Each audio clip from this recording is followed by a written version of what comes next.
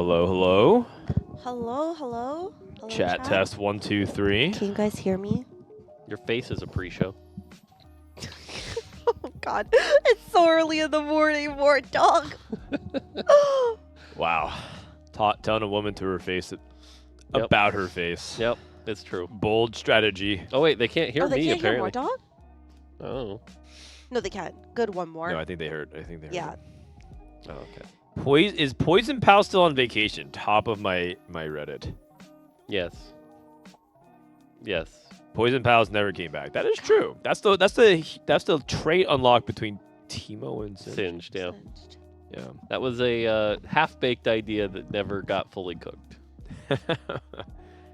Some of those are some of the most memorable augments, though. Funny enough. Yeah. My chat tried to trick me into taking it. Thank God I checked before I took it what the average placement was. They were like, "Duh, this is so broken." Yeah, you can just type the trait in the stats. Yeah, and it's like You'll see there's like a 7.0. Yeah, it's all good. That's It's all good. That's true. Yeah. Who's the handsome guy with the beard? My name's Frodan. I have a 5 o'clock shadow that appears every now and then.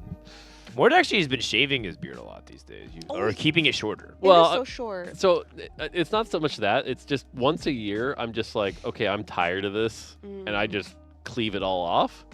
And then Leave it off. basically You go to your backyard and just grab your yeah. lumberjack axe. We just start the lawnmower and I kind of lean in. I see.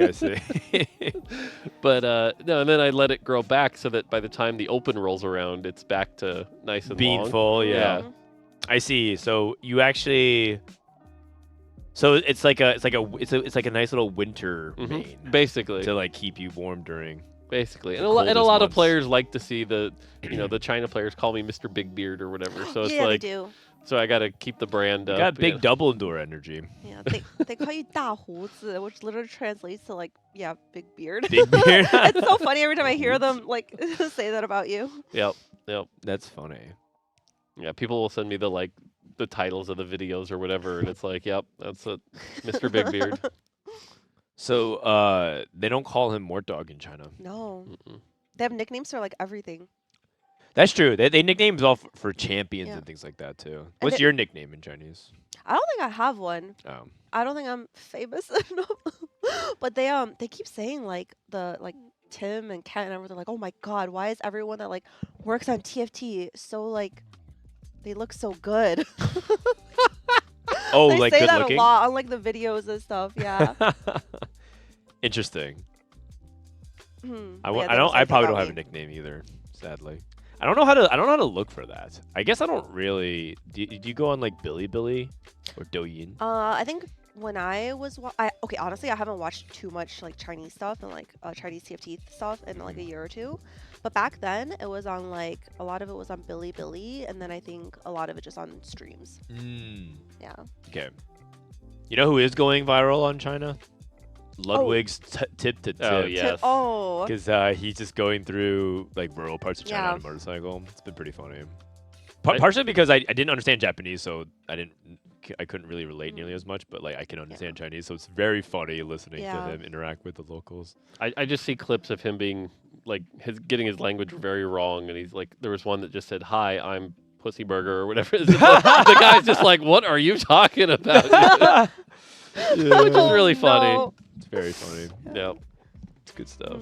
Apparently, China also really likes Wasian. They like translate his VODs and put them on like Bilibili, and then they're like, "Oh, this is like what the best player in NA plays," and then like all his thought process Well, translated. I know they loved Malala when he was like super big. Like they were super into Malala. They just like really believe if you win in a row, you're a god because it's just impossible. Yeah. So for them, you know, Malala did something impossible. Yeah. And Wasian did something kind of impossible. Yeah. Which is something happening pretty often in TFT. People who seem to be doing things impossibly very often. So our new motto is: we make the impossible possible. Yeah. I think you could write that. Yes. Yes, for TFT. Perfect. Although you guys are also what's creating the impossibility. I mean, true. That's definitely true. It's more like we make the impossible, but you make it possible. Now that's an actual. There you go. slogan. There you go. Yeah, See, I like it. Yeah, that's right. That's great. Mort has the most viral clip of TFT, and that's his daughter playing TFT. And the title is something like, "His daughter will take the mantle." That was way back in set 3, I think. I actually remember Wow, this. set 3. So there was one stream I brought her on to play a game of TFT, and she wanted to play Star Guardians. So we just, she bought all the Star Guardians. That checks out. Your daughter. Yeah, I mean, that makes sense. I didn't know she liked Star Guardians, but it makes sense. Yeah. And so I remember that being a game, and also, holy cow, that was like 6 years ago at this point. That's right. She wasn't even a teenager yet. Yeah. And That's crazy. she graduates high school in 2 months. It's wild. I know. Wow. You're gonna be an empty nest soon Well, no, thankfully, I mean, with your son, I guess. Yeah, my son will never be empty nest, but yeah, we got to figure out. It's scary for teenagers these days, figuring out what to do in life and AI, and it's a wild time, man. You wrote on social media that she also, like, you had to talk to a boy for the first time, or like there's Yes. boys showing interest in you. Yes, for the first time. Yes, which was like, oh god. Well, it was funny too because it was a boy she wasn't interested in. Oh, that So, makes it interesting. yeah, Makes it interesting. yeah. So she was like trying to figure out how to tell him she wasn't ready, and it was just like, okay, wasn't ready for this one on. It's just some random Thursday. You're like, oh, cool, this is what I'm dealing with today. Yeah. But what if she is interested, and then you find out that guy is a hard force one trick player? No. No? You need to check his flexibility score on his Tactician tools before you can say anything. Yeah, I mean, my son's also almost turning 2, and I can't believe it's been 2 years already. Yeah, Which is wild to think about. Well, it's your fault, by the way. You have these images that go by on the starting screen. Yeah. And all they do now is Milk and Levi. they make me feel, because like, oh wait, that was 4 years ago. That was or 4 years like, ago. holy cow. Yeah. It's it is crazy, right? Like, cause I just updated this from to end of last year, right? I was putting all my best highlights, like that's me going to Japan. This also at VWC. Yep. But yeah, we do have some pictures where it's like Summit was almost 4 years ago. Yeah. That's me, by the way. Behind definitely. him. That's great. This is Oh, set yeah, the 15. Rift This is set 15 KO Coliseum Championships. Yep. This is set 10 where I accidentally squirted on Ramblin'. Has Ramblin been playing or no? He actually did. He played a lot of this and he liked it. I think he's just. I think where players like Ramblin' are with TFT is that it's just like a game that they'll come back to. Yep. Mhm. But I don't know if they'll like ever push themselves in the way these players do to compete. It's contrary to what a lot of top streamers lead you to believe. There are a lot of people who do take TFT seriously. Mhm. And it's just very competitive and hard to keep up these days. So Yeah, that's. I think you look at like the Marcels and the Brosevs of the world that are like actually like gung ho, and it's like, yeah, that's the level you have to be at if you want to compete. Yep. You can't really get away with kind of just being the like chill streamer who's also really good at the game naturally anymore, and be Yeah. at that no, level. that's me. And that's why you're not at that level. Oh. Wow. Wow, more. Oh my that's god. crazy. Daggers. Hold on, I'll have you know that Emily has earned $1,325, I saw that. Yeah, you were talking about that yesterday. which is a lot more than some other people. Yep. I more swear than it's me. actually more. They My- just like didn't add everything. My lifetime earnings in TFT, does anybody want to guess? I'll say it's less than Emily. 1,200. No, I'm gonna say 500. no, it's lower. Okay. What? 100. Less than that. Oh. Zero? Unless you count like invitational stuff. Does that Yeah, count? I would assume that. Oh, it does. counts. Oh, okay. Because my lifetime career earnings from TFT, in terms of the competitions that I enter, Mhm. is $5. Okay. Oh. It was from a Team Liquid Open that I entered, and they asked if I wanted to get PayPal'd the $5. And I said, no, I need you to mail me. I'm going to give you mail me the check, and I'm going to frame that and put it on my wall. And they said, no, we're going to either PayPal you $5 or you don't get it. It says So 80 I gave him my on PayPal. on Wikipedia. $80. $8? 80. Oh, for me? 80. Yeah. Not Wait, where did I bad. get the 80 from? I don't know. It doesn't even source it? The only, obviously, so I'm not allowed to enter TFT tournaments, but the one tournament I technically was in, barely, I forget what set it was. I want to say it was like set 4. Mhm. But we did a quick little PvE tournament, and it had like Soju actually came to PvE? it. Yeah, it was on PvE. Mortdog Madness? It wasn't one of those. It wasn't an official like wisdom one though. So it was something I ran on the side, and like I said, Soju was there because Soju won it. I got second. Oh, you And- lost to Soju. I did well, but like this was like a bunch of challenger players from Oh. EU and NA, so like getting second, I was actually That's pretty actually- proud of. Yeah. And so it just meant I didn't have to, because like I was the one paying for the prize pool, so it meant I saved myself $50. Oh my god. Wait, what's a PvE tournament? Like you guys No, play- PvE. Oh, PvE. Oh my Yeah, gosh. because like okay. I forget what set it was, but there was some patch where challengers wanted to change, and I agreed with them. So I put the change on PvE, and to get testing, I was like, "Hey guys, come do a tournament with me, so we Mhm. can try out the change." And then we did the like 5-game tournament, and then afterwards they were giving me their feedback, and they're like, "Yeah, this feels a lot better." And I'm like, "Great, we can ship it." Mhm. Like I said, Okay. this had to be like set 4. Set This was 4. like really long time ago. Yeah, Set 4 was so long ago, but it actually just seems like yesterday. It's wild that June will be 7 years. So 7 years of TFT. yeah. Wow. Wow, guys. I think I've been a full-time streamer now for like 6 years. Nice. Yeah. I like stopped renewing my law license because I was like, I will never go back. I'm just gonna be a TFT streamer forever. And then like earlier this year, they sent me a notice like, oh, you're still barred. You're just 2 years behind in payments. And I was like, how can that be a thing? That's amazing. Wow, so they just want your money. Yeah, they just want your money. Of course, of course. So you're actually allowed to still practice law Well, I don't know because I'm 2 if you years just behind pay. in payments. Well, no, I mean you just have to pay it. Yeah, you just have to pay. Interesting. So I could still hire you as my lawyer. I'm not sure how it works, but maybe. But like, you Only definitely in don't certain want states. to. Yeah, in New York. I'm barred in New York. Okay, so if I want to sue Milk, because Milk lives in New York. Well, actually, he used to, but Yeah, I think we probably could. I mean, I'm down to represent you to get some money out of Milk. that sounds great. That sounds great. Emotional distress doesn't seem like a far-fetched case. Yeah, that's right. That's right. Milk has caused me a lot of emotional distress in the past. That's right. I'm down to sue him as well. Interesting. Interesting. Amazing. Oh, wait. So then I could say you will be hearing from my lawyers, and that'd be Emilyywang. That's right. Perfect. That would be cool.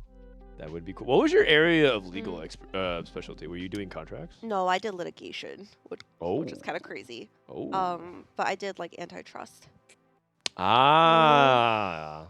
Yeah. Okay. Interesting. I know a lot of people don't believe it, but I was a very strict, hardworking, serious person back in my day. Serious? I was very serious. There was no jokes allowed in that office. I don't think anyone would get a single joke I said anyway. I like how she says back in my day. Like, what were you, like 15? It was actually a long time ago. Because, I mean, I first started being a lawyer 10 years ago. Oh Wow. wow. Yeah, it was actually a long time ago. 10 years ago. Yeah. And then TFT came out. Changed your life.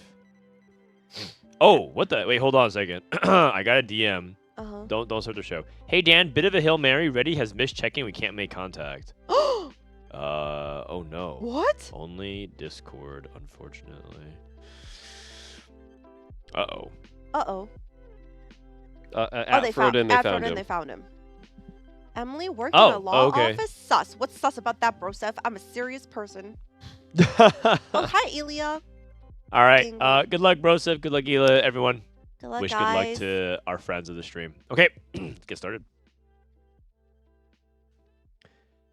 Hello, everybody. Welcome to day 2 of the Teamfight Tactics Tactician Count for Lore and Legends, set 16. My name is Frodan, and live in the studio, we have our co-hosts for the weekend. You guys already very acquainted with Emilyywang. Hi, Emily, chat.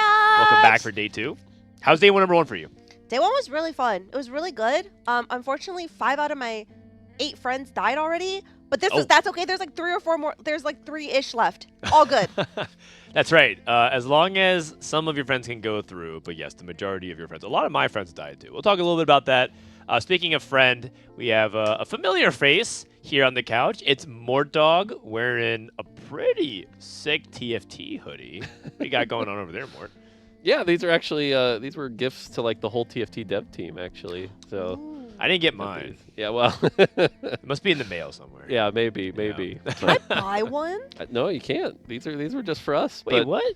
Yeah, but Like it was like an internal gift. yeah. Oh. So I actually I got like a 2XL, like really big one, so it's Yeah. nice and comfy and I It's can cozy. Yeah, That's right, driving up. Mort, how's life? Did you get a chance to catch day one at all? I did. I watched the whole thing. I watched Emily curse like 5 different players apparently. Wow. It was really funny to watch. I'm sorry. Every time Funny. every time you start cheering for somebody, they'd start losing instantly. It was but the games themselves were actually really good. Seeing double pop off right away to start with was pretty wild.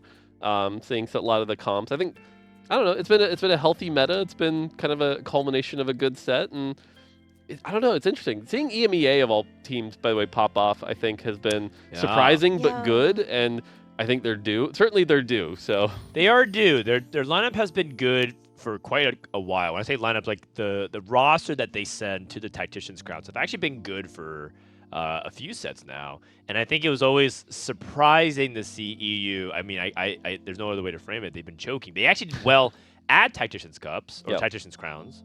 But then games 11 to 13, which is what we're going to be playing today, or in the final lobby, for some reason, it just always came a little bit short. And so they actually been performing well, just not well enough. So we'll see. Let's talk a little bit about that actually while we get a chance to talk. Let's pull up the player sheets, the score sheet of what we saw yesterday. The names in gray are the bottom 8 players Oh no. that got eliminated. And unfortunately, we said goodbye to the CN Regional and Paris Open champion from this set, Juan Mei, a 2-time regionals winner and one largely considered to be a top 3, top 5 player in the world, Ironbog. One of Emily's friends that got eliminated, Jazz Latte, and also popular streamer Kubiksan, Yeyu Shuang, and 2 Citadel members, Kaiwang Marcel, and one of our friends as well, Gobo Steer. So, Emily, this is just a graveyard of names here. Yeah, it really is. I was really rooting for Huami, Ironbog, Jazz Latte, my CTG teammates, and like I don't really know what happened. I honestly thought they were all gonna be like definitely safe in like day 2. Yeah, but this is the championship, right? And so there are going to be eliminations, and I think at this level of play, there's always going to be upsets that surprise. Like no matter what 8 players you pick, it's going to be like, well, you're going to see some names that you're like, that's surprising. Yeah. But you mentioned double. I want to talk about my story of yesterday, which was Reven Yep. finishing number 1. We've talked about it at length already, but I just want to say that it's a story of inspiration as much as it's about the retribution of him being able to get his revenge for the past couple of cups. It's been very inspiring, and I think Reven's journey has been awesome to watch. Yeah, he definitely has a big fan base. I think a lot of players are really hyped behind him, and I think you mentioned the fact that like he kind of got relegated down to tier 2 was like a big hit. But coming in here, and if he top 8s, he gets his spot back? Yeah, he has to make the final lobby. Right, so top 8. So that's, to come in here and come in swinging with 39 points, that's a great start to that. And he's hyped. I think he was already tweeting out this morning that, like, job's not done, got to keep pushing. So he's clearly inspired to do it. And so, I don't know. I would love to see him make it. It's because last weekend or 2 weekends ago, when he was playing in the first week of regionals, it was actually like this. He actually did so well the first day that we said, oh, mathematically, it's like 95% chance he makes it through to week 2. And then he averaged a 7 on day number 2. No, surely it can't happen again. Emily, why? Emily, come on. And man. that is like a collective Reven. 07 When I to met him Reven. in Paris, I 07 hope he Reven. does well. These are the lobbies that are going to be for today. We went from 5 to 4 because we cut off the bottom 8. So this is what we asked the chat to please vote. You have a minute or so, minute or two. Just type A, B, C, or D. Lobby A, we got Reven, Darth Nub, Elia, one of the members from Citadel that just picked up for this championship. JRC, Travis, Diaume, Wajan, and Lil Bear. In Lobby B, we have double Midfeed, Saya Royal, Milo, YBO, I Can't Believe, Li Tu Chuan. The second half, is there anything you're really excited about here? I like Lobby A here. Someone that we don't talk about enough is Darth Nub. I know you talked about him a little bit yesterday, but he was kind of like my dark horse. I didn't put him on my pick'em specifically to not curse him, because every time I've cursed him. So So you were reverse cursing. I was, because Yeah. like he's been somebody who's been doing really well, but also seeing Wasian in there as well, Reven, Yeah. Elia as well. Elia's been another EMEA powerhouse, won regionals, right? So like, Yep, he's a reigning regional champion. Yep. He also did really well. And I also want to say that there's another narrative that people aren't talking about, which is that in the current structure, we've never really, the one season sample size, we haven't had a tier 1 champion. It's actually been tier 2 that's been making the runs. Oh. Yep. And Elia got relegated from tier 1 last set. This set, he's been playing through tier 2, constantly rank 1. He's the EU champion. It'd be kind of funny if EU, who's the region that has been underperforming in the past, now dominating, can make that run by a tier 2 player like Elia. So Wait, So isn't it crazy? Sorry, Lobby C has yeah, 6 I CN was players. just gonna say that Broseph made the comment in chat where he's like, I know which lobby CN will be watching, Uh-huh. just through because they just snake draft it is all it is. It is, But yeah. it's It's six- unlucky. That's really unlucky. And my it's God. it's a lot of their stars too. Li Xiao is one of the 2 to 3 best performing CM players of the past couple of years, alongside Li Tuchuan. Yep. 2 different stories of the Lees. CSFX is kind of like their current rising star in China. Hmm. A lot of people compare him to like Wasianiverson in terms of like the way he approaches the game. He's growing in terms of prominence. So that'll be a person to pay attention to. Lobby D has 2 players very popular in North America as well, Setsuko and Robinsongz. And Setsuko's at 35 as well. Yeah. His confidence is really high. I briefly just sent a couple of messages back and forth with him. He's feeling really good. And it's cool because this is also a tournament where I think Setsuko is solo prepping. I don't think he's actually preparing with anyone. Wow. Everyone's in like these groups, right? Oh, thanks. Shout out to my group here. Yeah. But all of Setsuko's friends are they're busy with off-season activities. Yeah, off-season activities, guys. And there's no one to really help him. So he's kind of just left his own devices, and look at him now. I just can't help but laugh because it's like I'm imagining, like you said, the winners interviewers were like, "Oh, thanks my team, whatever." Yeah. Setsuko wins. He's just like, "Thanks me." Yeah, I did it. Shout out to myself. And I like to thank absolutely no one. Yeah, but I actually do think this is like literally Setsuko's patch. Like, it's like it fits his playstyle so well. Like, fast nine. I mean, I don't think he's like the best reroller, but he's like always been probably like one of the best fast niners in the world. And like, I don't know, he just has like such good ability to pivot between things. And I don't know him that well, but like from a distance, he also seems like the kind of person that like when he's on top, he's not going to be as motivated because he's just like cruising and enjoying. But you guys kind of touched on it yesterday where it's like he's kind of gone down a little bit in the like public eye a little bit. I think that's probably motivating him a little bit because he feels like one of those people who's like, oh yeah, I'll show you jerks, and like kind of get in there and like actually do really well. Yeah. So That's probably I exactly could what he said. What's that? That's probably exactly what he said. Yeah, like so I could see him actually like doing really well this tournament. So Yeah, it wouldn't surprise me if some players are motivated purely by anger or fueled by the hate watch. And there's nothing wrong with Yeah. that. There's nothing wrong with that. Like, Yeah. no, sometimes I don't think it's actually- healthy. well, No, sometimes I'm fueled by anger. I'm like, bro, these freaking hate watchers. Like, I'll show you.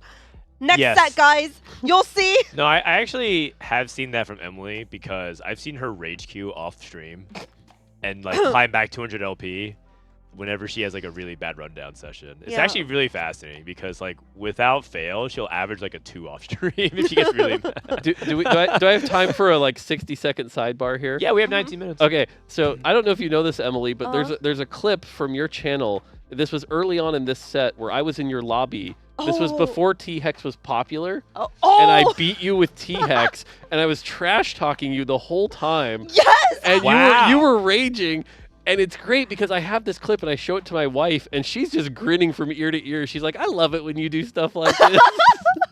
Wow. So thank Your you for wife's helping. a hate watcher. Yeah. Oh yeah. Wait, no, hold on. Hold on. So, Cambuly's dad is a daily hate watcher in Emily's Oh, show. that's- Yeah. you were saying that. Yeah. Yeah, he watches me. He hate watches me every day, I think. And Mortdog's wife is now like in on the bit here of like trolling Emilyywang.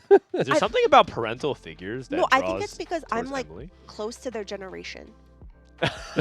I mean, you are. Yeah, I guess you're closer. To be fair, it was less about anti-you, and it was more just my wife likes it when I, kind of trash talk. Trash talk. Yeah, It's just a fun. Because. But I remember that game because Mort's spot actually did not look good, and then I just look at his board on stage 2, and he has like everything upgraded in a Braum and an MF on level 5 or on stage 2. Yep. And I was like, how is this possible? And it's like, those are the two things you needed too to like stable. Oh, I've gotten sniped by Mortdog as well. I think I regularly get outplaced, unfortunately. It's the death panel. It's early in the set when I have a small advantage. Being very familiar with it. We do have some stuff we can also watch. Speaking of 17 minutes left, some content about set 17. We'll do that at the very end if we have extra time. We want to cover all of those things. I'm going over the notes. Do we have highlights, Austin, to show? We do. Ooh. Here's some of the stuff that's being shown on the main broadcast. We'll just play the clips. And, Is from our set. is this some ours. stream. Is this the fight where the Fizz like barely squeaks out the Oh, fight? yeah. This is Ironbog. It's like a level diff, I'm not gonna lie. It's so close. Yeah. Oh, this moment right here. Oh my god, it's a level diff. Wait, no. Unless- No. Wait, wait. he wins those. No, he wins those, Yumi, he wins Yumi, Yumi, Yumi, Yeah, Yumi, yeah. No, it's OT, it's Wait, OT. Everyone's no. gonna auto more. No. Oh my god! He didn't even have the Oh. level. He's a genius. He's a beast. That's the level of margins these guys are trying to play at, because if you guys don't know the context of that clip, Ironbog he just had snapped his loss streak. You can see at 3-2, so he needed to win again. And he's playing like a fast 9 Yordle setup, and so you guys know how tenuous that could be. Yeah. Well, and Crazy. you said it really well in the commentary too, which is like this saved him a little bit of health. It got him a little extra gold. And this set in particular, where we're at a good state, where the balance is actually like really solid and there's a lot of comps, those are the margins that like will break a 7th place into a 4th or a 3rd, and like it can make a massive difference when everything's this tight. So yeah, a fight like that does matter just a large amount. And it makes or breaks tournaments too, because if he ends up going a bottom finish, that changes the way you have to approach the last few games of the day, right? Yep. And then that's what creates Ironbog getting eliminated, which is a pretty big surprise factor. It's actually one of the hardest things to analyze when you like look at your performance on a day, because everyone likes to sort of bias to like, well, the last game is where something went wrong or something like that. But all of those moments that happen in game 2, game 3, game 4, all snowball and compile into stuff like that. So it's just become a game of like inches, Yeah, or centimeters. We're international friendly. That's true. That's right. A game of CM.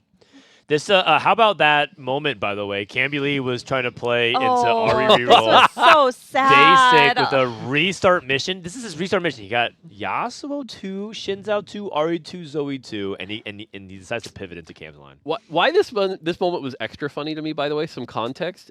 Restart mission is an augment that like for like low elo has always been really bad, and like high elo it's like really it's like I think in some of the Monday morning meta reports it was even in the like underperforming, but at high elo it's like a solid augment.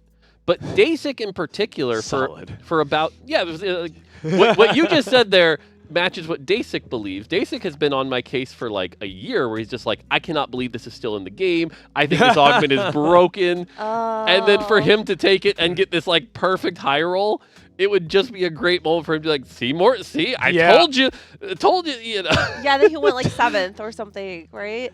Yeah, he ended up going. Okay. To be fair, he ended up like, because Cam ended up playing Ari. He didn't hard contest. He didn't hard contest. I think he should have hard contested. Yes, I agree. Yeah. I agree. Yep. But yeah, it's just funny of all the people to take it and have that moment. It was Deisik, and so I was like, all right, that was great. How about this? The classic Setsuko God. roll. This is almost like his move. The Setsuko special. The Setsuko special, and he's also greedy bar the entire. So after the games, we were talking about this game, the other devs, and it was just like, man, we felt really bad for Setsuko, because if he had just hit the Nasus 2 or the Swain 2 or any front line, he probably would have hit 4 Shurima. And I don't think we've seen 4 Shurima on a competitive event yet. I wonder how that would have affected pick'ems. Because it says it would have a 3-star 5 Yeah, boss, yeah. plural, and so I wonder if that would have changed things. So to see for Shurima, we were rooting for it pretty actively, and like I said, he was so close to he doing was so it. close, But and he he went actually, 5th. yeah, he actually blamed himself though. Like he didn't blame like not hitting Nasus or Oh, something. really? He blamed himself selling the Loris too there, because Oh, interesting. he said he believed like if he didn't sell that Loris too, that he would have actually been able to win out. But it was like selling that Loris too and playing a Seraphine too, and then having literally 0 frontline for like the next 3 rounds, like cost him. That's cool to So- see, and also, I mean, yeah, that's He's that's locked good. in, man. Yeah. He's not- I mean, That's yeah, good. yeah, they have a reputation for just being blaming Riot or something, but Well, I mean, you also blame Riot for that, but yes, like you can blame it's yourself. it's like a yes and, you know, why can't Yeah. it be Riot and my fault? Yeah. We share the responsibility here. Yeah.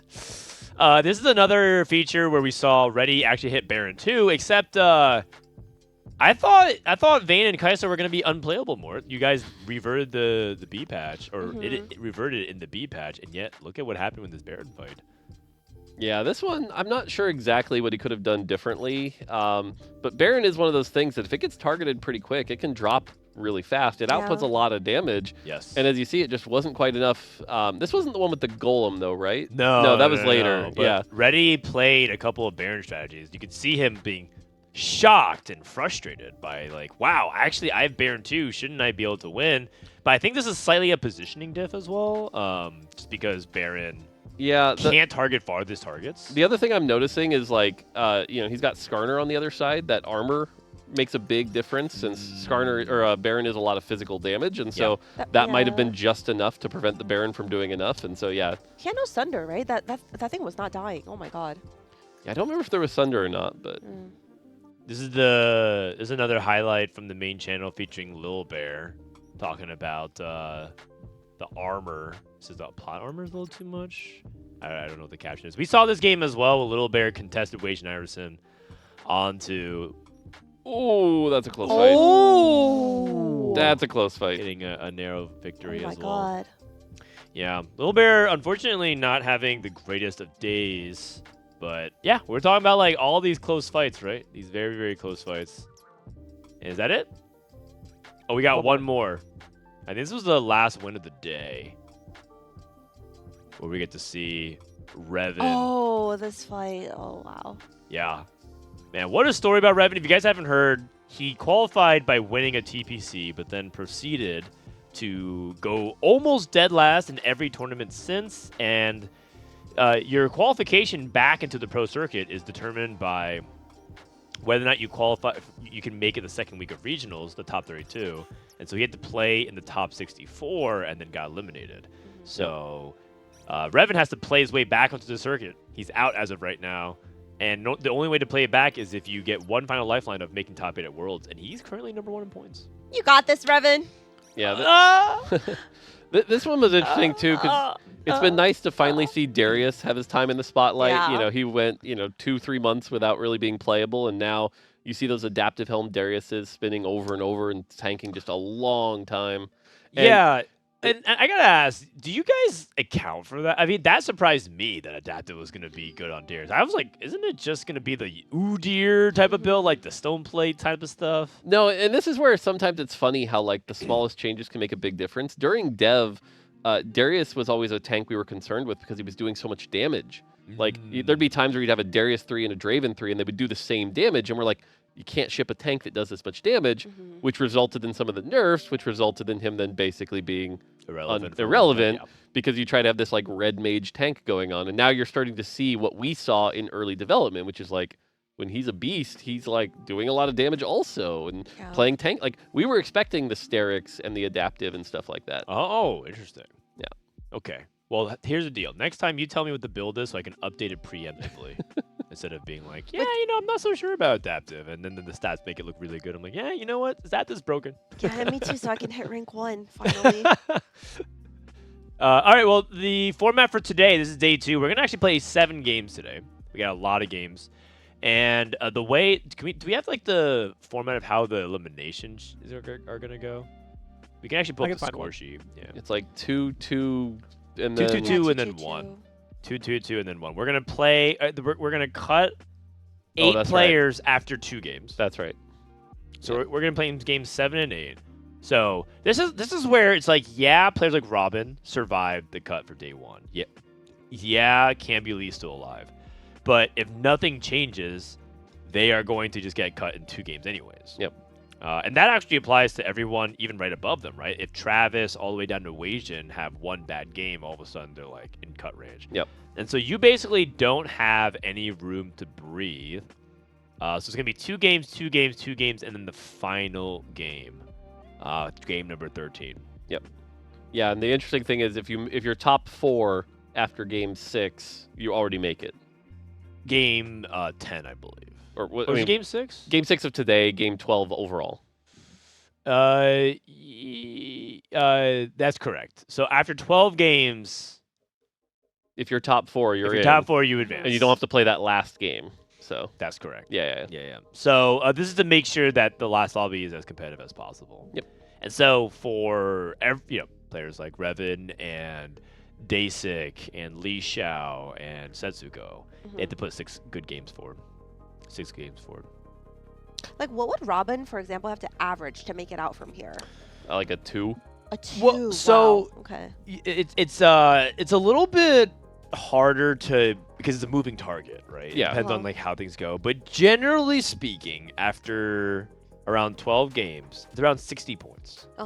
So if Robin wants to put himself in a competitive spot, he needs to aim for around like high 50s to like the very high 50s to be in striking distance. Okay. So I would probably say if you, 35, 37 37. points over Right. 6 Okay, games. So he has to average like a 37 3. Right. Yeah. So basically, average 3rd, but realistically, we've seen it also be as high as 62 sometimes. Mhm. So that's where Might it's be even like more. Yeah. you might have to go more. So that's why I'm like, it's almost like a 2 to like really be safe. Yeah. You got this, Robin! No. Go, Gramps! How about this regional AVP ranking, by the way, if you look at the top right? EMEA absolutely clearing everyone. APAC in the gutters. This is not what I expected to see at Wow. all. I was about to say, I think if you asked every NA player, they would have said literally the opposite. They would have said Yes. APAC high, followed by Americas, followed by CN, with EMEA the opposite. No, So- my regional rankings are the exact opposite. Yeah. Oh my god. Sorry, EU. That's why I liked you guys were calling it like don't use your ult early. Emily, you came out here already swinging with your ult. It's Yeah. like whoa, chill. Except But she that has. means it won't work later. She's like on ARAM Mayhem Earth status. She has like rapid cooldown. I don't understand. Yeah. And then Greg also ulted as well. Yep. Yeah. Yeah. Okay. Well, EU. I mean, and it's about time we saw some performance. A lot of people expected APAC to do really well. A lot of their top players have underperformed, right? Jazz Latte, Ironbog, even YBY kind of being in that like Wasian spot of like, is he just gonna get eliminated in 2 games? It's entirely possible. So that is one thing. On the other hand, I want to say this is actually one of the most stacked championships we've had yet. I believe the sentiment amongst China is that this is one of the best rosters they've sent in years. Oh, nice. Oh, okay. This is EMEA's roster is quite good. In fact, their quote most questionable or like not like unsure of candidate was Reven, and turns out he's #1 in points. Yep. And they're crushing it. So shout out to them. And you know what? The expectations for NA was actually quite low going into this because we felt like a lot of sentiment internationally is that NA is like starting to lag behind. But I think we're doing okay so far. We're 4.55 is respectable. We got some players in the top 8. I think it's okay. Yeah. NA has felt, and again, this is from a distance, I might not be 100% accurate here, but NA has felt less likely to adapt quicker and more that like when a meta stabilizes and is the same for a long time, that's when NA succeeds. And so I think 16.6 in particular kind of hit to that weakness a little bit. And so, this is a meta that's only been around for about 3 or 4 weeks now. And so that's not necessarily NA's strength. So It's that there's also there's shades of that. There's also a lot of elements of North America is fragmenting more and more, or it's not fragmenting. It's more like a lot of establishments are starting to shift. What I mean by that is like I think a lot of the top players aren't not being perceived as top players. Like I think Setsuko has actually become an underrated player. Yep. And also his practice group has pretty much evaporated, right? While there's other groups forming amongst these other people. Like we talked about Rety, he's an underdog here, but he has his own practice group forming with other players who are all really hungry.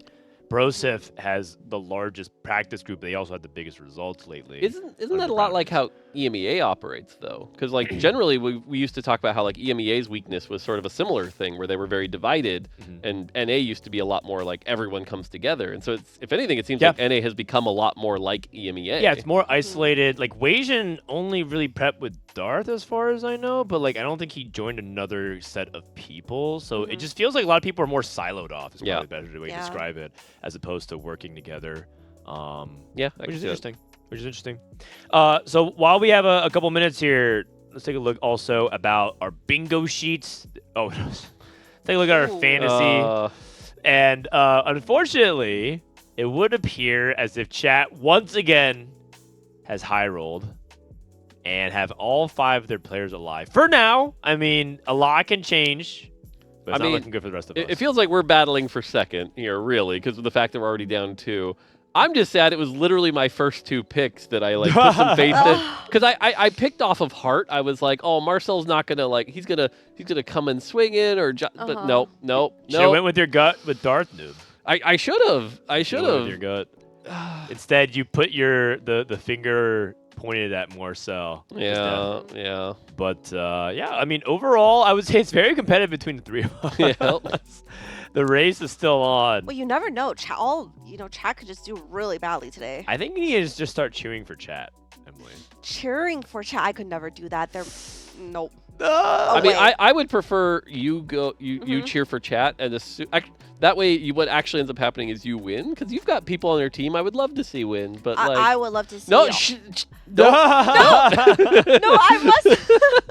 I love the people left in my list. On your team, you have an all NA team left, Emily. Mortdog has EU, Japan, and Vietnam. Mortdog, and I have EU, APAC, and China. I don't know why we APAC on our Elite 2. I'm always a Japan believer. That was how we got title, you know? Yeah, so. I actually I was surprised that you put Mori so high, only because he's not in many conversation circles, and I was like, oh, it's probably because Mortdog values. That's exactly what it was. I was like, that's what I said. Yep. When we were AFK drafting. Yep.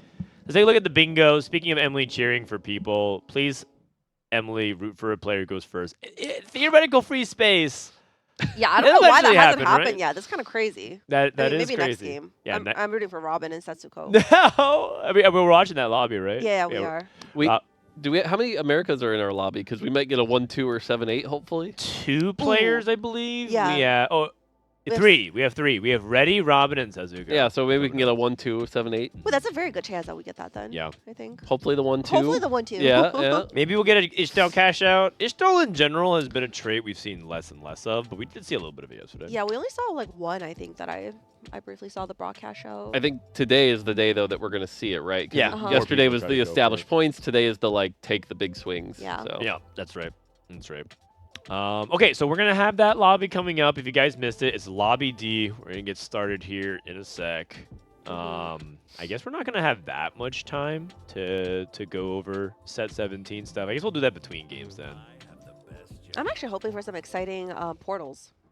Because I feel like yesterday it was very, very calm. Like, not very many prismatic augments. I'm going to say, wait. If it had been triple prismatic and whatever, people would be like, sham of an event. Yeah. No. I want to have some Great fun. practice for 3 months just to get scammed at Worlds by Rise. By Rise, yeah. It's like, you get your and now I'm hearing, oh, where's our triple prismatic? Come on. We did not see any yesterday. It was all like Howling Abyss, like over and over and over. It's Howling Abyss. It was like a scouting party. Earlier and then, augments. Always like silver augment openers. Like, come on.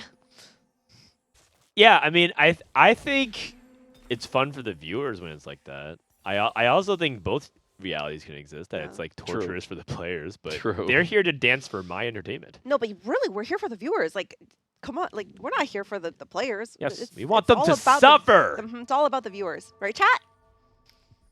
Deisik has 2 Ishtal. It's just right now it's common 6 gold opener. It's always fun to see, like, is it going to be one of those 12 gold openers, or is it a standard 3 item, 6 gold? That's always what I'm on the lookout for, and how that can change how the game plays. All right, it looks like a standard item Standard opener so far. So far. Taking a look at some of the NA players and their positions. We have a Blitzcrank 2 available. A lot of people still prioritizing that Demacian opener. I'm Yeah. curious if any strategies converge or if people are going to stay hard into their reads. Because the one thing that I will say about APAC is that I think their read was a little off, and that's why they're overall... That's why they were going 8th and 7th a lot. I think they were flipping their games too much on 3 costs and Fast 9. I think that's what they believe to be strong. The meta is much more open than that. A lot of people just like are too much reinforced. Like, I have to reroll this 3 cost. I have to go fast. Yeah. Yeah. Yeah, which when you miss, especially with the 3 cost reroll, when you miss, it is painful, right? We saw a couple people get stuck on like Darius 2 for a long time Yeah. yesterday. Which I actually think that's a good thing, because I also firmly believe that APAC plays like Psycho sometimes. And I just think that it should get punished every now and then. And they did. Now, Robin full open, so something like Patience is a Virtue. Oh, this is a Huge. good opener. Yeah. Huge. Setsuko's POV. Setsuko loves playing tempo. I was about to say Silver Spoon seems like right up his alley. Silver Spoon. Could also justify... Oh, he already slammed his items. Did he commit to an unlock? Let me see. He did.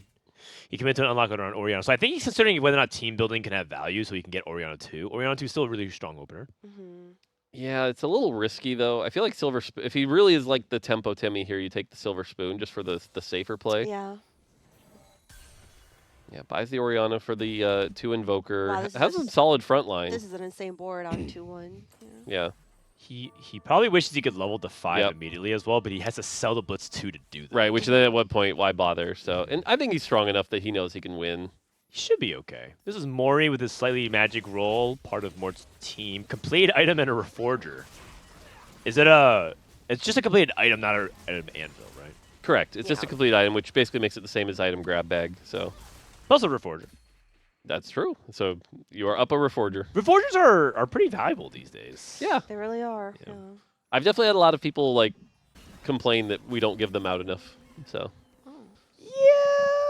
I would say that I'm happy with the amount of removers we have right now. Yep. I hope that stays. What is the Ionia of this game? Check.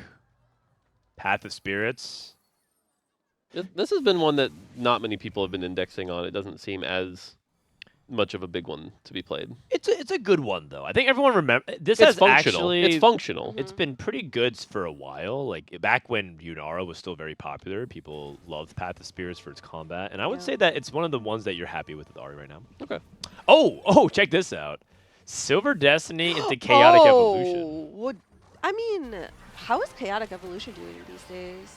So augment-wise, power-wise, it's fine. The problem is it's only good in like certain situations. Right. So if you're in a situation where you want to take it, then great, it does well. But from a random output here, this actually seems pretty bad because it's like it's kind of forcing you down lines you might not be in a position to play. Yeah. I would say that Chaotic Evolution is good. It's very good when it's good. But yeah. then if it's not useful to your composition, it could just be kind of useless. Like a very light combat buff for your 2 stars. Yep. If you can't reroll with it. I think he's like thinking of maybe has to reroll here with it. Yeah, and it looks like he's leaning towards Yeah. Ari because he has the Yasuo with Right. AP items and Ionia, but That's also really dangerous knowing, you know, how popular Ari is. And I bet you if you looked around the lobby, there's probably at least one other Ari player. There was one other one. I think. Yeah, I and saw. so like So- that's really dangerous to like commit to this early. Patience of Virtue for 2 players, Robin and Achi. Looks like Robin's going to be gearing more towards Darius, and I like his items for it. Titans. Titans, I think, is the item you're thinking about, and then you can go Titans and Adaptive. Yeah, he has like pretty much 2 bis already, Right. and he has a Draven already, Yeah. which is insane. He's not... he's level 4. He's not. I was like, he's not unlocking Darius, but that's because he's trying to econ. Yeah, he's focusing on building it up, and then, you know, 3-2 will probably try to shift it all in. He's really going to need LeBlanc items as well, hopefully. So. Koyui already slammed the JG. Yeah. He's like pretty committed. Yeah. I mean, I think the one thing I really like about Rety is that I think he simultaneously has confidence in himself, but he's aware that he's an underdog, and I think he's just going to play to his strengths. And I think one of the things he said is that he's just very prep-oriented. Like, if he thinks that this is good, he'll just play it. He's not going to try to improvise too much. Just stick to the game plan. Calling out that Deisik's delayed start was a really good combo of units. He got the 2 defenders, both 2-starred. Oh, yeah. Has the 2 melee Wow. units. So it'll be Yeah. interesting to see when Deisik and Setsuko end up fighting each other. to see who ends up getting to be the. I think you guys call it Tempo Temi now. So Tempo That's all the Temi. kids call it these days. Yeah. That's what the kids call it. No, I think Setsuko's board is definitely stronger. But, oh, Achi's playing Aphelios a reroll? Aphelios reroll maybe. And do you think he's playing Aphelios Defender or Aphelios Bruisers? oh. do you actually commit to a Aphelios reroll here? I only ask because like we know it doesn't really cap out that high. What's his points at? That's what I was wondering. He is 27. at 27, so he's literally in the middle of the pack. I would say that he does because I look at the symbols next to his points. I mean, his, APAC. Yeah, I mean, I APAC is very committed.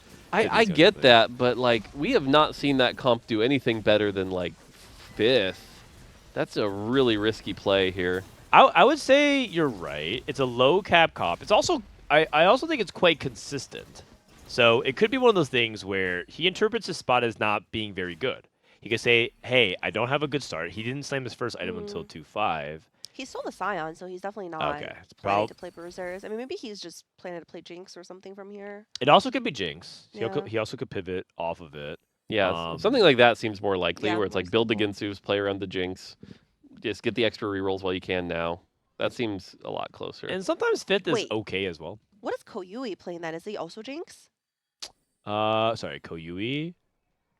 He also could be Yone, because Yone likes Rageblade and Ari, but I don't think... Oh, he's going to sack Yeah, here. he's trying to lose. We've got 2 players trying to lose, and they're going to face... each other! Yep. Oh. And because they full boxed in to the bottom right, they all going to walk up. This is the way that you can punish the people who leave something in the front line. Yeah, I think Ryko's going to lose this one, though. So Yeah. Yeah. Yeah. Or win this one is what you mean. No, No, like you win by losing. Yeah, you well, win by yeah, losing. that, yes, yes. Okay, nice. Setsuko on the 5 streak. I was about to say, so Setsuko must have faced Deisik. So- Deisik actually lost to Right, Mori. oh, really? Yeah. Okay. What is Mori's board? Mori. Whew. Ooh, wow. That's a board. This reminds me of your board when you face me and beat me. Warden's Stage 2 Braum. Briar. Interesting. He has. Oh, looks like Mori's gonna commit the Jinx. Look at the Jinx pair on the bench. Yeah. Wait, it looks like 3 people are kind of Ingling Jinx. Which, I mean, that's pretty common, right? We've seen Jinx be another one of those really popular options that you lean into early, Yeah. so... The scrim stats made Jinx look really good after the B patch, and I think that might be baiting some people Yes. who did badly yesterday. But in this spot, I think Mori has a good spot for Jinx. And Achi, by the way, holds the 4th Aphelios. I think he is committed because I don't think you want to contest the Jinx. Yeah, and he also got 2 tiers, so I mean, it's probably pretty bad either way. No. but maybe- Yeah. I admit I'm a little further behind, having working on the next set and stuff. But like, one of the ways I found Jinx to be successful was not necessarily committing to the Jinx so much as it was just Jinx into 9 into like the late game AD carries. Are we still seeing that as much, or is that mostly fallen off? That depends on context. I would say that that's not really common to see unless you have a very good reason to do that. And there are a couple ways you could get conditions for it. One of them could be like, it's emblems. And so you're more incentivized to build vertical into Zon. And then you could like play Zon. And Zon's pretty flexible. You can play like Shyvana and Kindred Senna. Setsuko's board, by the way, Wow. hits a Zoe 2. Zoe 2. Wow. No, Robin's spot is also insane. I don't know if Robin you hit saw. the Draven 2 as The well. Draven 2 and then the Bist. He got his Bist areas pretty much. I was about to say, do they have any items for the Draven 2, though? Because Draven 2 with no items is like Uh-huh. a target dummy. So He doesn't, but he has like perfect items on Darius, so I feel like that's even better than having items for Draven. Yeah, So that's he's true. probably really happy right now. that's true. Yeah, I think people perceive the comp to be like quote Oh, no. Darius. Oh wait, Setsuko He's gonna loses lose. anyway. He's gonna loot. Wow. That's a big deal. He lost by like a lot. I think the lack of mana generation on Yep. Zoe is a really big deal because Well, she especially does. up against a Rage Blade also. So Yeah. you're on a timer. Wow, that's a very Double big deal. silver. Double silver. Hell. Yeah, boring. Yeah, was more. gonna You say- need to Dog. pull the plug and give them more prismatic All augments. right, let me get my phone out. I'll change it for next It's a game. 50% chance for next augment to be prismatic, right? If it's silver. Yeah. Mhm. So it's we'll see. He's thinking about I was gonna say placebo or banned, but he actually goes Titanic Titan. Interesting. very interesting. So I guess you take that to just give yourself the security that you can fast 9 from here. and just know that he can just coast the next 2 stages into Fast 9 and play for that first place board, which fits his style for sure. It could be that. It also could be that this could be a nice way for him to steal something off carousel. That's really an advantage because he's pretty far ahead. So I mean, also Robin got Water Axiom, which is like really, Very good for really good for LeBlanc. his spot. Yep. Yeah. Yep. Achi took Restart Mission Patience. oh, that's actually insane. Restart mission. Oh. Restart mission with Nico, Sejuani, and Malzahar too. That's playable. That's very playable. Interesting. And so he gave up his Ophelio spot, and now I'm curious what he wants to do from here because Yeah, this is a you know, you're kind of playing it by the wheel here, just kind of playing strong units. This is where like old days you would have ended up in like a Yunara spot, but I think he might actually be considering Yunara. So we saw someone playing Yunara multiple games yesterday, and it went really well for them. Rykomastery, Yeah. Maybe who people are catching on that Yunara is Kaisa. I mean that is AP Kaisa items. Yeah. We just haven't seen AP Kaisa really thrive. She kind of struggles a lot against things like the Darius and stuff like that. Yeah. Yeah, and if you do play AP Kaisa, it's because you're trying to get to like Baron, for the most part. Yeah, which you're not. This is not a Baron spot. Yeah, I don't like, think he's making it to zero way to Baron. Not in silver. Yeah, not with I this think setup. it's silver, gold, because someone had augmented power. Ah, okay. Yeah, I Good think spot. it was. That's a good spot. What was it again? Yeah. Rety had augmented That's actually power. really good information because. Oh yeah, you're right. So yeah, it is definitely. Well, no, so that means it's gold. Yeah, it's gonna be gold next to Yeah, yeah. silver, gold. So Wait, you how can't come play I around asked that. for prismatic, and You we get silver, gold. Yeah, Oh. couldn't be much more bedge. It's true. Setsuko does have the Titanic Titan. See if he can grab something. Probably gonna look for. He does have Archangel, so maybe he's thinking about Demacia. Maybe he grabs his Lux. Oh, that's really good for Setsuko. Yep. Very, very good for Setsuko, in fact. I mean, I think he actually would even prefer to get the Garen, but he probably just because he has Titanic Titan, you can't be too upset. Yeah, I mean, I can see him playing like Lux into the Fast 9 board into like an Annie board, which we've seen him do a couple times, and he's pretty comfortable with that. How's Demacia Rise right now? It's not too good, right? Or... Demacia Rise? Yeah. If you can get there. It actually got a lot better because, and this is actually interesting because we have the person who first popularized it in scrims. It's Koyui. Koyui. Okay. Koyui was one of the people at regionals that were playing Failure Demacia Rise. He basically took the best parts of Demacia Rise with Set, and then took Failure Rise with Volibear and combined both. And that's because Koyui's one of the brains behind TF Table, which is one of the new websites that's like yeah. So Koyui is actually a stats guy. He's actually very much like the numbers say this. You know, he's like a Moneyball baseball type of guy where he says the stats say X, and so he's kind of formulaic, but he also is on the cutting edge of tech at the same time. Yasuo got to the back line there on the Zoe, so Setsuko's going to lose this pretty hard. Oh, wow. Yeah, so he's going to win. And also, it's interesting that he's playing a Yone approach. A lot of people approach Ionia through Ahri, but he's actually built Bis Yone.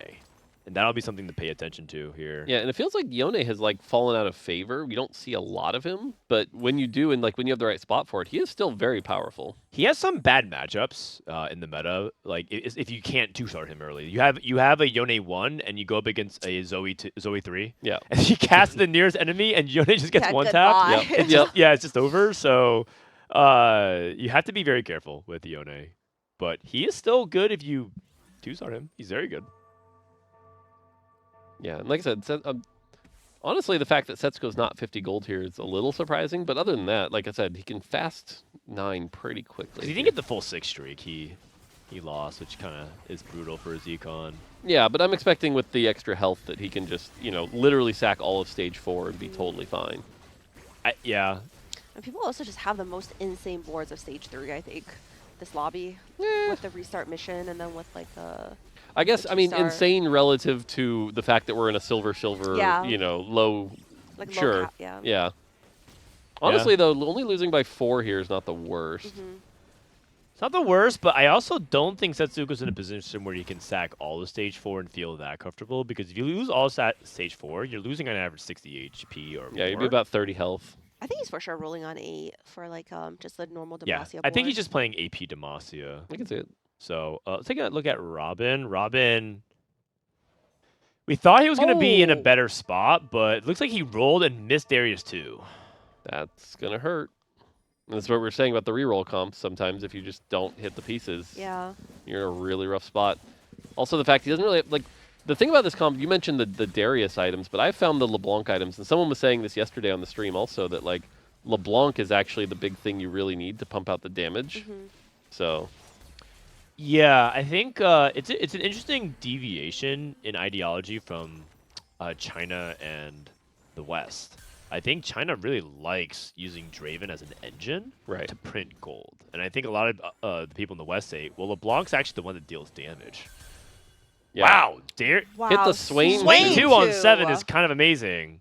Yeah. He's gonna greed also an Ornn item. How many turns does he have? He need I think Probably he two actually more. just Yeah. Two more. Okay. needs 2 more. Okay. Which I think is correct. I think.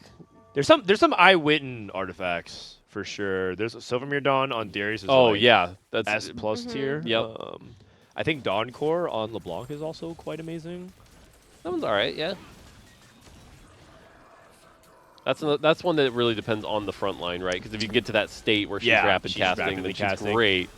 I think a big part of it is that you just need items, right? You kind of mentioned like, Yep. oh, itemizing Darius, itemizing LeBlanc. That's why this composition is just really expensive. You actually see people prioritize econ items very often Mhm. Yeah. because what's important is hitting the Darius 3 and have full items. Well, one of the things about LeBlanc that I think people forget sometimes is that her spell stuns. And so her having just like the ability to rapid cast is much more powerful than just damage. Mhm. And that's where I like the mana, the Shojin. Like I almost am just like, just get some, almost put the Ginsus on even as an option. Yeah. Yeah. Early game Ginsu's LeBlanc is underrated for sure. Robin, I'm not sure if I like any of these options. Yeah. As I say, of them, I think Spears will, but Yeah, Spears is the best one here. Okay. Because you Yeah. can make 3-item LeBlanc from here. Yeah, that's true. actually I do like that because you go Void, Gunblade here. Or he has Water Axiom. So That's true. I think maybe he Oh, would yeah, just you don't go, need Void, like yeah, yeah. ArcGS or something. Yeah, yeah, yeah, sorry. But Wow. see. Rety and Koyui both hit Yone too, by the way. Achi wow. also rolling hit kites too. The lobby's spiking a lot, which is bad for Setsuko, who is going for a slow 8. So that's going to be very punishing. But at the same time, if not many people are holding Demacia units, that also might mean Setsuko can get the Garen pretty easily. I don't see a lot of Garen contest. Yeah. Actually, kind of amazing that both Ionian players seem to hit pretty hard. Yeah, he slammed out every item. Yeah. Yeah, which makes sense. I Mhm. mean, like I said, with how much he needs to survive here, I think spiking is absolutely correct. Yeah. Bramble on Darius. And It's a- because, yeah, so many Yone players, so Bramble's actually pretty good value. hmm Yeah. It's making. I mean, honestly, he would have But- lost this fight a lot sooner without it. Yeah. So Okay. I think it was the best he could do. And you already said it. He's kind of in a bad spot anyway, considering Yeah. he's, you know, 3 Darius is crazy. Artifact. Oh, Artifact. Here Let's we see. go. Silvermere Dawn. Oh, that's not that's good. That is not good. Not what he's looking for. That's just I bad. mean, it might be okay on Draven. It is if you have it like the other items, but he has no items on. Yeah, there. he has Yeah, no that's other just items. bad. That's edge. There's Uh-oh. is rolling. Is Setsuko's 4-5ing it? Oh no, he's not. He's 4-3ing it. He's 4-3 this. That's interesting. Oh, because it's an even interval because it's silver Oh, spoon. silver spoon. Okay. Got it. Didn't hit. He hit his nothing. Demacia. Is he at least unlocking Galio? Oh, Ooh. that is not good. Yeah, that's. That is Uh-oh. not good. Okay, the way he can get bailed out though is if there's a zillion on Carousel, he's able to snipe, That's true. Uh-oh. or a Garen too. Yeah, he is getting wrecked. Yeah, this is unfortunate because he rolled later than everyone who hit their 4 cost. But yeah. it's sort of a trick. It's sort of a trick though because if people are hitting Yone too, that doesn't affect your odds. Mm-hmm. Right, because it's it's not one. It's not one of the base ones. Yeah, yeah, like it's bait. Yone. Same with Kaisa. Yeah, and same with Rift exactly. Herald. Yeah. Yep. You're like, how can everyone hit but me? It's like, well, they're unlocking different units. What is he going for? Oh, he's so slow. Oh no. Okay, cloak. Seraphine. okay. 4 cost That works. cloak, you take those. Yeah. Yeah, if you're looking around, it's pretty much all 4 costs that are unlocked that are hit. And Mhm. then like there's multiple 2-star Rift Heralds. There's multiple 2-star Yones. And then there's 3 costs. Yeah, it's And then there's interesting. Setsuko. It's interesting. Rety took Commerce Core without really like a good way to use that, and already kind of Oh. spiking. So Oh, this is good at least. Garen Pair Lux too. Yeah, he has to make a 2-star Lux, I think, to get the Gallia. Oh no, he actually put a different Demacia in. How's Robin doing? trying to get those Draven items going. Yeah. But again, like kind of already behind here. Jinx again. The thing about Jinx is that I think stage 4 is extremely important for this comp, and so the fact that he's not winning these fights is a really big deal. And I could see yet again another Jinx bottom finish. Well, that's what I was saying about Jinx, right? It's like Jinx really shines in like stage 3, where she's ahead of the curve, but now you're behind, and this is where I expect you to either be 8 and moving on, or already hitting your 3-star. And the fact he's only got 6 copies, that's really scary. It's really scary, and unfortunately, I think Mori might be dead soon. We'll see. We'll see. Oh, Rety getting a huge win here as well. Setsuko losing. Garen, he's just doing the thing where he's like a little bit too much gold short. I think this all stems from losing 3-1 because he was short on gold. He had to roll. He had to lock 2 turns in a row. And as a result, he's not able to just get it flowing, and he just feels like a turn behind. This also reminds me a lot of the first Wasian game we saw yesterday, right? Where you have like that really good opener, that really good start, but then you can't quite convert it into, you know, the right spot, and then might end up going 5th or 6th. But in particular, with taking the extra health augment and still ending up that low is pretty rough. Yeah. Robin has kind of stabilized, even though he hasn't really hit anything. Yeah, I mean, he stabilized around 2-star 3 cost, and that's kind of where you get a bunch of mileage off of it. But yeah, he's still waiting for his spike. Yeah, Robin's the kind of situation right now where it's like, if he wins fights in stage 4, great, but stage 5, he is just going to fall off a cliff. Yeah, he has to hit soon. And in fact, I mean, he's struggling to kill a Garen 1, so... He does have 67 gold, though, so a big roll down coming up from Robin here, probably on 5-1. Okay, more. I expected it from Emily, but not from you. But, oh! So shameless. Oh, I actually didn't even... okay, oops. Next turn, we'll see him roll 77 gold. Yeah, that was just good. Every time I do that, by the way, at home, like, my daughter just glares at me. She hates that. wait, Your actually, daughter's not a meme lord. No, well, she is, but not that one. She's like, that meme's dumb. It's Wait, not yeah. cool when dad does it. Yeah. when I say. was in Japan with like our teammates, they didn't appreciate the jokes either, the 6-7 jokes either. Maybe it's a TFT thing. Items aren't really good for Draven. It gets the Ginsu's at least, so he can go like Ginsu's IE if he has to. Big roll down here. Yeah, we need it. We need a hit if you're Robin. You need to hit something. He has so he's many got free a lot of gold. Likely to hit. Wow, he's so fast. Oh, look at Young. Oh my god. Robinsongz turning back the clock. He's not hitting though, is the problem. No, he'll hit. He'll hit. Oh, He no. must. Dad 8. just cursed One more. him. One more. Come on. Wait, one more. One more on the one okay. more. That's- And one more roll. Oh, no, you shouldn't do that. He can't afford it. Okay, more. So what happened here?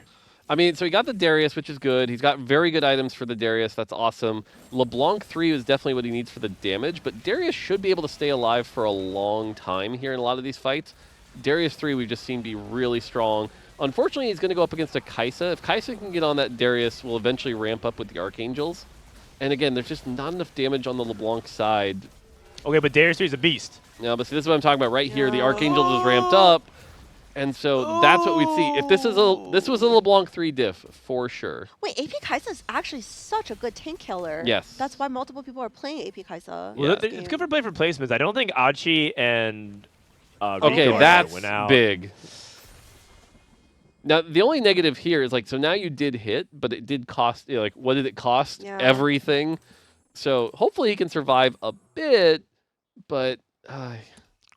Yeah, I think these Kaisa players, they're all just playing for placements. I think someone else will win, but they can comfortably finish in the top Top four. 4, yeah. And it's whether or not one of these players can win the game. Actually, I don't think anyone has a particularly high win share. Mori's No. still on Jinx 2. Ooh. So now we're in the situation where actually what ends up happening is it's a lot of matchups, right? Because Yeah. like in a balanced meta, what you end up is like, oh well, the Kai'Sa's really good against the Darius, but really bad against the Yone, and like it all of a sudden becomes about how much health you preserved in the early game, And positioning. as right? well. Rather than the actual like exact comp that you built. Garen 1 still for Yeah, Setsuko. he's still on Garen 1. That just sucks. I'm Yeah. pretty sure he couldn't win this fight if he had a Garen 2. See, And Angle as well. and this is an example where like Lux is going to do terrible against the Darius, is going to Yeah. do terrible against the Kennen 3. Like Lux is just not going to be able to deal with those. Oh! I mean, it's, I think we're it's back. something. It's No, something. I actually, okay. I think Robin can win this game. That's a bold No, statement. I think he can. I think he can. Okay. I think he can. Okay. I think he can. I'm ulting. Wait, I think Robin can wait, win who this are game. you rooting for so we can get the bingo? I'm rooting for Robin and Never mind, he can't win the Setsuko. game. He can't win the game. What have It's you over. done? It's over. Never mind. Oh! Well, but I think I'm pretty sure neither of them can win. Like Setsuko's like probably 8th. Okay, Setsuko going 8th from here is really rough. Like, that is not a position I would have expected an 8th Yeah. from. Yeah. Oh, still Garen 1. I think if he hit Garen 2, he can win all these fights. I feel like his rolldown must have been terrible. He didn't hit like Yes. anything. It was. But it's kind of what we said. It's deceptive that it's a 4-cost lobby, but people are not playing around in the 4 costs. Yeah. The only 4 cost that was commonly pulled out was Wukong. Setsuko's dead. He's dead. He's dead. I mean, he's not 8th. Mori's 8th. Yeah, Mori died first at least, so. Oh no, NA78. Wait, why are you sad? No, the bingo, oh, the no, bingo. you mean yes. Oh. And certainly I think coming into, the Worlds, I don't think many people were talking about AP Kai'Sa because, again, she's not a comp that, like, wins. But to your point, Frodan, when you need points, like, it seems like a really safe... And the fact that, like, there's 2 of them both doing well kind of shows that. They both also hit at the same time. It's a very unusual lobby, but this is where the conspiracy theory is like, well, Riot technically buffed the chances of hitting the 2-star if you're contested. And they're like, oh, by how much? Wait, isn't AP Kai'Sa actually really good into Darius 3, Leona 3, and Kennen 3? Yes. Because it just has such heavy single target, right? Yeah. If you let it get focused. Yeah. Right. Well, I was going to say, under the assumption you have a similar tank as well, because Kai'Sa needs the time to ramp. Right. Right. Like, LeBlanc isn't as much of a ramp. LeBlanc just pumps out the damage. Well, the issue with Robin is also that he might get stat checked by lack of anti-heal. He doesn't have the way to deal with the Visage on the Rift Heralds. So I would like to see him get that if he can. I think that would be the missing piece. If he gets that, then I think Robin can get second place. Because he can't win since... I'm less concerned with that matchup just because you have the LeBlanc stun to keep the Rift Herald in check a little bit. Okay. But I do think like the lack of anti-heal can be a problem for sure. Against Yone is actually going to get one-tapped Yeah, here. Koyui's Yeah. board just looks Yeah, terrible. Robin won the game. I'll just say it. I'll just say it. Although, I will say that people underestimate the cap of Kai'Sa. Oh, also, Rico is dangerously close to getting to Baron. Oh, he's rolling. No, I think he's just going to stay 9. But it's Reckoner Arena. If like a couple players... I guess he's just trying to secure his placement. Yeah, which makes sense, like especially where we are at the planks with his points. Achi's going for it. Oh, now you see a stylistic difference. Achi is lower HP and says, you know what? I'm going for the Baron. Oh, I don't like this I play. mean, but I think Achi's board is also way, way, way more upgraded than the other guy. Like, think look at this so? guy's board. Look at Ryko's board. Oh, yeah, you're Like, right. everything is 1-star, and Yeah, Achi you're has right. everything upgraded. So I think it's actually okay for Achi to go for it here. Because, He's like, what mi- else? he's He's missing not really mouse. rolling for anything. Oh, he has mouse in the shop. This is Robin. Does he buy it though? I think he locks for the patience is a virtue. This position for Robin's actually great. I think Robin positioned super well for this matchup because now LeBlanc can just like isolate and kill the Kai'Sa. I mean, that was just front to back, if nothing else. So Yeah, that yeah. And also he wasn't wasting DPS on the Rift Herald as well. Wait, maybe he can make it out. First, Emily, please. let's go, Robin. Achi, wait, I think he locked his shop. He did because he wanted to He patience. wants, yes. Yeah. He locked his shop with his Malzahar twice. Yeah, the thing that makes it a little less scary is like he doesn't really have great items for it. You see the items on Wukong; those are going to be the Baron items. Baron without IE isn't really that scary. So He does lack a little bit of DPS, which is surprising to say, because that guy just does infinite. Yeah, so we'll see it here. Mouse goes 44. in. He's not likely to 2-star immediately, but we have seen 40 crazy gold's a stuff. lot. That goes quite a bit. Ooh. Oh. Yeah, I was like 40 gold's a lot at level 10. I see. Didn't get the IE. That's. I see. But he has 2 really strong duo carries. I Like I think you take the gunblade here. Okay. Yeah, this is Emily's fault. Huh? Rico hit Silas too, so he's trading level Ooh. 10 Baron for Silas too. These aren't great Silas items. Up against Robin here. Oh, this positioning is really good. Yeah. For Rico. The challenge also though is that Darius has to be moving. Now, thankfully, I already hit the Titans thing. I was gonna say if he can get stun locked, that can really stop Darius. But oh my god, that's Darius. once you get the Silas Titans in the died. stack, you're Silas fine. died. Yeah, yeah. Silas isn't that threatening. He'll die pretty quick. So It's really close. Oh No, man, no, it was no, like no. 2 autos away from like killing everything. Okay, Robin. did our Baron player win their fight? Yeah. Yeah. Archie was at Okay. 1 life, so. That's the fight to avoid here. Robin's playing against Rety, and Archie is playing against Rico. Well, that's really good.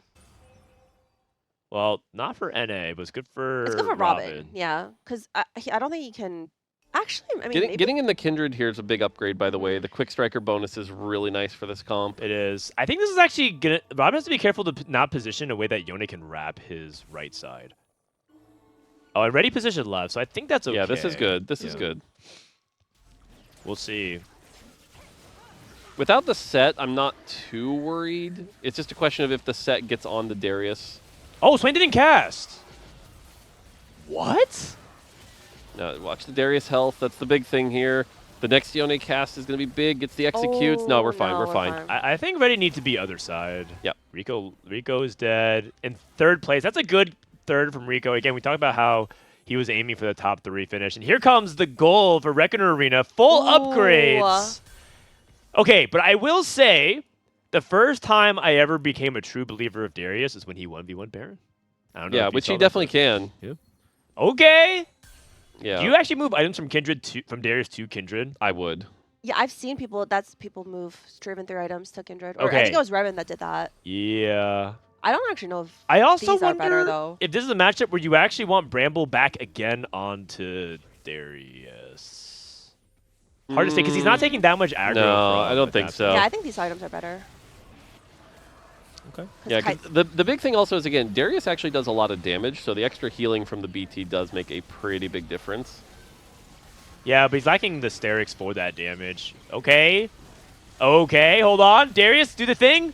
Do the thing, man. Next, Do the thing. Next Baron ult. Next Baron ult. Next Baron ult. No. Oh, wait. No. Well, that was actually It's winnable, so it's close. winnable. It is winnable. Yeah. It is winnable. Anti-heal? No anti-heal. No Wait, does he at anti-heal. least Does a he have floating component? Yeah. Rod. No, he does. He Belt, does. belt, he has belt. belt. He has belt. Go for the belt. Do it. Oh, the No, man. what? there's no way. He Robin? won't. He won't realize it. No, Oh my god, Wait, he does has he? a rod Am open. I stupid? Does he have anti-heal somewhere? No, he doesn't have anti-heal. Oh my god. Silas. Maybe he doesn't need it. Maybe he doesn't need it. Okay. You know what? He wants to do it the. Oh god, these thieves gloves items. Oh my god. That's a little rough. Oh no. Okay, That's a maybe little rough. fight RNG will just be insane somehow. It could be. It also depends on like how the CC goes down on both sides. Yeah, the Swain cast, like you called out last time, he does move the items this time to the Kindred. Mm. If you can get a good CC from Silas here, because there's a nice Silas stun to buy you some time, and his Darius is going to go off this time, so we're at least going to get a little bit of extra CC there. Shyvana, though, with those Thieves Gloves items, that was the thing we called about, is healing through it. And okay. he's still alive. Still, Oh no, no, nope, Darius nope. didn't get finished the cast. Nope. That's Oh, gonna man, be it. that's it. Robin dead in second Still, place. second That's a place. good Second's good. yeah. Second's good. He Second's needs to average good. a 2. Second's good. And you know what? That's exactly what we thought. Yep. Thought he was gonna go second. Ooh. Wasianiverson top 4. Reven another top Wow. 4. Elia top 4. EUNA handshake. Wasian, Darth, Reven, and Elia top 4. It's really good for our. all Wasian those just players. got Wasian knocked out just in died. fourth, but in fourth, which is fine. Fourth is okay. What's interesting at looking at this lobby is if you look at the points, our top performers are continuing to be top performers, right? Yeah. Elia, Reven, and Darth Nub all pulling away, which is going to put a situation where actually it's harder for everybody else because it's going to mean that like 64, 65 start to become the cutoff as like they get higher and higher. If they all do well. Right. That's what I'm just saying. It increases the likelihood that could be the case. But I think Setsuko is one of the higher performers, and he went 7th. So that's true. That's it true. actually might come down to like whether or not that final lobby. The final lobby spot ends up being contested by like a Wasianiverson versus Setsuko. That'd be interesting. Yeah. Darth Nub with the looks like the Demacian Rise. EU. Man, I just think it's so impressive that Reven really shows up. This guy is just so clutch. Top 3 again. What is he playing? Elia's playing 3-cost reroll. It looks like Reven's been playing a lot of Noxus reroll. He has hefty rolls. Hefty rolls. 3 3s on a roll. My God. Hefty rolls was an augment that, like, if you looked at the stats throughout the entire set, was like bad because it was never really a reroll meta. And then finally, we're starting to see that, like, oh wait, no, actually, now that the 3-costs are playable, it's a pretty good augment. And I'm sure we can't see it because it's a Costream, but you can get it up to like 800, 900 health, and that can get pretty insane. Yeah. It's like, I think a lot of players have the impression that Hefty Rules is, in this meta, a premium take at the moment. Yeah. What do we have? We have Rise Volibear from the other side from Darth Noob. He does have Rise 2. Yeah, so you can see Darth Nub had the like savings account into just like the Fast 9 really strong board. I forget the name of that new augment, but the one that gives your team a bunch of DR. Gilded Seal. Thank you. That's also a really good late game augment. So we've been seeing this a lot from Darth Nub. He just takes like double, triple econ and then like tries his best to go Fast 9. It's fascinating because Darth Noob made a name for himself as a reroll player. He was he actually first busted onto the scene because he was rank 1 hyper roll, and he was a reroll player. See, and he did a lot of what I was expecting Setsuko to do with the health gain augment here, the Titanic Titan. Yeah. You know, like that's just giving you so much time that you can get to 9 comfortably. That's more what I was expecting. Reven has hefty rolls on a roll. Yes, with 3 3s. With 3 3s. So it's possible the 3 3s even accelerated how fast he did. Oh my God. Yeah, sometimes you hit the hefty rolls into exactly Darius LeBlanc. Yeah, these are some wild augments here. We've also seen Dumbify be pretty insane. Yeah, Dumbify has been really good this weekend. Dumbify and Gomify are in general like these augments that can help swing those games as well. Yes. We saw yesterday, I think it was, everyone was surprised at the Yunara, but it was it was off the back of Golemify doing a lot of the heavy lifting. Turns out getting all those free stats in front line is really important. Yep. This is something we've actually been talking about internally a little bit is like a lot of the times fights are coming less, when things are balanced, it's less about like the total power and it's more about the total effective health that your comp even has, right? And so finding ways to just maximize any effective health gain you can get can make a massive difference. Reven's board has so much health, you can't even see like the health bars, like the lines properly. Yep, does win the fight. God. I mean, he's doing it, man. If Reven wins another, Reven wins another game. Oh my God. Reven is the point leader by a pretty good margin, probably. Wow, what a now. beast. Yeah. Unbelievable. We just don't know how Double did, but those were the top 2. Yeah, so, yeah. But if Double did bad, then he's gonna have like a full game gap. That is crazy. Reven with the first, Elia second, Darth Noob and Wasian. Over in lobbies B and Double C. win eighth. So, oh geez, oh wow, man, you need to do well. YBY with the 7th, by the way. Oh. Midfeed, Saya, Royal, and Li Tu Chuan. Li Xiao with the first place. That actually, he was one of the point leaders as well. So I think going to what Mortdog said, a lot of the point leaders are doing very well. Yeah, so like I said, Li Xiao did really well there. Darth Nub. Wow. Li Xiao, Darth Nub, Midfeed, and Reven. And all of a sudden, Double went from 2nd to 8th, so like we can see that the standings are still swinging a bit here. And then on the bottom side, you've got people like, Little Bear now who basically... I think Little Bear's dead. Because we're cutting off after the next game, so... CFX is dead. Only Li Tu Chuan and up have a chance, and they have to play for something big here. Yeah. They need to like top 8s. Or sorry, top 1, basically, territory. YBY might be in one of those danger zones where YBY gets eliminated in the bottom 8 tier. Yep. He's a player he's been to Worlds 3 times, and he got third 3 Yeah, times. 3-3-3. Be the first time he ever played in a championship that didn't make the top final lobby. Which is, I think that the more championships you play, the more likely that's going to happen. It's going to be crazy to have a 100% top 8 rate. Yep. But yeah, we can definitely, like I said, we have a cutoff next game. And so right now we see 3 China players and 4 APAC players all on the cutoff here. So region-wise, at least for EMEA and Americas, the people still in seem to have gotten a little bit of a lifeline here. But same thing, right? Like Robin and Brosev at 30. All it takes is one bot 4, and they're in the bottom as well. So they need to be playing really well. Even Wasian at 31. If Wasian goes 8th, he could be out next game. That is true. Yeah, the cutoff is... It's probably going to be like 31. It's probably, I think 32 is the number. Yeah, 31 or 32. 32, okay. Yeah, 32, because you usually take the cutoff zone and you add around 4.5 points. Yeah, if you assume it's where it is now plus 4.5 for everybody, then actually it'd be closer to like 33 even. So yeah, so 33, which means basically anyone Koyui down is like that they are like very likely eliminated. Yep. But we'll see. Yeah, but like if Koyui gets like a first, then all of a sudden like, okay, cool, you're still in it. But so. Robin was at 23 and just got to 30, right? Yep. So like we're talking about players that can who are trending upwards. Robin's trending upwards. Also, I want to say that was a couple of lobbies that we see were driven by 3-cost reroll, and that was something that we didn't really get to see much on day 1.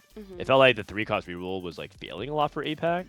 So yeah, I think on yes. day 1, our lobbies were very there were so many people that were just going fast 9 and capping, coming out the craziest boards, starting like 5-1, 5-2, and then not as much 3-star. So I can't say this with certainty, but looking at the way you guys were analyzing that, it's like a lot of the 3-cost reroll this time was like Robin and Reven and like the Americas and EMEA. So if APAC was struggling with the 3-cost, is it like the way they're choosing to engage with that reroll that's just off? That could be. Rather than the comps itself. It's also small sample size as well. Yeah. Could be a little bit of A and B. All right, let's take a look at the Lore Finder. This is a quest that we've been doing for the past couple of weeks from regionals to the World Championship. Mori, have you been able to follow along? I haven't been able to watch all of it, but I have seen that you've spent way too many treasure tokens and you went from 91 to 57. What happened? We were okay. To be fair, there was one quest that we did where it was like pick the one that doesn't fit, and it was like giving you 5 champions names. Some of them were pretty hard. That one was hard. Some of them was pretty hard. I've never been good at the green glass door riddles. Have you ever played those? All right, so this is the quest for the Tactician's crown as we get ready for the next lobby. This is our current party. We have Kindred, Aesol, Braum, Vi, Set, and Seraphine. So we got a little bit of synergy going on so far. Yeah, like I caught you buying Set when you really shouldn't have. You should have just saved your token. What? Come on, man. Chapter 5. Set. The Adoring Fan. All right, let's get into it. I'll start. Pengu was wandering through the lands of Demacia when suddenly he heard a squeal of delight behind him. "By the Winged Protector!" exclaimed the voice. Could it really be? It's Pengu the Brave. Pengu turned and beheld a man in shining armor kneeling before him. "I am Garen, protector of Demacia," said the man, "and I am your #1 biggest fan." Wow. Mort? Is it true, almighty Pengu, that you possess the wisdom of Mortdog, the grace of Emilyywang, and the sonorous voice of the legendary Frodan? Not wrong. Jesus. Why, yes! I do possess all those qualities and much more, said Pengu modestly. "Pengu the Brave, I beg of you, grant me this one teeny tiny request. Will you let me accompany you on your journey? I'll carry your weapon, shine your helmet, give you a back rub, perhaps. Please, just take me with you. Please, please, please, please, please, please, please, please. Please." Add Garen to your party? No! I think we should. Well, I think we should. If it's free. It's Oh, is it free. free? Yeah. Yeah. No! No? I think we should. He said, he said please. He's literally free, and he said please. He seems too desperate. Oh, I see. That's a turnoff. No, you know what? I respect initiative, and also because Emily doesn't like back rubs, apparently. I'm taking free back rubs. Wait, Like, can you imagine? Look at how many pleases. Can you imagine taking this guy with you and how much he's going to be yapping in your ear? I'm pretty sure this was directly lifted from the transcript of Soju's latest VOD. Please. I'm taking him. Soju with you. Please. I'm taking him. You know what? All right, we're taking it. Garrett. Mort. You can join me, said Pengu. Tears streamed down Garen's face. Oh, thank you, thank you. You won't regret this, Pengu. I swear by my sword, I will guard you with my life. All right, we're stopping there. Is that the end of the... Okay, we're taking a brief pause because Game 2 is about to start. Why does it look like Pengu and Garen about to duel? If you guys don't know, by the way, a lot of that art was done by Austin as well. He made Nice. those images. It's a nice little story. So Gwen encounter, and the thing about this, I know a lot of people focus on the fact you have the scissors and stuff like that, but the thing is you actually have +3 components, right? So this is a situation where if you have a comp that needs a lot of carries, like we saw, for example, the LeBlanc Draven, like this is the time to play those comps because you've got those 3 extra components. Yep, the Zoe Malzahar. When you're playing dual carry 3-cost reroll as opposed to solo carry stuff. Yep. Yeah, or even just getting like your tank online a lot sooner. So that, to me, that's the big thing, is that just being able to have those extra items makes a big difference. And Deisik's clearly talking about something. He's excited. I keep hearing this is like a very high skill ceiling portal because of everything that you can do, like early game, mid game, late game. You can just, if you're good at the game, you'll be able to just. If you be get one real level fancy, stronger. you can do stuff where it's like, I'm going to have the exact items I need for this. Like we saw with the Darius, for example, Robin did this a little bit, right? Where he was like mixing items. But imagine you have like the Ginsus and a Bramble that you later switch into the Titans and something, you know, so like that's where you can get really fancy, but it's just really hard to keep all that in track along with everything else with all the pressure. So that would be the scary thing here. I would say that one of the highlight plays that we were focusing on was a game, actually 2 games where Disso played around Gwen, and he did some really masterful transitions. Wow. And I know he didn't make Worlds, so people are immediately saying Disso's washed. It's like his second Worlds he hasn't made in 6 sets. So yeah, clearly he's washed. But he played those games fantastically. It was really impressive to see some Gwen transitions with the scissors where he was playing Fast 9 with it, and it was like very intricate. Man, like how young Robin looks. Yes. I'm Darkness is I just can't get over it still. quite flattering. You mentioned this yesterday. You were talking about how dark it is. I was like, why does he turn on the light? Like, at least Setsuko knows how to use a light switch. I think it's because so many of his chatters and me and a lot of other people are like, wow, when your room is dark, you look 10 years younger. And he's like, you know what? I'm going to take advantage of that. Nice. So you keep your stream intentionally dark? I need to start so I can start looking younger too. I see. I will say, by the way, you know, the last game we started with the 6 gold up front, and these are the games where you get the like 2 gold, 2 gold, 2 gold drips. The 2 gold drip games drive me nuts. Yeah. Because like I want the information up front. Yeah, and then you also sometimes don't have time to react to your shop. Yeah. Like, do I want it? Too late. And then the worst thing happens, which is something that happens to me, is I sell the 2-cost, and then I don't buy anything because I didn't do it fast enough. Yep. Yasuo pair. Take a look at the Ionia. Oh, this is actually a really bad level 3 shop because it's like you have all these 2 costs, but you can't afford all of them. So it's like, what do I do with all this? And then you're not hitting your 1-cost pairs. It's Yasuo pair, and he could try to play around Shen. You could use Ionia for 1 EXP Do we know a turn. which Ionia it is? It's in life. Oh, XP? Okay. Wait, more. In all these 8 games, we haven't seen a single Transcendence game. Did you guys turn it off on purpose for Worlds? Nope. Nope. Sussed. We have a saying in our dev team when people talk about stuff like this, and it's called, that's how math works. I see. We actually will use this a lot where it's like, hey, this happened 3 times. Is it bugged? And then Phil will just say, nope, that's how math works. It's been 8. It's been 8. Guys, Yes, more is that is how math works. Interesting. interesting. Big Ooh, interesting. aura farming. Aura farming. Ruin King. I don't expect to see No. that.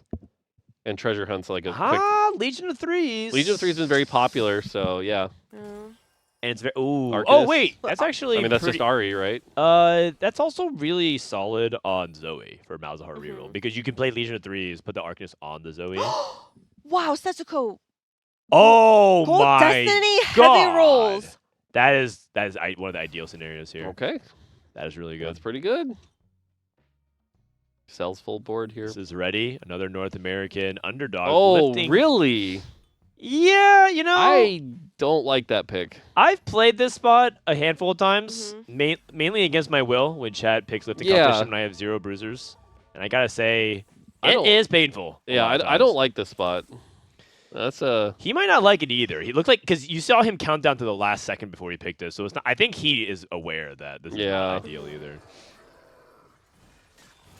yeah. Looking at the augments here, we got the Ginsu's one. Stars Are Born. That's always one of my favorites. What is Deisik Yeah. trying to do with Stars Are Born here? Just a tempo? Or does he have like some reroll plan? Deisik? I think he's just looking for. Well, he made oh. Oriana. Oh, wow, Oriana. Yeah. They gave him an Oriana too. Okay. Robin hit Yasuo too, so actually he might be on the, Mhm. The RE the train. RE plan, like you said. Yeah, because the thing about Legion of Threes also is the wearer of the emblem gets the power as Yeah. well, Yeah. and so that's why, like you were mentioning on Zoe, it's like, well, that's kind of redundant here, where at least now he's getting the power on that Yasuo.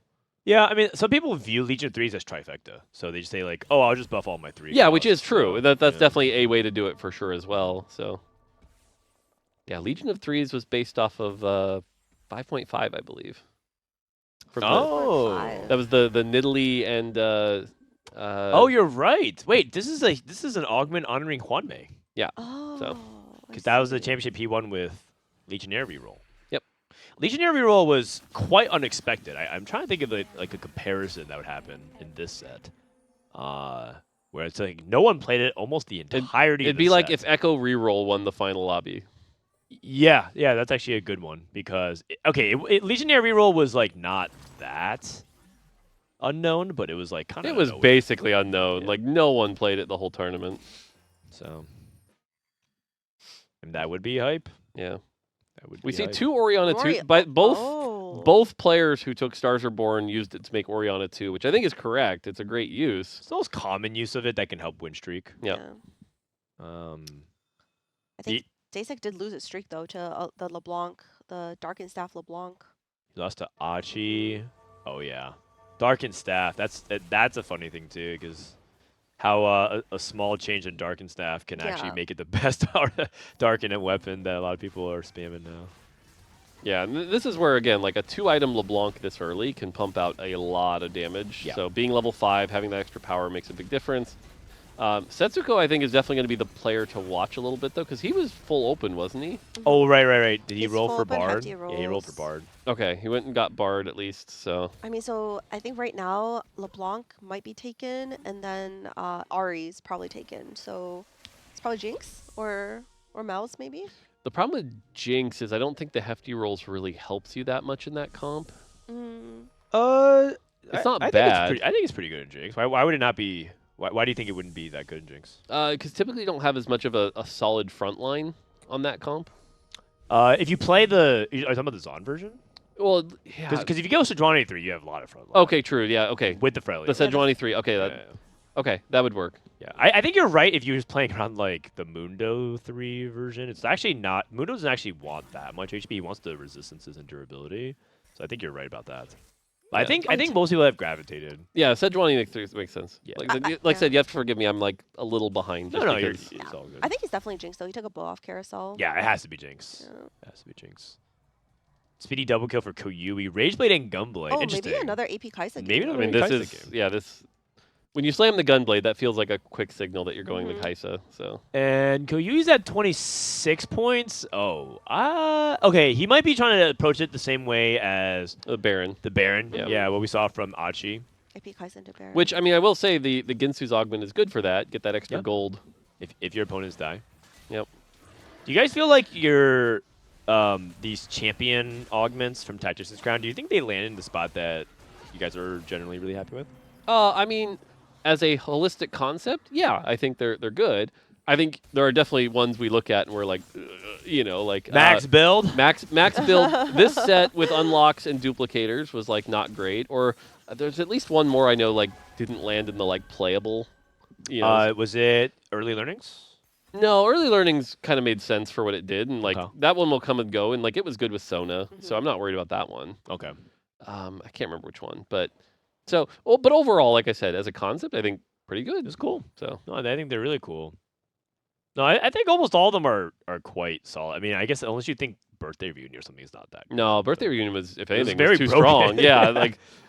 But I think right now Birthday Reunion's in a good spot. Yep. Like Oh, Epic Roll Down's in a good spot. Epic Rolldown's in a good spot. Legion of Threes is in a good spot. Legion Like of Threes. so, I don't know. I think they landed pretty good. Steel is quite good. Oh yeah, Gilded Steel's the new one. I think later they're going to reveal Juan May's Prismatic Oh, for set winning Paris. for Paris Open. For set 17. Yeah, I mean I think it'll come out in set 17. But it's a thing we're continuing, and so. That's cool. And I was going to make that joke, by the way. As much as I would have liked Juan May to do well, at least now we don't have to figure out what we're going to do for a third-time winner.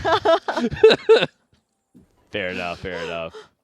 Robin unfortunately loses his streak at the last second. Did he also lose to Achi? He lost to Achi. Achi's Yeah, board is Achi's board is just quite so good. strong. LeBlanc with 3 items, like you said, is really strong, and you use the Noxus to provide a lot of extra meat in front line. Dude, he already has And Swain. he already has a Swain. He already has a He has Swain. 5 Noxus in. What the heck? 5 Woo! Noxus is gross. Especially if you can play around Swain and don't have to play, Briar and Raven. See, and this is a unique position here too, as well, where like this is a board where you could easily take it to a fast 9 and do really, really well, just because you're so far ahead. Yeah. But there's going to be that temptation to play the reroll line, and that's where like if it starts to crash and burn, you might actually struggle a little Yeah, bit. I think Yeah. it might be determined purely off his items. If he gets items for Darius, he could. Otherwise, I think you should push levels and try to go for Right. Mel and Rise. Which it doesn't look like he has very good Darius items. Well, Deisik is contesting, I think, and also I think he's Oh. really, but he's like kind of poor. Yeah, Deisik is committed. So I think Yeah. that means Achi has to play for Mel and Rise. Or Yeah. Mel/Rise, sorry. It's like been strange because I feel like even if he 10 streaks, like he's just doesn't have that much gold still to like fast 9 without an econ augment. I'm pretty sure. Yeah, in the spot. look at Mori's at level 630, and Mhm. Achi was level 5. He's level 610. Level 610. I mean, that makes sense. So he had to buy a Swain. He's got, Yeah. a Darius bunch on the Clare. bench. Like, yeah, so that makes sense. It doesn't feel like it's that far off. Yeah, Mori also took Stars Are Born, which also helps. you Right, get interest. exactly. So, like, if anything, it actually seems pretty close. Yep. Which makes sense. Yep. See if this can keep his streak going. Mori has only 1 item on Ice and the Thief's Gloves. That's not exactly ideal, but it's fine for tempo. Mainly because you want to actually 3-item your Orianna. So that's the big difference between Achi and Mori's, that they have itemized carries. Mhm. Robin's POV care package. That's one of the. Oh, is Slam better than care package for reroll? For reroll, I would. Well, I mean, the positive here is you can just reroll and like slowly level up, and especially if you want like the Yasuo 3 and stuff. I don't but- think he's actually going to reroll though, because Path of the Enlightened scales off your leveling. Oh, and so yeah. he's actually going to be doing something kind of unique. He's going to be taking the Legion 3s, but using it to push tempo instead. Gotcha, and then play around like a Silas. Yeah, Yeah. Silas said. Oh, actually, Annie's a good one. No, you're actually right. But I was thinking about Enlightened into Ionia and then play Set, Oh. Silas, Aatrox, Yone. But you actually might be right that you might be he thinking might about just Annie. be 6 Arcanist Annie. Yeah. One of the things, by the way, that was always fun this set was Scion. Actually, like if you have a Sunfire, the ability to get that extra health and just chain off everything actually like makes it a tank that scales pretty well into like stage 4. Mhm. So, but if you don't have the Sunfire, it's like really hard to get those takedowns. Yeah. So it just makes such a huge difference. Wait, Setsuko is not Jinx. Oh. Is he? He is Zoe. He's Zoe Malzahar. He's Zoe now? I mean, those items are Oh, no, it's certainly... Gwen. No, it's Gwen. He's just slamming items and he can reforge. And then he can oh, right, it's Yeah, Gwen. yeah, That's right, that's right. Yeah. It was confusing for a second there, but I think Setsuko's kind of doing what Mort talked about, which is just playing very, slam now oriented for what can streak, and then he has 2 bows that he can later convert into other things. And that's what makes it really tricky, and that's what's actually good for some of these plays that Koyui's angling for. Yeah, you can play Kaisa, but you're like thinking, oh, how do I make the Baron items? Just Gwen snip, Yeah. just save 1 pair of scissors. I think you he's, he has double econ. He can actually like make it to bear in this game. By the way, we have 2 players at 100 health, so we'll have to watch and see if they face each other. Well, surely they're not going to be 100 health by the end of the stage. Oh yeah, what? I mean, yeah, see? surprise. I love a good surprise. This is actually going to be a close fight, but I think I give the edge to the Orianna board. Yeah, 3-item LeBlanc is pretty hard to deal with. That's what I'm saying. It's 3-item LeBlanc, but everything is 1-star, and Mori's up a level. Yeah, Mori's level Oh, 7. okay, yeah, fair enough. And it's also 1-star Darius. That's what I'm saying. Like everything's yeah, 1 star. It is yeah. close though. Like is I It's mean, actually Close. pretty close. yeah, and that's why I said like I. Oh my God, the crit! Oh wow. Curse him, Okay. Mortdog. Okay. Wow, Emily's so quick on that rebrand. Yeah, I want to take it away from me. That is crazy. That is crazy. There's another Swain on Carousel. Looks like they're just handing them out for free. Anyone can get a Swain these days. So contested. Is Swain the most contested unit in the game? I mean, yeah. Okay. At its peak, Swain is the most contested unit we've ever had. Yeah. I don't know if you saw it. Like, Really? well, it's like on Tactics.tools, you would see, and it would average like 4.3 per game.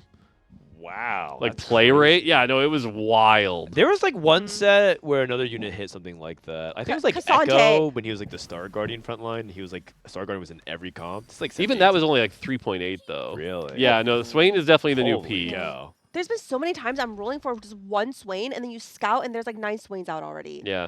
Chat's Yeah. mentioning Elise. in Oh, set from set 13, Black Yeah. Rose Elise. That's a good option as well. Yeah, But wasn't Cassante as well? Like. No, I don't think it was because It was- the thing is, we know it's always going to be the 4-cost CC tank. Uh-huh. Like that's always going to be Okay. the Yeah, premier you can unit. splash it in.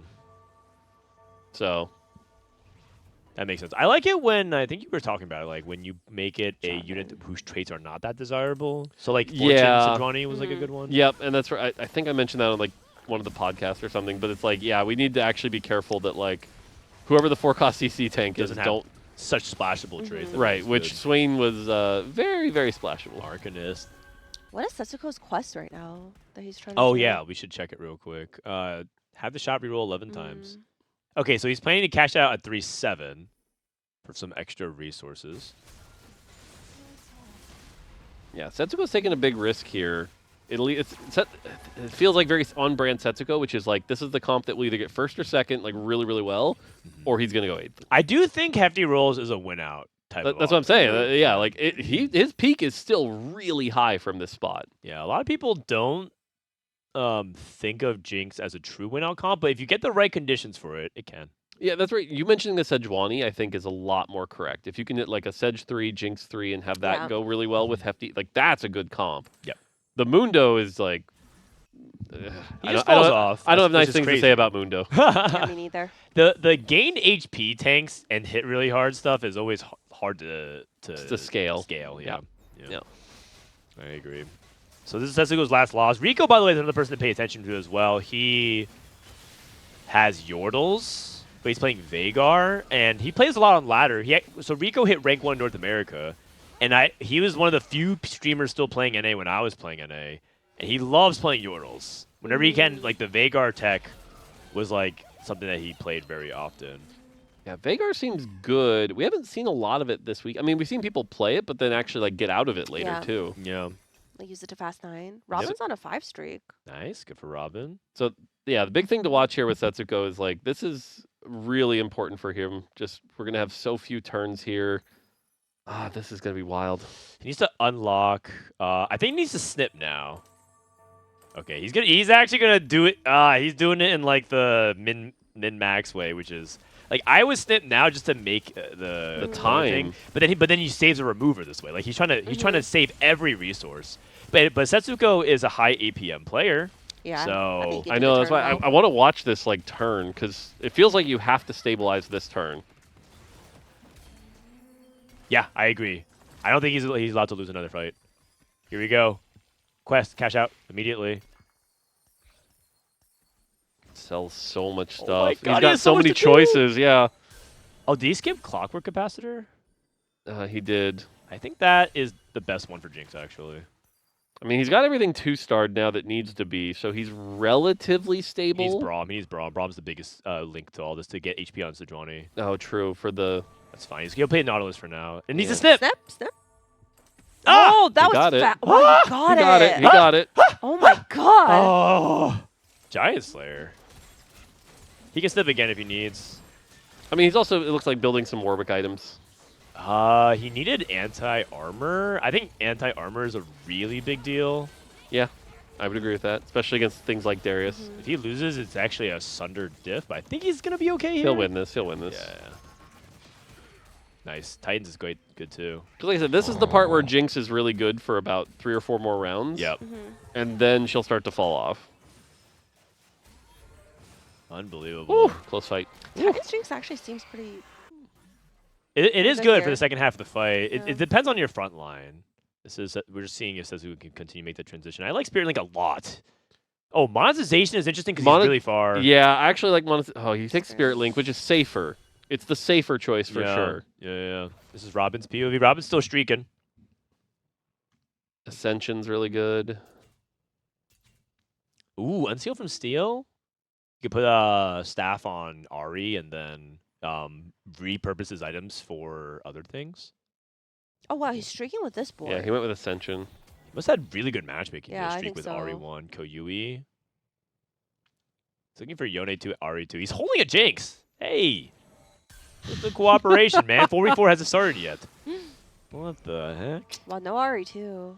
7 Ionia, so Hey. he should be able to use this. How much health? Oh, yeah, 96 health. He'll be able to fast 9, Yeah. not fast 9, but he'll be able to 9 from here. Setsuko hit Jinx 3, by the way. Oh really? Yes, so he actually hit without monetization. Well, the thing about monetization was it also scales with hefty rules, right? So Well, that's why I was liking it Yeah. of like it had a higher peak, but if he loses around with it, then it's like yeah, What, it I think sucks. Spirit Link with hefty rolls sounds really broken. It is. It is Yeah. actually for max cap, if you really think about it. Yeah. Because the longer the game goes, the more he caps. So Setsuko, he's playing for true win out. which he needs to, which is good. He still needs the Braum. Still no Braum. Yeah. It's okay though. Like Moore said, he should be able to win these. Yeah, I next mean fights. he's in a great spot till at least 5-1 now with the Jinx 3, because Jinx in particular, it's really just about your front line, not the Jinx itself. And so the Sejuani 2 with 2 items is okay, but like now might struggle. And the other thing is Jinx is really good into the Kaisa, for example. Yeah. So or even the Veigar, right? Like Veigar's not going to get to the Jinx quick enough. So there's a lot of good matchups right now for Jinx. This is Seraph. Oh, Achi playing Seraphine Flex. We were wondering what kind of AP comp he was going to lean towards. He hit Azir and Seraphine on 7. Wow. And I think he's unlocking Nasus based off what's going on here. I don't think that was in like the fact that he's still 7 though makes me think that like this wasn't where he wanted to be. Yeah, he's a little poor. He's like Magic Roll, Pilot Champ, or... Oh, 4 copies of a component. I Yeah, see, he I has like see. pretty much no econ augments, so. And that's getting the 4 components here in an encounter where everyone's already up a bunch of Yeah. items is actually pretty bad. Yeah. Unless he hits the 5-cost board, because the 5-cost board wants a lot of items. Yeah, but sure. He's very far away from that. Sure. It's just Yeah. like the relative, if like being up 4 components when everyone has 10 versus 14 can be a big difference. He actually won, so now Achi has the option of sacking for Xerath. And I think that's something that might be tempting because he has the Darkened Staff. So I wonder if he wants to go for that too. Oh, interesting. I feel like he doesn't even have to try to sack. He's probably just going to lose. Yeah, but it's also... Yeah, fair enough. Yeah. He might just like not level to 8 then. Because he was like pre-leveling to 8. Yeah, he was taking it slow and Yeah. So, So like, do you sack this round? I mean, he could also just level and not roll. He's level and rolling. I was gonna say, does he have good Renekton items? But not really. He could I'm snip. Yeah, he does. He surprised. can snip. He could snip the Darius and play around Renekton. Yeah, that's true. I am surprised he's rolling though, because he didn't have that much money, and like he could have just waited for the unlock first. That is also true, right? Because if you're unlocking a 4-cost with the Yeah. Shurima, it is something that you could roll for. But It's We'll also see. the kind of thing too where like he's unlocking Mel. in this position, if you can stay strong, you can actually start to punish the people who are low rolling. And Yeah. so, given Oh. where he is in the points, I actually am like okay with him trying to stabilize the board. And Robin's pretty weak because Robin's like half sacking because Robin's not rolling. Yep. With Yeah. So this is actually a win for Ashi. So he's gonna unlock Xerath, assuming he wins this fight. But he should. I'd be surprised if. Wait, you said he won last fight? Oh wait, yeah. Ashi No, doesn't so want it's- to win this. that'd be Fight. Wow, he Renekton. won again. He got Renekton. Oh wait, Robin with the Oh. calculated grief. Oh my god, yeah. Oh, never mind. He did unlock Mel, so definitely going that Mel Oh, route. you see yeah, his yeah. face? He did not look happy about Nah, that Renekton unlock. He is not happy about that. Oh. Rykomastery rolling. Ready, by the way, at 1 life. He fast 9. It Volibear too, though. Those are great Volibear items. Oh my god. Wait, Those Ready are is like. great Volibear This items. guy loves fast 9, sending in 1 life. He multiple games playing Baron 1 life. Now he's playing Volibear Rise 1 life. He's only got one copy of Rise, though, which is a little scary. Not a lot of traits active on that Rise. He's also going to 10 because he took explosive growth on 4-2. Jeez. In fact, now Rise is already on fire. Yeah, I don't think Fizz finishes it off immediately. Not immediately, but Rico actually might be dead if he It's- loses by this many units. it's really the Volibear. Oh, never mind. That's, I was like, careful. Who wins? Volibear still wins this, but Yeah. Yeah, Veigar didn't get the extra cast. So Rico's down to 1 HP. Unless, is Fizz him? no. More does not believe That in was the like Fizz. that was like surprisingly close though. Yeah, because the tanky and the burn did a Yeah. lot of work there. Okay. That was crazy though. He More kept the than 9. Ornn in still. Like, Yeah. We see a, instead of Mel, he's going, oh, this different player, but Zillion here. Zillion 1 is just so slow in the late game. You can't Yeah. really win off Mhm. that. Well, he's playing for max cast. So Mori's playing Demacia, Galio, Rise. Oh, so he's transitioning out. So he's sacked to unlock the Galio, and we'll see his level 9 roll down. But the thing is, him and Rety are fighting for the same units. Yeah, I was going to say, with 2 players on the Rise, it's going to be really hard to hit that Rise too. 50 He's got a lot of gold. gold. yeah, 50 gold's a lot. It's not as much gold as you might think though, because of 7 costs, Mhm. and he's not really upgraded, so it's not going to be as much gold as you think. Gets the Braum at least. Rise Second pair. Rise. Oh my Oh. god! He just hits. And that is Okay. terrible news for Rety.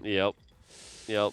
Oh boy. And Rety, so much of his EXP is like costing. Imagine that was gold you could roll, right? You'd much rather convert that.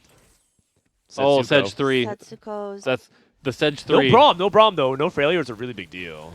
It's like so many people have Brahms this game. It's Yeah. so hard for him. But he has a Because- Senna on 7. Oh, that's pretty good. His items are a little bit suboptimal though.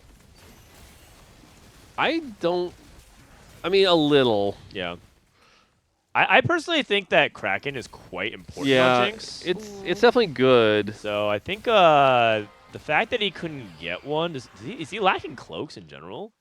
One of the reasons I'm okay with the Gunblade no is cloaks. because, 0 cloaks. remember how I was talking about effective health? Yeah. Like, you have this really high, hefty health tank, and the longer it stays alive, the more you're benefiting from Spirit Link, getting those ticks. And so Gunblade keeping that tank alive even longer is sort of multiplying the health that you're gaining. So I don't mind that here. But I actually agree with you on the Braum point that he did finally get. But like he Wait, does need that he's not Freljord playing. in. He's not. Oh, he's not playing Freljord? He's opting out of it because he'd rather play Nautilus and Senna over the Freljord. Maybe he thinks that he is enough because of hefty rolls. I actually do Well, think I think Senna's at 8 he might put them both in. Yeah. So it's just, but like the extra health from the Freljord will make a big, big difference. And so Yeah. like that's the point he needs to get to as quick as possible. This DB is good. Oh my god, his Sidron. Oh, dead. He's dead. He's dead. Well, we talked about high risk. like, I'm really surprised that he didn't play the Freljord. I thought Freljord was like part of what makes it good, but I think he's valuing the 2-star units over the 1-star units. I think I think Senna is a really good unit, and it also gives Gunslinger, right? And then Yeah. Nautilus 2 is Nautilus 2. It's true. You can make up for that though in other ways though. I think that's like where Yeah. Kraken and other things come into play. Yeah, I mean him having literally 0 cloaks was just so bad. Can we see how much AP is on the Veigar? Mm. I'm gonna guess like 20. Oh, The 37. 37. Okay, that's not bad. That's not bad. He has Andy too. Yeah. You know, and I just gotta say, like Rico's kind of the magician. I feel like he regularly gets into these spots and is kind of improvising some of the top end, Mm-hmm. and he makes it out a lot of times. Yeah, we saw a lot of innovative comps from Rico yesterday. Yeah, this is another innovation. You don't really see Andy Veigar being played very often. It's usually hard to get to, but the fact that he was able to get there is big. Yeah, just Veigar's can't taking keep damage, up, though. Yeah, I think he's dead. Oh. Very Oh, close. So close. Yeah, this is just the fact that Rise is so readily available makes it a lot harder for some of the my. other 5 costs to compete. Wow. And Rety's streaking. Achi is so healthy for like Yeah. how poor he was and how like like not really upgraded his board was at stage 4. And we talked about it at the start of the day. Setsuko was one of our top 8, and Robin needed to average a 2. And now here we are looking at the lobby. Setsuko's gone 7-7, and Robin's looking top really 4. strong. Yeah, Setsuko's kind of in a dangerous spot now. That 7-7 has kind of equalized him to the field. Yep. And we kind of talked about... I mean, I just think those 2 games... I think his items end up being in a really awkward spot. Maybe. Just like no cloaks makes it really hard to play Jinx. Yeah. Robin gets the Silas in, so we've got the 7 Ionia. The thing is here at this point, I don't think you really want to be running 7 Ionia. Yeah, you really want to get out of it, but he's just so poor. Well, 7 Iona is really good with... Oh, sorry, it's not spirits. XP, sorry. yeah. Yeah, it's the XP. Like, you used it to get the XP here. Great. Yeah. I think it's time to get out of it. Yeah, but in the words of Robin himself, he's not that creative. He's like, I'm not that creative. I'll just play like the easy board. Fair So, enough. Fair enough. I thought he was going to play into some like Annie transition, but I think Robin just said, "Yeah, you know what? Just like stick with what works and play for the top 4." Which, I mean, it's fair. If you can get like a 3rd off this board, then like more props to you. I think he was just way too broke. Like, looking at his situation, he couldn't even upgrade like half of his board. Oh, Oh! Big hit. Saves him health. Yeah, unfortunately, there's a really good chance Robin goes 5th from here. What does Rety's board look like? I mean, Rety's board is playing the Rise board The with like Rise? max cap potential. It was still stuck on Rise 1. But he's okay. Rise 1 volley But 2. yeah. This is an important round for Rety, because if he wins this, he can make it to 10. Yeah. Is it close to 10? I mean, he was like 50. He was like 50 XP because he was the one Oh who. my The God. big thing is that Rety is the second strongest person in the lobby behind Mori, and Mori hasn't played Rety all stage, and I don't think they're going to play this round either. Deisik with the Oh, Mel. too. The problem with Deisik's board though is the lack of front line. Like his front line is Renekton. It's and actually Darius paper. won. Yeah. Darius won with 1 item. Like, He's a glass cannon build. yeah, And Renekton also dashes away and has such a knight. yeah. So Volibear is likely to... Oh, Volibear jumped backwards to the Renekton. That's big. Oh, wait a second. Renekton's doing work. That is... Oh, but Rise is just killing the Mel too. Yeah. Hold on, Renekton. No. Preserve some health, but Robin wins against Oh, Achi. Robin- yeah, Achi's board is really bad. I mean, Achi might just go 5th.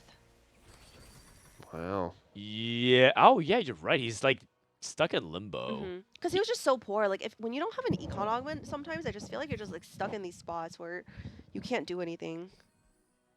I mean, he put together a solid board here with the Seraphine. It's just now he's getting outscaled. Yeah, too many people are like level 9, level 10 with like Yeah. 2-star legendaries. It's really hard to compete. Okay.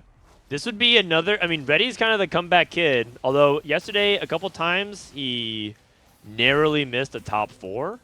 But he's playing on the margins. Like you said, I do think it really comes down to, does he play Mori? Yeah.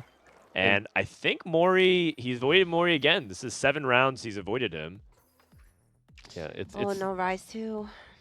Going against Achi. This is Robin. Robin with a Silas too. Oh! He reforges Arcanist as well. Which one is that? It's Warden? Warden. Oh. He doesn't have a Warden. He doesn't have the What's the shins effect on it? out. I don't remember what the effect is on it. I think your shield turns into damage. Okay, that's actually really heal, good. Heal. That's really good, though, with the Lux shield that constantly comes up. So that's actually not bad. Okay. Big fight. Like, there's that Lux It's looking shield. good. Edge Knight's proc. Yeah, Yeah, looking okay. good. Robin Okay. gets the win. Deisik is crushed by Mori. Rety beats Achi. It's a top 3 for Robin? Oh, it doesn't really matter either way. They're at 1 life. Oh, Seraphine wins! Oh, what the? Oh. Wow. That Rise 1 just not able to get enough. But you Yeah. know what? A top 4 is a top 4. And Achi squeezes by the skin of his teeth. Able to squeeze out a top 3 with with a tempo AP board. That is an impressive top 3. This is a game you just walk away feeling real good about that. Like, Yeah. that's Same gotta be thing great. with Robin, honestly. The game belongs to Mori. I'm pretty sure he's playing high cap.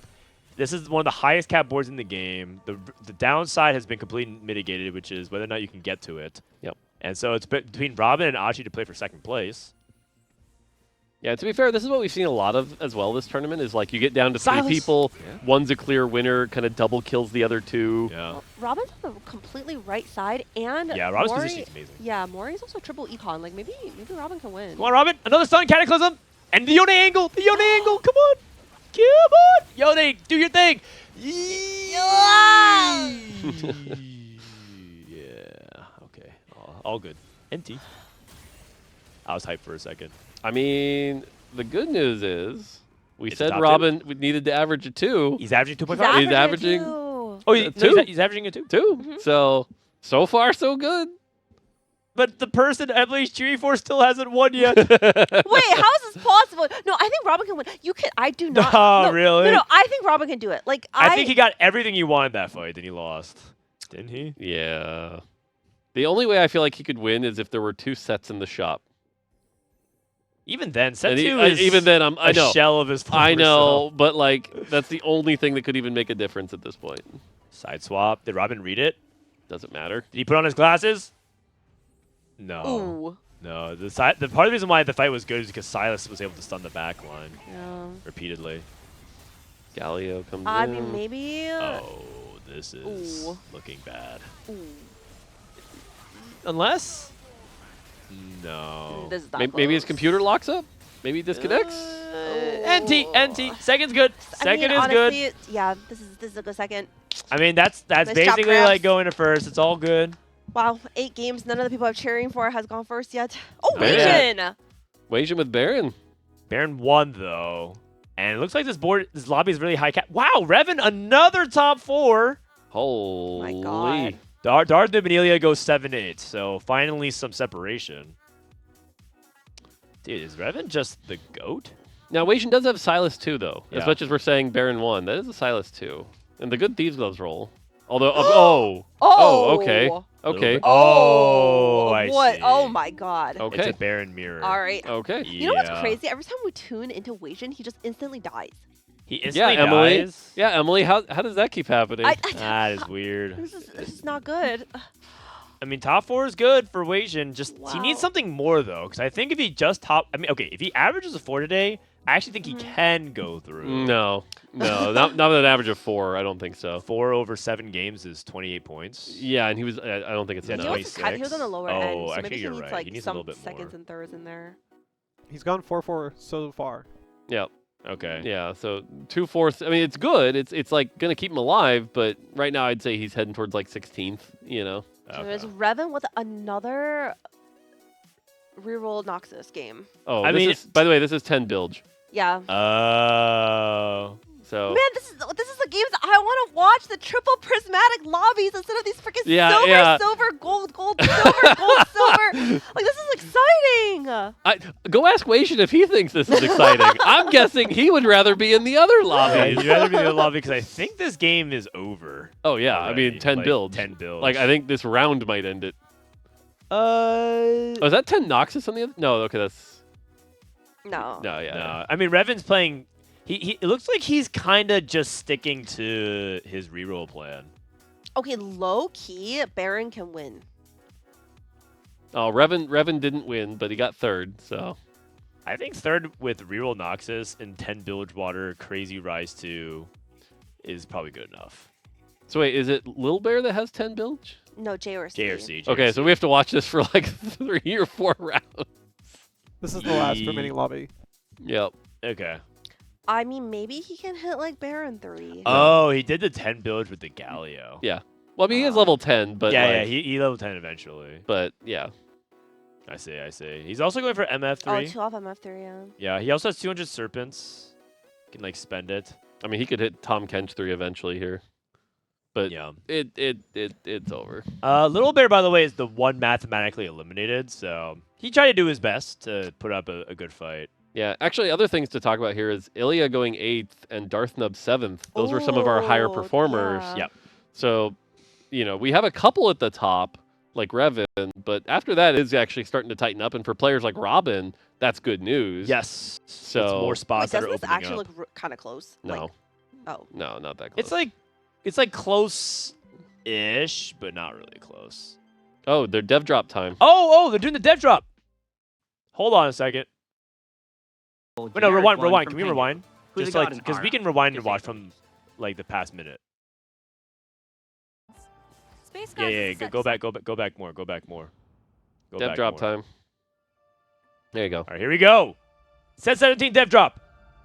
Long before the first comp was built, the space gods have This is the watched first time I'm and seeing waited this. for their moment. Choose Wow, you need to your improve your internal gods. processes. Your fate is written in the stars. Matt, what are you doing? We have playtest in 12 minutes. Oh, my bad. That's a story for another time. Let's play Space Gods. Space gods. Everyone loves Matt's voice. He has the best Very voice. He does, soothing. like a very announcer voice. Ooh, I saw Victor. Welcome to Space Gods, the set that will send you deep into the cosmos, where mortals, that's you, strike deals with celestial beings. Space Gods is a set designed for flexible play, with a return to our traditional roster size, No, Special I mean, units. yay. and an Sorry. emphasis on adapting to game states that are controlled by the gods you align yourself with. I'm Noemi, the set lead. The team and I are here to tell you all about our supernatural roster of traits and champions, new tacticians, arenas, and more. The realm of the gods. I'll make sure we wait for you to get back to your desk before we start the lobby. Thanks, Matt. Appreciate it. But what's the point? He's just gonna open for anyways. Less appreciated. Hey, folks. I'm Philip, lead designer on the Hey, set Mort, that's mechanic. you. I In know, Space in the Gods, background. In the There is background. no carousel. There is only the realm of the gods. At the start of the game, carousel. 2 of our 9 gods will appear, greeting you and letting you know early on just what space gods are contending for power. That's important because instead of carousel, you'll be selecting an offering from one of the gods, and a less powerful generic one from Pengu, who's a god in our eyes, to say the least. In the realm of the gods, you'll be able to participate in drama on a galactic scale, choosing which god is your favorite. But I'd Steamroll. recommend choosing based on how helpful their offerings are for your game plan. Mm. Once you've chosen your god and offering, you'll also get their relic, which represents your fealty and follows you around, letting other players know to whom you've made your allegiance. And regardless of who you picked as your favorite, we've always got good old Pengu to provide a more generic, yet lower power reward, who'll be guaranteed for everyone, regardless of whichever god they choose. The Realm of the Gods allows you to power up the way you want, all while witnessing and partaking in a game of sycophantic favoritism. But what's the point in picking Those are big favorites words. and creating conflict if there's no resolution to our celestial drama? Enter the 4-7 boon selection. This is where whichever god you've been choosing the most will come to your board with an armory, similar to the Treasure Dragon of Dragonlance. Yeah, Treasure Dragon except is with what I was gonna say. offerings that are thematically tied to that god's personality. They're boons, in addition to some other, more general rewards. It's also changed Each a of our lot since gods has this. a unique blessing they'll grant to their followers, whether that's Yasuo's, which further upgrades his hexes, or Aurelian Soul's, whose boon offers you a selection of quests with powerful rewards. Quests? And even after Yep. you've picked your boon, That's still your true. faith will be continually rewarded, with your favorite god returning to their devout followers' boards to provide loot on occasion for the remainder of the Ramus. So many Yeah, teams they came snuck together that to one make in. this mechanic possible. I wasn't So happy let's about get more that. Dev in this drop and invite Isaac, our set art lead, to tell us some more. When we heard about the realm of the gods, Isaac's one of the our gears OGs. immediately began. Is he? turning. Yeah, Cool. it was What on would like the set gods 1. look like? How many It looks should really there be? good. What Very should their Hades personalities like. look like? I And how like the could way we that pair units all look of a lot Art's set. ideas with the design of the mechanic in a way that feels exciting for players? Exactly. Art took the lead here in deciding which champions would be our gods. We knew we didn't want a lot of overlap with the set's units, and we wanted to use champions that have a distinct lane of personality and cosmic power. One of the first gods the art team landed on is Soraka. Her illustration is just gorgeous and Yeah. convinced a lot of the team that this was a great direction to move in. I was certainly convinced. And once we had her look and personality in front of us, the design team got to work on benevolent offerings. For Soraka, that meant HP, both for your units and your tactician. Gain Yasuo was HP. another one we decided on pretty early. He's dark, Soraka games go brooding, long. Yeah, gonna say. With that attitude, Yasuo became all about skillful positioning, offering hexes that empower the unit on them in spacey ways, with stats, utility, and more. Oh, We Street couldn't just Demon? have one I'm edgy in. god with Yasuo. We also It's a Street had to Demon have game. Evelyn. I love Eve Cosmic because she Hex games represents are fun. Such a powerful player experience. Being lured in by risky power? Yup. Evelyn's actually my Eve offers favorite. powerful I like the rewards Evelyn that games may a or may lot. not match your board, like completely random emblems. But art didn't just work on creating gods for our mechanic, they also created life, with a summon that is bespoke and newly evergreen to TFT, similar to how Koboko was during Inkborn Fables. Bia, the baby, and Bayan, the mom, are TFT summons that'll be debuting with our Shepherd trait. Okay. Summon just Bia to your board at the first breakpoint, then call upon Mama to join, and power up together at the final breakpoint, if you can get your hands on a Shepherd emblem. Pray to Evelyn. We haven't done a summon class in a long time. It's a summon class. It's not an origin. Oh, With okay, Space cool. Gods, That's we good. set That's out a good to space notation. with a dynamic, fun, and Interesting. celestial roster, distributed across the universe, but also a trait web that took what we loved and learned from the flexibility and excitement of past sets. So why don't we start out with a trait that almost all our Space Gods love, Space Groove. With their Space Starlight Groove. Boogie, Groovians can enter the groove, gaining attack speed and health regen. But each unit has its Disco? own special way to get their groove on. One cost Teemo enters the groove whenever he puts enough Shroom Boom poison on an enemy champion that he'll need to attack and stack fast. 4 cost Nami tosses disco bubbles at her targets, briefly entering the groove on cast. Sure. And then there's Space Groove's legendary unit, Blitzcrank, and their pit crew of puppers. Once Blitz falls below a certain health threshold, they'll take a beat to repair. After a top-off of oil and bork bites, they'll re-enter the fight and the groove as they passively fire off zaps and create tragic It's missiles, Cassante! uppercutting their target into the No, wall. he doesn't knock people out of the ring. Wait, that's No, I meant Wait, the revive that's a space Cassante. disco ball. Oh, Blitzcrank AP? Opposite to the disco Yeah. glow is the Oh. light-consuming black hole Whoops. the Dark Star trait creates. As you feed your black hole Yo. enemies, it will empower your units. If you're a Kaisa's fan back. of finger guns, well, you're in luck, because Jin is taking The those literally 3 cost and this time. cosmically. Mm. Almost godlike with his ability. Jin's the Oh, high-spectacle legendary okay. unit of Jin Dark is Star, so whose galactic cool. finale Okay. looks kinda like this. Wait, isn't this what we saw for the And preview at the exploring those Periscope? stars, Yeah. dark, Oh. super Yeah. giants, dwarves, and the likes is It's our lighthearted Brock. meeple trait. Meeple No, it's brings Meepsy. a whole lot of units and a whole lot of meeps, which will strengthen your abilities. It's Build Brock. more meeples, acquire more Brock meeps. is back. Simple as that. The 5 cost for Meeple, Bard, summons a UFO, which stands for Ultra Friendly Object, that'll deal magic damage per second. Deal enough damage, and you might even beam up an enemy unit. Alright, Major Tom, let's get to a okay. high-stakes trait that's certain to leave ground control and chaos. Did you find his trick yet? Anima gathers Bard's tech trick? Bard? after each Yeah. combat, more on kills, There's some and cool even stuff you more can do the with him. higher your loss streak. You can cash out your tech for Anima Squad weapons to use on any unit. Weapons like Battle Buddy Okay. Crossbow, which will fire a cone of arrows A little at bit like enemies if you Chemtech. can get Yeah. enough crits off. Or the Yumi buff. In fact, I think it which showed heals the Save wearer and Shimmer. attaches to Yeah, your it did. weapon. Save Shimmer. While they're good on I didn't see anyone, that. these weapons, and Cat, often have specific users that they're the best on, like Rocket Swarm on Jinx. Wait, what's the weapon? Even Oh, if that's you the Anima deactivate weapon. Anima, your items will stick around. Oh. Anima's so you not can the only flex trait out of using it. tech Yep. that you'll encounter in Space Gods. The Mecha trait will transform Urgot, I love this Aurelian trait. Soul, and Galio into their ultimate mecha swarms. Yo, with it's the enhanced StarCraft and siege enhanced tank. abilities. Once they're mech'd, they'll take up 2 slots and count twice for the Mecha's trait. And unlike our Space Gods, our time is short. So before it runs out, I've got to mention our splashable resource generation trait, Timebreaker.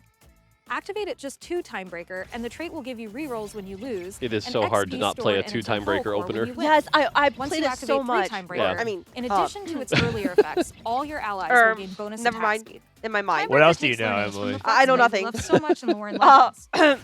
Splash just 2 in early to fuel your econ, or use the 3-piece as the backbone to any 1 or 2 cost in my reroll dream. one. And yeah. As you familiarize yourself with the set, So it's you'll kind of like notice many Bard, like if 2-piece you win this classes and happens, other you lose origins that with happens with breakpoints resource for each additional generation. unit you add. Yeah. I've covered just a few of our major origins, but in Space Gods, you'll also be able to Belveth. overwhelm your enemies with baby swarmlings via Primordian, chart constellations of empowered hexes with Stargazer, Nunu? and deal powerful signature attacks with Nova.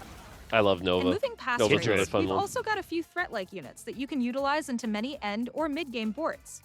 Graves, for one, Oh, is a Graves. build-your-own unit, allowing Graves you to constantly is gonna purchase make TFT upgrades, Academy unlocking happy. tech trees for What does that mean? And Sona creates He has an entire units talent that tree buff her that allies. people are going to be like, how do I play this? I like that. Gun Goddess Misfortune will let you choose between 3 unique traits, similar to KO Coliseum's Lee Sin, but as a 3 cost.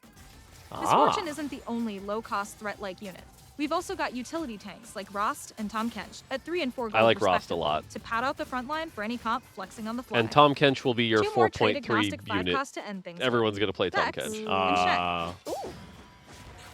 Wait, this Vex Vex card is is an actually attack speed great. focused Not that hyper anyone parry asked. that'll but- slap your foes around without a shadow of a doubt. But with Shadow, no doubt. while Shen is a bastion who will Vex tear looks a through lot reality cooler by too. opening These a were rift, filmed with slowing temporary enemies, and VFX. accelerating allies' So attacks. Vex looks a lot cooler. All right, I've got a playtest. So Vex is a 5 cost, Shen's a now, 5 over to cost. Valentine to Yep. talk illustration. Painting a god. So we had a very specific style in mind for the Space Gods that shows off a more traditional style of painting than we've typically seen on TFT. There's no perfect blending, but we obsessed over things like brushstrokes and texture, and hopefully as we look closer at these, you'll notice those little details too.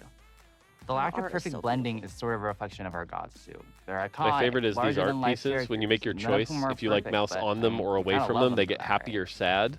When we were looking at a And like champion, Soraka's like wings most of cover the her team eyes used when God she's of sad. Zillion. Oh and- my God. Yeah, it's pretty cool. That's like such a nice He's got a big touch. Yeah. clock on his back. But using Zillion as her time god would have just been using Zillion. And Oh. for our Space God roster, we wanted to elevate existing characters into hyperbolic but flawed godhood. Let me show you what I mean with Echo, the god of time. Echo's a tricky Yeah, Echo's a character. pretty because cool one. we're Yo, known I for love this Yo, art. yeah. Echo has the pain, best damage, boon. I think people will He's like my his boon. favorite air-hopping, time-winding champion in 2x KO. So bringing the kid into godliness meant lowering the volume on his QA's KO emotions mentioned. in trade of a more stoic, somber, and experienced version of our boy genius. No longer a boy, but still begrudgingly a genius. The way Echo's powers manifest in League is with an after image, allowing him to Echo break games back are in fun. time.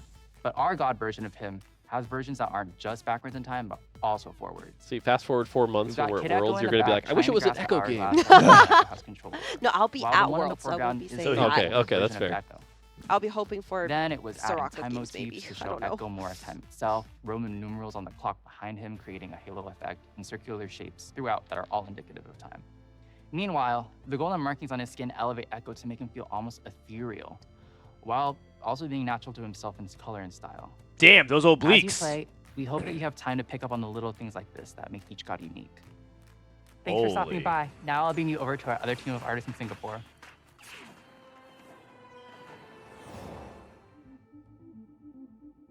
New cosmetics. Ooh. Hi everyone, I'm my Joao, favorite part. representing the Singapore team that works on all the cosmetic content you see in TFT. Oh. Before we blast off with Space Gods, I wanted to highlight one very special Unbound, entering the Convergence. Oh yeah, I saw this, this little leak. Yep. You've heard of Spin to Win, but with Pengu Garen Unbound, let me introduce you to Spin to Win. All right, back to our release patch of Space Gods. Such a We've ridiculous got one. 2 Unbounds coming for you at the start of the set, starting with the Bringer of Ruin and Darkness. Darkstar Mordekaiser Oh. Unbound will unmake the universe. Oh, what the? Dude, this is just And your TFT, lobby man. if you're lucky, especially with an all-new dual form boon. Oh my. After What reaching level the? 7, this boon will unleash a full-screen Mordekaiser ult on your enemies. Wow. Then Flashbang there's Chosen alert. of the Wolf Katarina Unbound, whose look and blades are truly lethal. Watch out for those daggers. They look sharp. That poor cat, man. Oh, yeah. Over and over. What did she ever We've do got to our that? Chibis, of Like, it's course. crazy. Chibi Star Guardian Syndra Spheres will pile on with the damage. And on the eviler side of things, we've got Prestige Star Whoa. Nemesis Morgana. Pair Damn. her with an arena fit for an evil queen. First Star's Lament. Finally, before I fly off, we've got Chibi Battle Bat Zaya making her mark on the Convergence. The only thing missing is yelling, "Feathers fly," as your finisher rips through the lobby. I like that too. We have a lot more on the way throughout the set, so stay tuned. Enjoy Space Gods with patch 17.1. Till next time. That's it. Dang. Oh, it's Okay, so that's a dev drop. Yeah. It's an exciting set. It looks my like gosh. it looks very aesthetic. Mm-hmm. All right, Austin. This Hello. is mainstream. So, oh, they have a dev. They got to do an Matt. interview. Wait, Oh. I want to listen to this.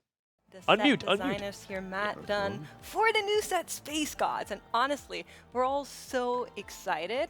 And I feel like the art in particular is something that's really new for TFT and it's gorgeous. So what was that process like for you guys to find it? Yeah, absolutely. I think for sure I would like to shout out our art and narrative teams. Did an incredible job to put in so much work into fleshing out our pantheon of gods. I need Matt to read when me it at comes to, bedtime. what their appearance is going to be, what their personalities will be like, and of course, the realm in which they reside.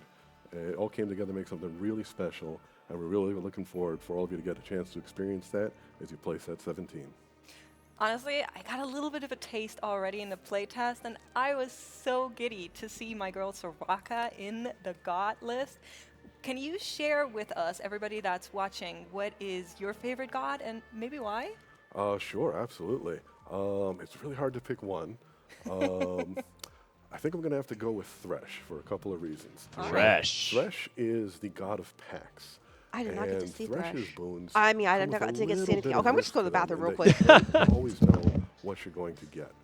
For example, Thresh can actually give you boons from the other god's pool, along with a little bit of extra gold on top. But it will be a random one. You don't know what you're getting until he gives it to you. Oh, Yeah, a random. He's the dice roll augment. One is that sometimes it's fun to just spin the wheel and see what you get. You know, a little surprise is exciting. The gamba. But the other reason is that it can create this really interesting moment where, you know, sometimes you find yourself behind enough in a game that your only chance to get back is to really get lucky.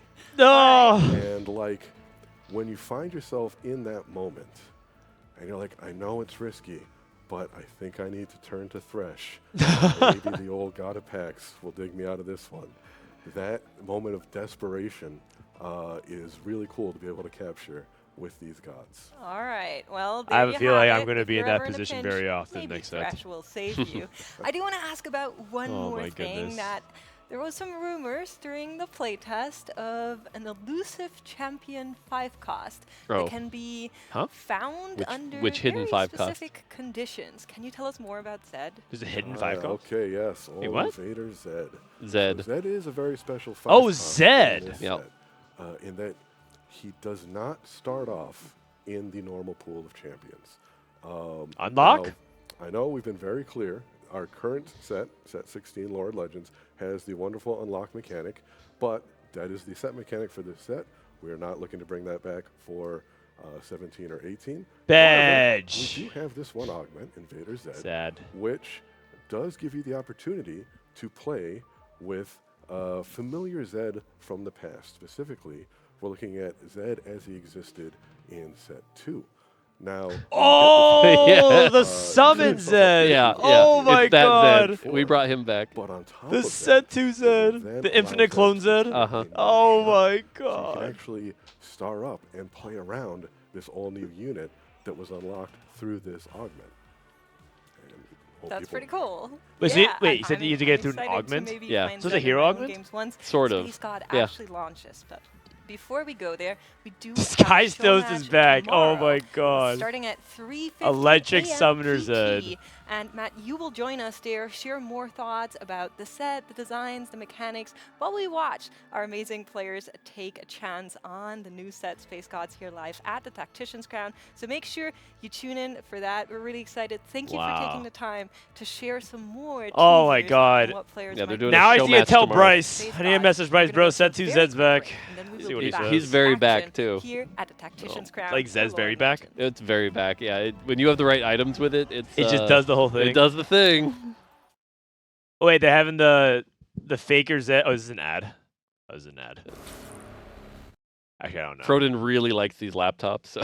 Yeah, that's right. That's right. I mean, I actually do have an ad to do later, but not right now.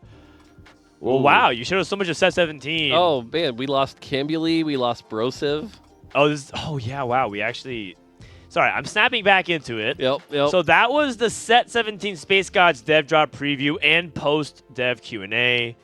Now we're dialing back into Tactician's Crown. If you guys were here just for the dev drop and you're not interested, that's fine. But if you guys want to stay a little bit longer, these are the 8 players that we're saying goodbye to, who have been eliminated after 8 games, and we're gonna be playing 5 more today. We're gonna say goodbye to Li Tu Chuan, who barely missed, Brosef, Weimu Liuqiu, Lil Bear, Diao Mei, Cambuli, Koyui, and CFX. And I can't help but notice that there's a lot of CN players. We lost 4 CN Yeah, 4 players. CN. That's wild. 4 CN. Their AVP is still remaining high. It looks like CN's doing really well at the top end. You look at Li Xiao, Saya, and Hanxing. They're all in the top 8, but they're also in the bottom 8. Also, APAC is doing a lot better today. The AVPs are converging, right? Yep. EMEA is losing some ground, and APAC's starting to gain up. So it looks like EMEA is still gapping. But one person remains at the top. It's Reven at 53. And the only America's player right now in the top 8 is Darth Nub. Yep. Yeah, it's missing anything else? No, I mean, that's the big stories. I think the big thing is like our top 2 are kind of running away with it. But after that, it actually converges pretty hard. And so I think anyone's still got a chance from this point. You know, and we talked about Robin. Robin went from 23 to 37. He's cranking in, you know, so things are good there. But, you know, we also talked about how the tiebreaker was going to be 32. Like, there were 4 players at 32. Broseph lost on tiebreaker, unfortunately. Yeah. You know. 4-way tie. Yeah. And Milo's the one that barely survives. But now people like Wasian got to kick it up. YBY won. YBY, the circle's closing behind him, right? This is the Battle Royale. It's right behind him the entire time. Robin is now firmly in. Setsuko now is also on that verge of the cutoff as well with that 7-7. Double 61 went 8th, right? And a lot can change. 2 points separates 11 placements. Yeah. If you look at that, right? The difference between Ringo and Double is 2 points. Yeah. So very, very close in that middle. So after these 2 games, we're going to cut the bottom 8. And then after game 10, we're going to play 2 more, cut the top 4 and the bottom 4. So it is worth noting for that. Emily, welcome back. Did any of your friends die? Well, I think Cam was in my drafts. Oh, that's right. We should look at the drafts here. Yeah. We're loading up into the next game. Do we have an opportunity to look at the fantasy? I think I lost lead to Chuan. I lost. Oh, I lost. And Double's Cam. losing Steve. Guys, I'm still in 4th place. All right, well, like I said, I'm at least winning the battle for second, so I'll take Chat that. still has Chat? everyone in. How is this possible? Chat is too good at this. I mean, chat, you guys can have your trophy now. You've already won this. It's over. Vibe-based picks are the best, is what I learned. Vibes-based picks. They're doing quite well. Even Robinsongz, who was like one of their weaker picks, is now all of a sudden like a great One of their pick. weaker picks. Wow. Robin. From the standings. Yeah. By the way, we got a great lobby here. We got Wasian, Setsuko, Travis, Double. Okay. So pretty good lobby here. It'll be interesting to see. I got the control again, guys. Uh-oh. Wait. Where's the mouse? I was going to say, and now we're playing Mario Kart. Thanks. Oh, it's a high gold start, though, by the way. We got 2, the 3 class and Oh, that wasn't me, right? No, you're good. Emily has controls for 10 seconds, and she's breaking everything. Okay. Okay, this is Oubo, and then we have Wasian. Oh yeah, Wasian, Double, Setsuko in the same. Yeah, and Elia in the same lobby. Wow. Yeah, like I said, it's a pretty stacked lobby big here, names. which makes sense as we start to converge. We are we're running out of people here, but Wasian, can you move your mouse just a little bit? There you go. Okay. I got it. Okay. You're good. Oh, Draven opener for Saya. And a Briar too. Oh, the fact you found that's a big opener right there. The fact you get the Scion allows you to get the LeBlanc if you want, but also you got the 2-star Briar. Like, this is a great start. Yeah, he's gonna be 5 Noxus on stage 2, if you want it to be. Yep, which will be really strong here. Looking at the side, we also see a lot of Ionia as well for Oubo. Double's got that RE. So, yeah. I don't think I saw Midfeed in a single game that we watched. And the encounter was Good. Lysandra, so another boring one for you. Unlucky. Maybe it'll be a prismatic opener. And nope, silver. Oh my god! More, please! We've had this literally. This is like the. Oh my god! Like 9 games. How? Looking at these augments, I think you almost take placebo here. Flowing Tears is also pretty Yeah, strong. Flowing but Tears is good for later for sure. He has a TF on his board, so I don't really know what he's planning. I feel like Flowing Tears would also lock you into kind of like a direction pretty Yeah. early, and I know Setsuko doesn't really love that, so placebo feels like my choice, but I think Placebo's oh, just Caretakers isn't the worst. Uh-huh. Who did he get? He got Ash. Ash. Oh, okay. Remember I said it wasn't the worst? Okay, do you maybe like do you ever just angle maybe Jinx reroll from this spot then, and then just have an Ash 3 on your board? No, I don't think you have an Ash 3 on your board, but Ash 2. is he actually going to play Tryndamere? Wait, he's There's gonna play no Tryndamere? way. Wow. What'd I miss? Setsuko took Caretakers and got Ash. Oh. And he built a Quick Striker or Quicksilver, so he might actually play it. It could also still be Jinx. Maybe. It could be Jinx. Yeah, I don't see anything wrong with Jinx. You could play Ash as a item holder for Jinx. And you unlock Tryndamere to play into the Freljord core. I think that's reasonable, yeah. Okay, let's see what's going on with Oubo.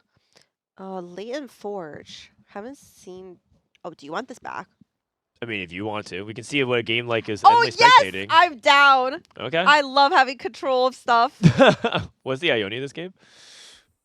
The Ionia is... Bruiser. Yeah. Path of Blades. Yeah. Great. No, we got it. Don't No, worry. it's good. The Ionia okay. is Bruiser. Ionia is okay, and then we have. Wation's got a Jinx already. Okay, nice. So that's the thing. If Setsuko tries to go Jinx, they'll be contesting each other. Yeah.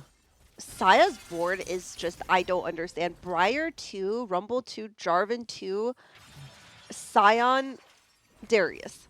And finds it. Finds it Ambessa. Oh my god. What? So he has 5 Noxus on stage 2. This is the there Sorry, should 6 be Noxus on stage. There should be 2 players because we know there's another Noxus player, wasn't there? He's actually too poor to afford everything. He has to lose gold to hold stuff. Yeah.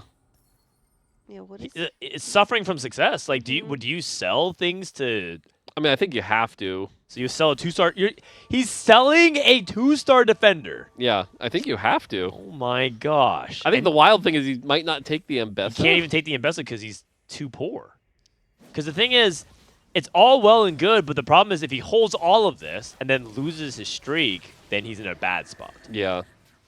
Huh? Is a 2-star Jarvan really stronger than having 5 Noxus in? The defender, the extra armor and MR is a lot of effective health, so yeah, it does make a big difference. It's also like a lot of HP on the Otacon. So the Otacon HP doesn't scale that much when they're all at 1 star is the problem. Oh, you're right. And so I do think from a board strength perspective, it makes sense. The thing is, if you like pass the Ambessa, then the game knows you're ungrateful. True. Yeah, So you should buy the Ambessa and at the last second sell it. So that True. way the system's like, you know what? Yeah. Yeah. Wasion has a chance to take a spatula here if he wants it. Doesn't. Wants the bow for his Jinx, which makes sense. No spatula being taken by anybody at the moment. Wow. Letting the spatula go to some of the later people could get really scary. Who wants a spatula, though? Wow, nobody. You think it's not going to get picked? There's no way. I was about to say, it feels like at the very least, Oubo took it? Okay, Oubo's playing Ionia. Sure. I'm a fan of it in Noxus, but clearly I just misinformed. Double is playing... Oh, he has a Yunara already. Maybe he's also leaning towards... It's Path of Blades. Ionia. I think this one's like the middle of the pack one. You're okay playing around Blades, but it's not really ideal for Ahri reroll. Yeah. Oh, he's playing some Ishtal. An Ishtal champion blocks 2,000 damage in combat for the quest, and... Easy enough for the Nico, yeah, too. it's pretty easy. He has a Nico, too, already. That's kind of crazy. Is that from the Slightly Magical? Free rerolls. No, free reroll, so you yeah, he used probably it. just used the rerolls for Bard and then got it. Okay. Ash 2 from the Caretakers. Yeah, I mean, if Wasion is Jinx, maybe Setsuko's actually Tryndamere. Well, okay, possibly? so the dynamic with Caretaker's ally is really strange because you don't actually want to reroll. You want I know, to you want to like, Or you just, want to like, get play enough the Ash copies. 3, yeah. Yeah. Right. But like, it's not Tryndamere. what board plays an Ash 3 right now? So I actually got something like this one time, except I got Warpath with Ash. So what I chose to do was, because I was collecting a lot of Ashes, I played on Ash carry, and then I just tempoed it into Vertical Freljord and got to Volibear Rise, but with Ash. Sure. And then I just played Freljord, and then Ash ended up holding items for Kindred Volibear. Yeah, I mean, it really does look like the Tryndamere board, though. It does for now. And the thing is, I'm pretty sure that I'm sure you guys have covered it, but just in case you didn't, it's like mainly artifact gated because Tryndamere's a Yeah. melee champion that needs very specific unique items to excel. Mhm. I also think that you guys buffed Ashe enough times where Ashe is actually a respectable DPS carry. Yep. But you need to have good items for her as well. You can't just like slap random things like a Giant Slayer and a Quicksilver. She kind of needs like the Rageblade Kraken. Yeah, type of stuff. Kraken I think is good, and also she's one that depends really much on the front line, where it's like Yeah. Tryndamere can kind of do the work by himself, but Ashe really needs that like Sedge 3, for example, to really pop off. Yeah. I mean, I have a friend, Stellar Minhee. He, for some reason, every time he loads up on ladder like 1,000 plus LP, Wow. he just plays Tryndamere. Like every single game is just Tryndamere. Yeah. And for some reason, he magically hits like a Gigabis Tryndamere artifact on 3-2 Every time? every single time. Every time. And he like wins out with it. So it's actually, maybe we'll get that. I mean, he's already blessed by the Space Gods. What can we say? Some people have it. Some people just are born chuds. I mean, there's your go-tos. That's big. The Rageblade. I mean, I think I would take a Deathblade here. Doesn't get it. You also can go. I mean, Giant for Slayer's not melee the items. worst, but Yeah. Well, my thought would actually be to stay on Rageblade, go for Starix Gauge on a front line, like not even on Tryndamere. Right, put it on like Darius, and yeah. then play around the bow, and like kind of like what we're talking about, which is like less about reroll and more about pushing levels, which is I think what Setsuko wants to do. I don't know if I saw, but I think he just rolled once. Did he? Or He might have. He is holding a couple pairs, like Tryndamere pair and Vi pair. and he's on a 3 streak. Because if he hits the Tryndamere, that's a big spike. So far, it looks like he's matching what you'd say, though. Yeah, I mean, I think it's also Setsuko's MO to like take what should be a conventional reroll line and push levels. That's like one of the things that he. Yeah, that's he's what known for. that's what I'd say. He did exactly what you said, right? Which is put the item on Darius, just play strong board here. Yeah. So really, it's just his next few turns are going to be what makes the difference. Yeah. Which makes me think that he wants to actually think about an item augment here or econ. I would be very surprised if he tried to take. Sorry, econ to push levels. I'd be surprised if he chose to commit to a reroll variant. Let's see the augment choice here, and then we'll check in on everybody else. Elia, by the way, already down to 56 health. That is so low. Of these, it's. Ooh. So I think items the only thing that gives him items. Pandora's bench is like quite It's too sketchy. risky, yeah, But he could do something pretty fun. This is the fun play. You can make an Ashe 3 and then Pandora's bench him. Yeah, we're not playing with our viewers here. He's not happy with this augment choice because These are Pandora's. numbers. Okay, that's Crash Test is great. Yeah. Great, yeah. Okay, let's see. Is he gonna roll more or? See, I feel like now though, without the econ too, you almost are stuck in a reroll spot too. But we'll see. We'll see. It's really hard to push levels from this spot. Okay. Sawa took magic roll. We have crash test dummies. Oubo's on forward thinking. What's Magic roll 4 copies of a Four component. swords. 4 swords. So I guess we're forced to play around Draven now. So you That's not go great. Deathblade for sure. Giant Slayer. I don't know if playing around Glove is like that strong. I think I probably would have actually preferred to play around the other sword, make a Last Whisper on Draven. Because Last Whisper also affects the Darius. So it's not even that bad to slam Last Whisper on Draven, even though he's a single target champion. Yeah, Oubo's also full streaking. yeah, gonna continue the streak. Well, Oubo took forward thinking, so I think that's really smart at 100 health. Yeah. He'll end up being really rich. Draven. Okay. Forward thinking from Oubo. How much gold? It's got to be like 140, 130? That little? 123. 123. Wow. Yeah. That's very low. Okay. So Could we- it surprised me because he wasn't level 6 already. So normally you take that if you're like already level 6, but Right, right. Okay. I'm curious what he's going to do with the spatula as well. If it's just like a straight up Ionia spatter or something else I'm not thinking of. Yeah. Crash test with crafted crafting. I think this crafted crafting augment is pretty underrated. A lot of people don't play it. it's a solid silver. Yep. You know, it's like some extra rerolls. It's not gonna. It's actually a rule that that gives you some drip economy that at really crucial times. Yep.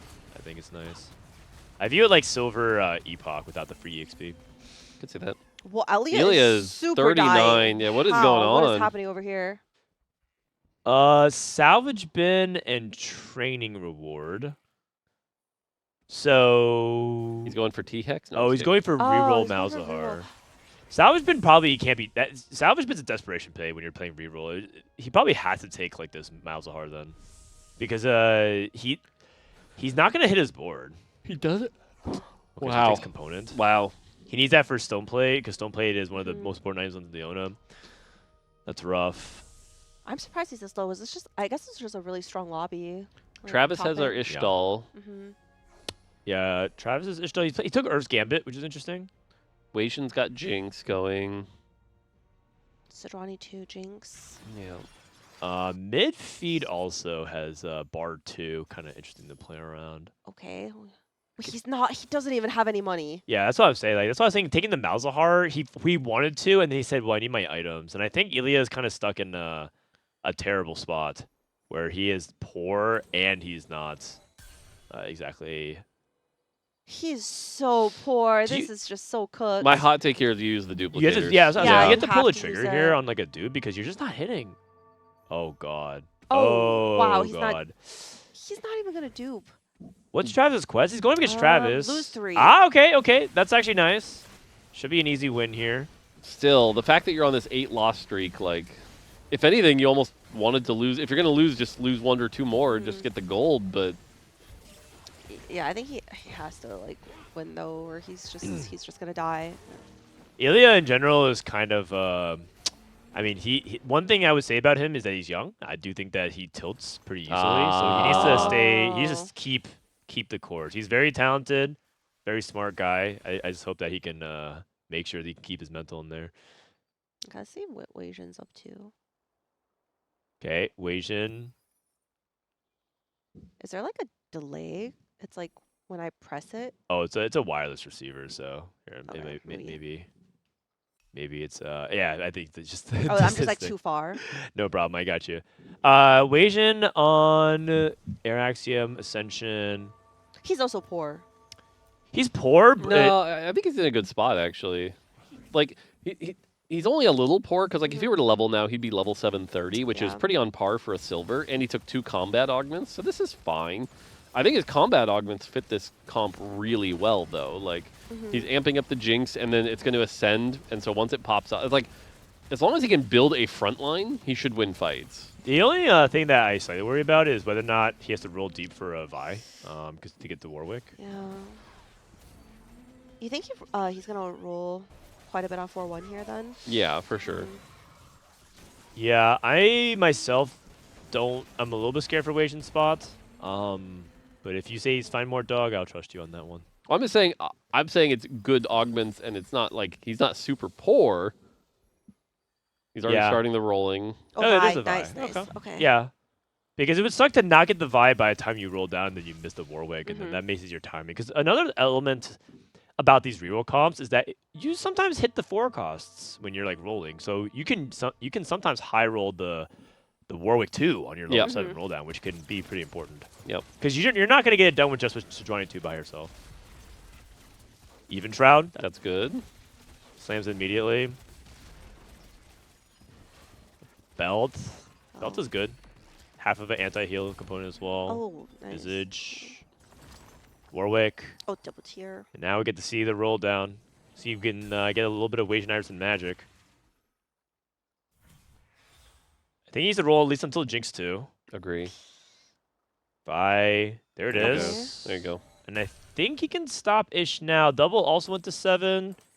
How's Travis and Elia doing? Elia rolled. He looks like he didn't use his duplicators. Nidalee for Travis, last loss. I actually think Travis has the worst spot in the lobby, but we'll see. I personally think Ishtil is very, very risky. Yeah, I mean, that would make sense. It's the high-risk trade. Yay. I meant, like, I would say, like, it's extra risky in his spot. Yeah, I agree. Especially, like, we're not seeing, like, a 600 cash out or anything this game. This is the second he can, he's getting out of it. Okay. Looks like double getting smashed here by Setsuko's board. That's good for him. Travis. Setsuko did level to 7. Yeah, I'm not too sure. At 8, he's guaranteed Ash 3, but I'm not actually too sure what kind of build he's looking to board. Or board he's looking to build. Prismatic! Oh, finally! This is Travis's cash outs. He's So going really slow. If we're on Travis's board, this is just either bronze for life or Goes with the Radiant Rascals. Okay. Radiant Rascals. I think mean, you if you have have to cash to. here as Yeah, well. you have to. Duplicator and 4 costs. So that, I mean, that actually is good because he's lacking econ right now. He needs to hit something, though. Yeah, he has to use it immediately, and he's going to use it on, I guess, Skarner. Yeah, because he hit the... Yeah, Nidalee 3. How about that? I mean, that would be a win condition. I just don't think he has the HP to do that, unfortunately. If he was higher HP. Agree. He's trapping the Nidalee, the Nico. This is something Europe was doing a lot. They were doing the trap Nico thing to try to make Nidalee really strong. But it does require a really good front line. I do like the Defender Skarner. Or it's Juggernaut Skarner, excuse me. Juggernaut Skarner's got good also. He put his Radiant Rascals on Kiana. Nidalee wrapped to the back line on Wasian. Wasian's taking such a bad loss here. Yeah. Wasian also took Commerce Core. That's actually really good for Wasian. He needed that goal. Yeah, he needs the Jinx. Okay. The Setsuko 3. It goes level 8 with Ash 3. Ash 3. Hey! Cool. I've seen this one before. Is he just playing like a standard Frolier board here? Yeah, yeah. Okay. I mean, he's playing like the Ash Trinamir board, and then I think you're supposed to get the Volibear, and then Trinamir holds items for Volibear. That was the way that I thought you approach it. That makes sense, yeah. But seems like a really strong board when you get there. 7 Dravens, 5 Darius. Did Saya take win out? No, that's not win out. That's Monday Monster. Yeah. Yeah. It looks. I was like, you can't take 4. I'm glad you fell for it. I fall for that kind of stuff all the time. Yeah. I think everyone is just so desperate for money this game. Yeah. Surprisingly low amount of econ, because for Howling Abyss is a decent amount of econ as well. I'm surprised. Yeah, it was more the silver augment start and then just low. Yeah. Because one of the other things that doesn't get talked about sometimes is just there are variations in how much econ a game has behind the scenes, just through like PvE. So like if you just end up in one of those low econ variant games, then you're kind of stuck with it. Yeah, that makes sense. Ash is doing work here. Oubo took Sweet Trees and took Shiv Kaisa. Looks like Oubo is just playing for tempo, as many placements as possible. Did Setsuko lack Sunder there? Because that's what it seemed like. He was really struggling to get through that I think tank. he got stunned twice by Swain. Yeah. And his Ash just couldn't move. Oh, Wasian is pretty low. That's a Braum? I think that might be... Oh, but it's on tier Braum. Is his items good enough to take that? I don't think so, but he's taking desperate. it. Yeah. I mean, he's so low, 20 HP, and he's greeting. He's playing Ornn.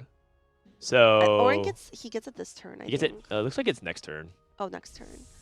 So Wasian's playing true win out, and I think it's because Wasian's kind of been hovering around that like top 4 range. So he thinks that he needs to probably do something better than top 4, which he does. But if he goes 8th, it's also like effectively ending his tournament. Correct. So. Wasian's kind of. This is actually a really crucial. Okay. Oh no, that was Braum too. Ah.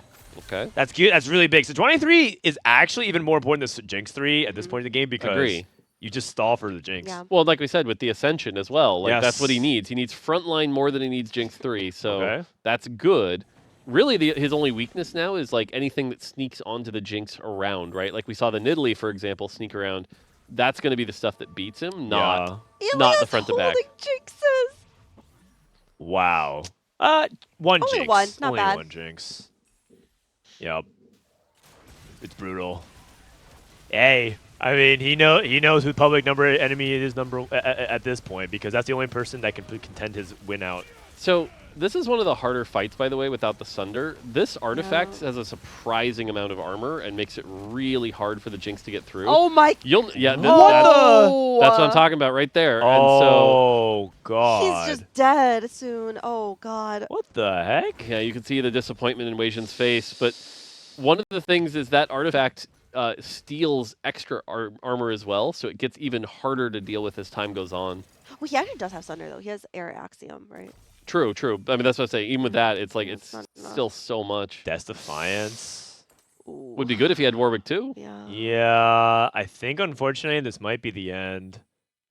Setsuko levels or still at level 8. Draven 3 for Saya, and to tale of all different kinds of reroll comps. This is Elia versus Saya, and this is Wasianiverson's last stand. Oh, the stun right away. Oh, I mean, this guy's really weak. I think Double is actually so poor. He has the 5-1 it. Yeah, this is a fight he can win. If he can't win this fight, then Weijin had no chance in the first place. Yeah. But he should be able to win this fight. The Ascension kicks in. To me, he does have a lot of tiers. I would say that Weijin has 4 tiers this game, playing Warwick Jinx. And that's kind of going back to what happened with Setsuko's game when he played Jinx, where he had really bad items. He couldn't really find cloaks. Oh, the Zillion Bomb. Oh my god, losing to Zillion 1 just feels really bad. Okay, Weijin needs to hit Jinx 3. That's his last piece. Warwick pairs also. Warwick 2 is really nice. Whew. I'm trying to think item-wise, what do you want with this tier? You probably just make a Hand of Justice at this point. I'll say Hodge on Warwick. He's also lacking anti-heal, so it's not Yeah, how does he have 4 tiers all of a sudden? He took tier off Carousel he because he did took take it for the one tier off Braum, Carousel. right? And that's kind of what makes that's what's brutal. Yeah. He's like, oh, I need to take this to be safe, and then he got punished for it. We'll see if he can hit. So Wasianiverson, now or never. This is basically okay. Just get it from a box. Blessing And of then a Mortdog. vest. He's rolling on 7 for Warwick too. I mean, he has to, but Yep. He doesn't want to over-index though. Yes. Okay, we got the anti-heal. Sunfire Hodge, Sunfire on Braum. Yes. Or you could put on Sejuani as well, and then you move. Oh, move. through Yeah. Is he thinking about something else? I mean, Oh. I'm okay with this. really? I'm okay with this. Like I said, No anti-heal? The most important thing is survival. Getting a Braum 2 with 2 items. I'm actually okay with this. Honestly, maybe anti-heal's not really that needed. Like, Jinx can kill through anti-heal once she ramps flipping off. Okay. I don't mind this choice. Like, is anti-heal why he's losing this fight right now? No.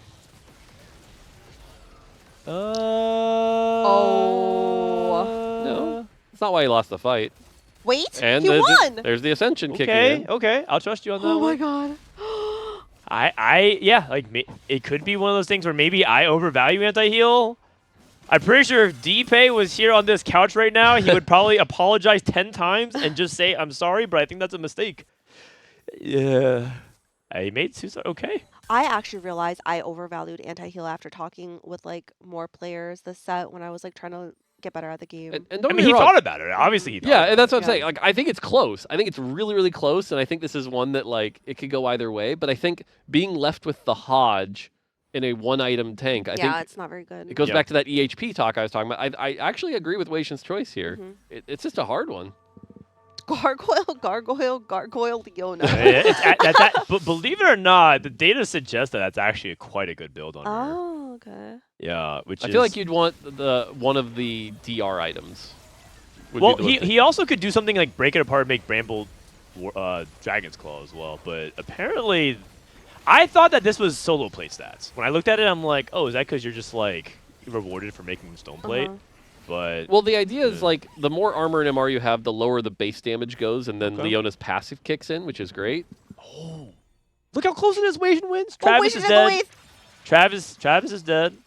I mean, if Weijin goes like 5th, it's actually still playable of a tournament for him. Yes. And now he's in that tenuous position where he like really wants to try to roll for Warwick 2 on 7 or go to 8th, but like he's too poor. And everyone else is spiking. Everyone else is spiking. Darius 3, right? This is the matchup. Like if he gets this matchup, I think he's dead. Oh no, but I think he knew he played against him recently because it's not his matchmaking pool. So it's heads up saying Weijin's like, I'm not going up against that guy for a while anyway. So anti-heal against Darius is really important, but he's not matched up. And this guy's board is so If you look at the health, 4, 11, 11, 11, like yes, this is a 4 placement swing. Can you right click Garen? I want to watch his armor. It's sitting at 227. Yeah, now it's 230. Like this is the thing that's going to be like really tough. And I know he has the Sunder, but it's still ramping armor, which makes it really hard to get through this Garen. Oh, the stun. It's his Jinx just keeps No, getting no, stunned. no, in this it's fight. okay. I think it's okay. If he can get through it, he wins. No, he's. Oh. It's still alive. Oh! The gunblade. It's the stun. It's the stun. He keeps getting his entire board stunned. Oh my god, that is such a big deal. That artifact countered him so hard. Yeah, and his positioning as well. I think unfortunately Weijin also positioned into the swing. Into the swing. It happens so many times in a row where it's just like the Jinx is just double, like one time or double stunned by the swain. It's also the gunblade into the anti-heal. Yeah, it's just Jinx is all physical damage, then being into the Garen with the armor stacking up, with the Gunblade healing from the Kaisa. It's just so much to deal with. Yeah. And I don't know. These artifacts, as I've looked at them, they're just like, they're so hard countery to a level where I've been not as comfortable with it lately. But I mean, he's in a difficult spot, right? The air axe can force him in a position like that, and I think Oubo can punish that. And yeah. Also, Oubo did end up getting Damascene Emblem, which makes his front line like very, very tanky. Yes. I also wonder how much that Kaisa healed that fight. Yeah. By the way, Elia was the one we were talking about, like with the really rough start, and now on a 10-win streak. Wow. Yeah, So, I mean, part of it he turned it around. Yeah, part of it was that no one really spiked at the time that he needed to win out. Yeah. Whoa, that Leona died so fast. But I think it's rare for Malzahar to win games. So it's probably one of those times where I think he's going to start falling off. I mean, he's at the points, though, where, again, 41 and you get a top 4. Like, that's good for him. Yep. Because, again, we're talking about the points, right? Like, Travis and Wasian probably are just out of the tournament, unfortunately. Yeah. Double, actually, now in a bit of trouble here. 41, like, Double could get knocked out this round as well. Yeah, so, yeah. Which would be a massive upset considering his start. Mm-hmm. Although that might just be the EMEA Day 2 thing. Oh, no. Day 2 curse. Oh, my God. Actually, that is true. Yeah. Also, the fact that Setsuko top forward with his Ashe, like, I mean, again, considering the augment and what you got, like, that's pretty impressive.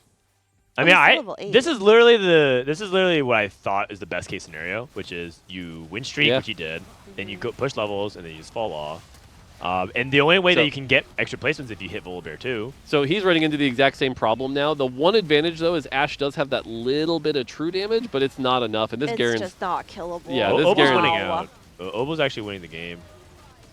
So top 4 for Setsuko, which is fine. Yeah. Elia 3rd, which is pretty good. And right now, Oubo making a pretty big push. That's a huge 3rd for Elia. I think he was very scared at one point. Yeah, and so Oubo for APAC here, because, again, he was at 39, so that'll shoot him up all the way to 47 if he wins. That's big. Yeah, it's really, really big. I think Saya's probably gonna win this game. You think Saya's gonna win? Oh, okay, wait. Are you which were you rooting for? She was rooting for Wasian. Oh, well. Well, okay. yeah, no one I've rooted for has won yet. Still, but I mean, I think Saya's like we just see that board out, like be able to cap out so well, and he's probably on his way to 9 soon. Well, I think Oubo is scaling because he has more value with sweet treats. Yeah. This is a pretty insane board. Something else we don't talk about enough also is like the Static Shiv is actually doing a lot of work here as well. Static Shiv? Yeah. It's a good artifact on Kaisa and does a surprising amount of damage. So it's like the old builds.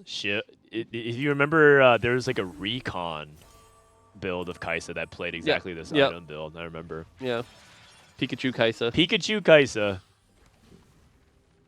And that was when Static Shiv was a regular item, not an artifact. Yeah. Well, here's the test, by the way. These are the 2 boards that. Well, I mean, he's also like almost 9. Like Saya's about to go 9. The Swain. Yeah, and also Saya is doing a lot of magic damage. Right. And that's what I was saying. Like, the Garen is hard countering the physical, but the LeBlanc can chew through it. So, yeah. We're through, though. Kaisa's through. And so, yeah, it looks like Kaisa with the Static Shiv going to be enough here. So okay. I think he can outcap on 9 because he's so close to. Yeah. Is he going now or is he going to sack but he's going one? now. Oh. 9. Yeah, never mind. 7 gold. That'll cap him pretty high. What do we level for? We level for Juggernaut? Okay, sure. Okay. Well, I mean, that helps. That was that was I a thought he move. was gonna wait, but yeah, he's at 2 lives. I'm not sure I agree with leveling for just a Juggernaut there. Especially because he has 26 HP. Yeah, that maybe seems. he's just playing for a second. Well, he also knew that he's going up against the Ghost fight if he's tracking his matchups. Yeah, which I will say, Saya's at 47. He's one of our top. So, like, getting 1 extra point and guaranteeing a second here might be a totally fine play tournament-wise. So, all right, we'll see. Elia looks like Oubo Man, Wait, I'm just this like, Garen just refuses to die. Yep. no, because Leona Unbelievable. always dies in like literally like 3 seconds. So I'm wondering if you ever just remake the items maybe Oh, Bramble Declaw. to like try, or is that actually just So, the best? Like I said, I think 2 Gargoyle totally fine. I think that third item you want that DR. Yeah, the you need DR. like the Steadfast or the Spirit Visage. Yeah. So. Well,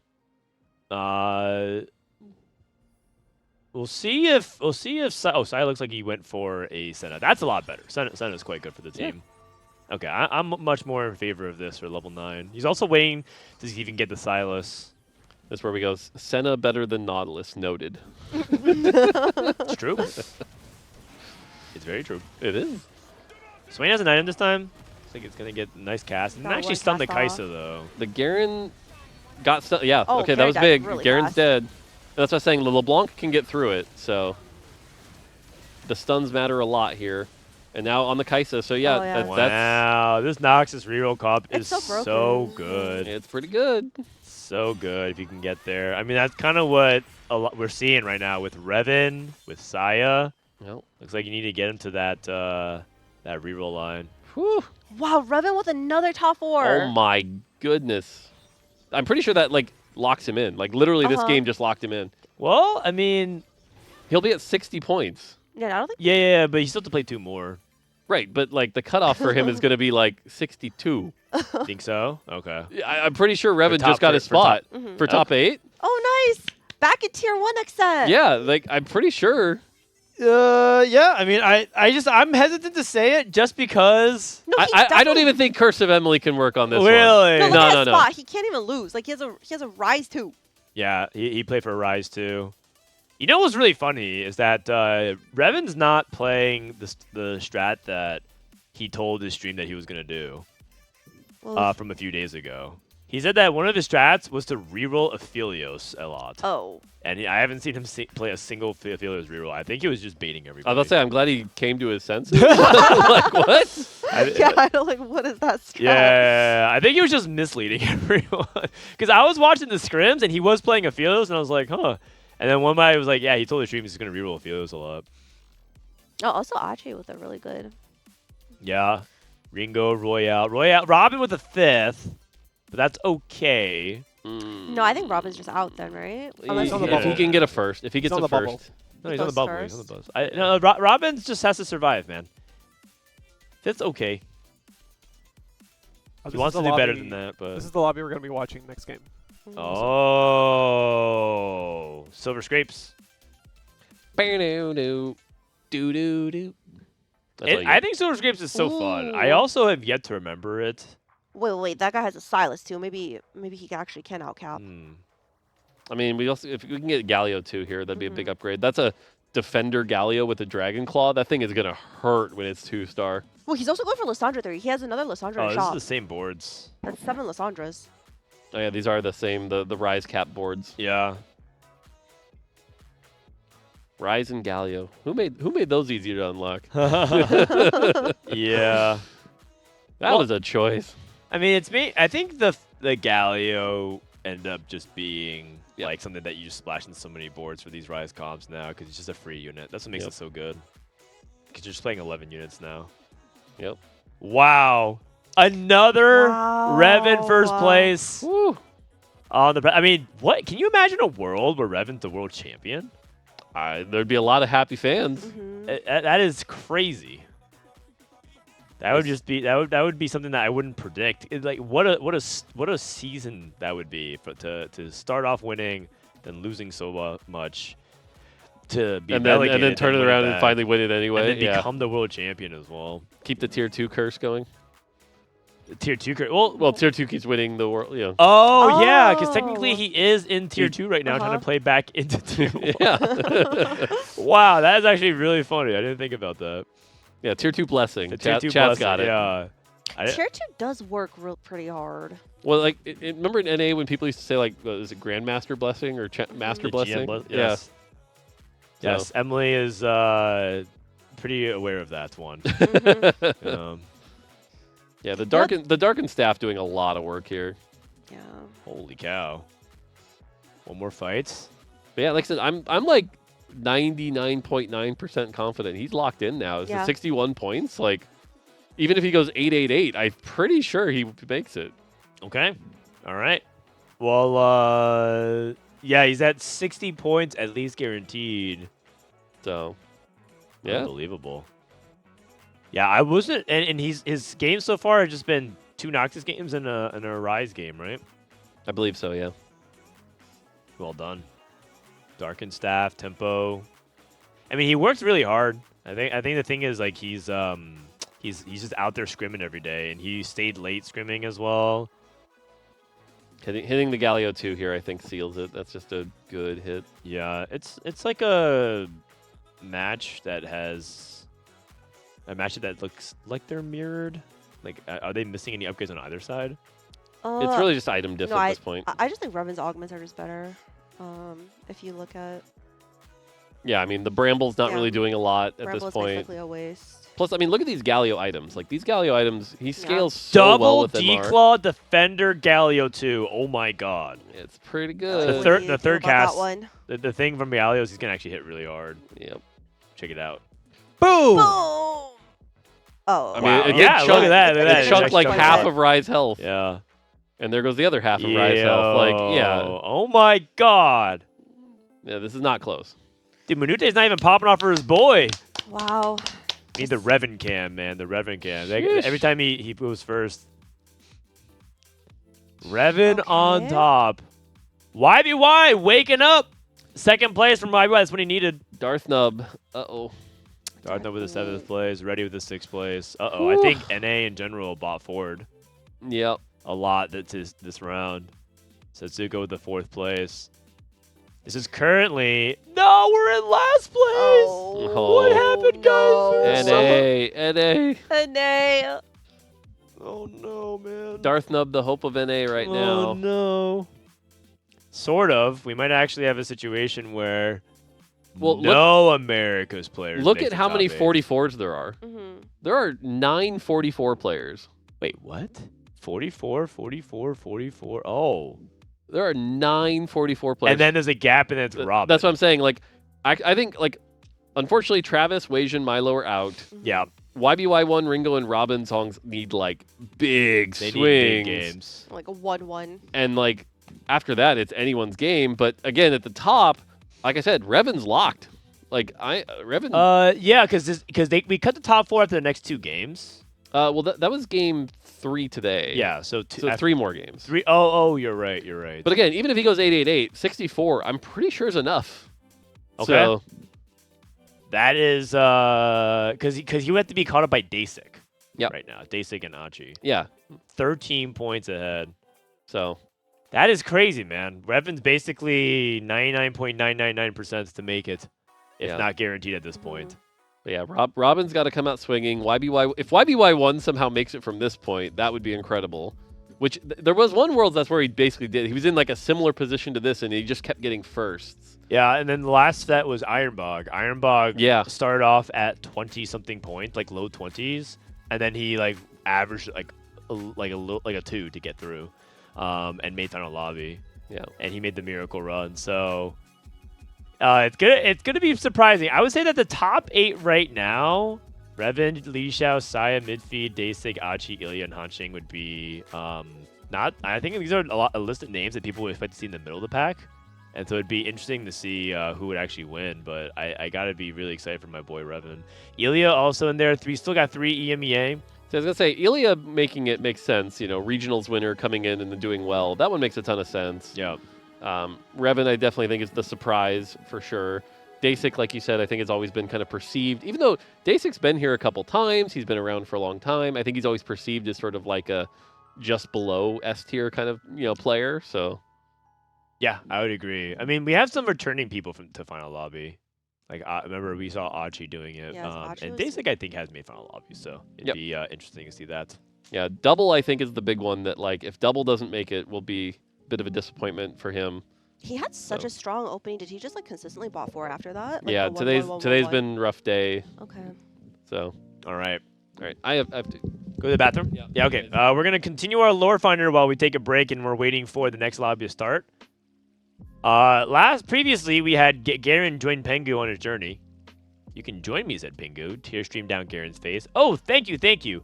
You won't regret this, Pengu. I swear by my sword, and I will guard you with my life. All right, what's next? A short time later, the pair crossed paths with another man on the road. He had piercing blue... Oh, wait. Piercing blue eyes, dark unkempt hair, and shackles on his wrists. Stand back, Pengu, said Garen. I know this traitor. You don't want to associate with the likes of him. Silas! Okay. We don't want to associate with the likes of him.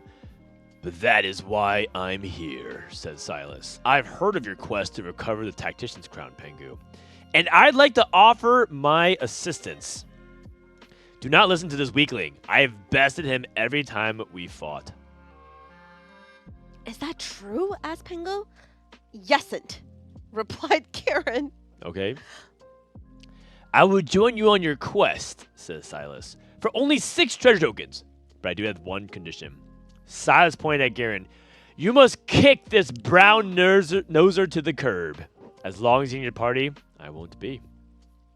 Wow. Rude. Ooh. Garen's eyes went wide with fear. He turned to Pengu, his voice now a pleading whine. Oh, great Pengu, you wouldn't do this to me, would you? Surely I'm worth more to you than that traitorous mage. What should Pengu do? Should we A, chat vote. A, should we lose Garen and 6 treasure tokens to acquire Silas? Or B, keep Garen? What are we doing? Are we keeping Garen? Okay, honestly, guys, isn't Silas actually, like, way stronger than Garen? Yeah, also look at his pecs. They're all defined and chiseled. He's got those washboard abs. Also, Garen is just boring. He's very vanilla. He's just too plain. Yeah, like, I don't see what Katarina sees in him, if you ask me. Oh, I didn't know she was into him. Yeah, I mean, Katarina's, like, so bad. Maybe it's because she's so badass and cool, and Garen is just very, like, opposites plain. attract. Yeah. She's, like, the daredevil, whatever, and then Garen's, like, you know, just the average. Garen just reminds me of, like, the stereotypical, like, high school football quarterback job to me. Yeah. Just, like, a lovable, dumb golden retriever. And my friends that are, like, Garen players on Summoner's Rift... Oh, looks like we're gonna go A. Are you talking about Greg? Greg doesn't seem like a Garen type. He's a Renekton Jax. Renekton Jax. Oh, I thought he gave up Yorick. I think so. Lately. Okay. I heard he has a mean Blitzcrank in bottom lane. Oh my God! I actually have started. I will always ban Blitzcrank when Greg is in my game. Wow. Upon hearing Bengu's decision, Garen's face fell. His shoulders sagged. I'm sorry I wasn't strong enough, he said to Pengu. Garen turned his back on the pair and began slowly shuffling away, his sword dragging in the dirt behind him. Don't worry about him, said Silas. He'll get over it. He always does. Wait, now I feel bad. I don't. See ya, Garen. End chapter. That's probably the first time he's ever been rejected in his life. It's good that he eventually learned. Not every time they say yes, is what I'll say. So Silas approached us and offered to replace Garen in our party, and chat voted yes. Chat said, "Do they want to replace or not?" Gotcha. I'm tied with you now, Dan.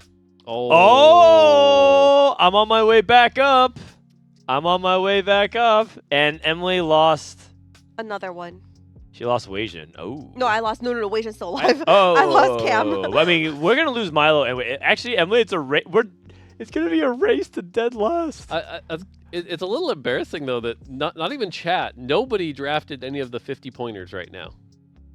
All the people do it. Like there are like 3 people above 50 points. Oh yeah, I mean part of them are like the dark horses. So like the thing about Reven is that a lot of people like know what Reven's capable of, but there's also would you be willing to take on the risk of him going also last? Sure, but in like a fantasy draft where it's like, I mean, for fun and stuff, I don't know. I feel like someone could have picked any of, like the fact that none of us picked any of the 50 pointers.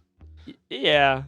So No, but I was just I was just chilling and, vibing. But if there was something greatly involved, maybe I wouldn't have drafted this set of people. Wow. So, Kaiyuang, I wouldn't take that if I were you. I mean this with love, Frodan, but I kind of hope you lose the fantasy draft. Wait, what? Because the people Emily still has, I want them to make it. Yeah, well, we know I need that Darth Nub to make it. we know Wage and Milo can't make it.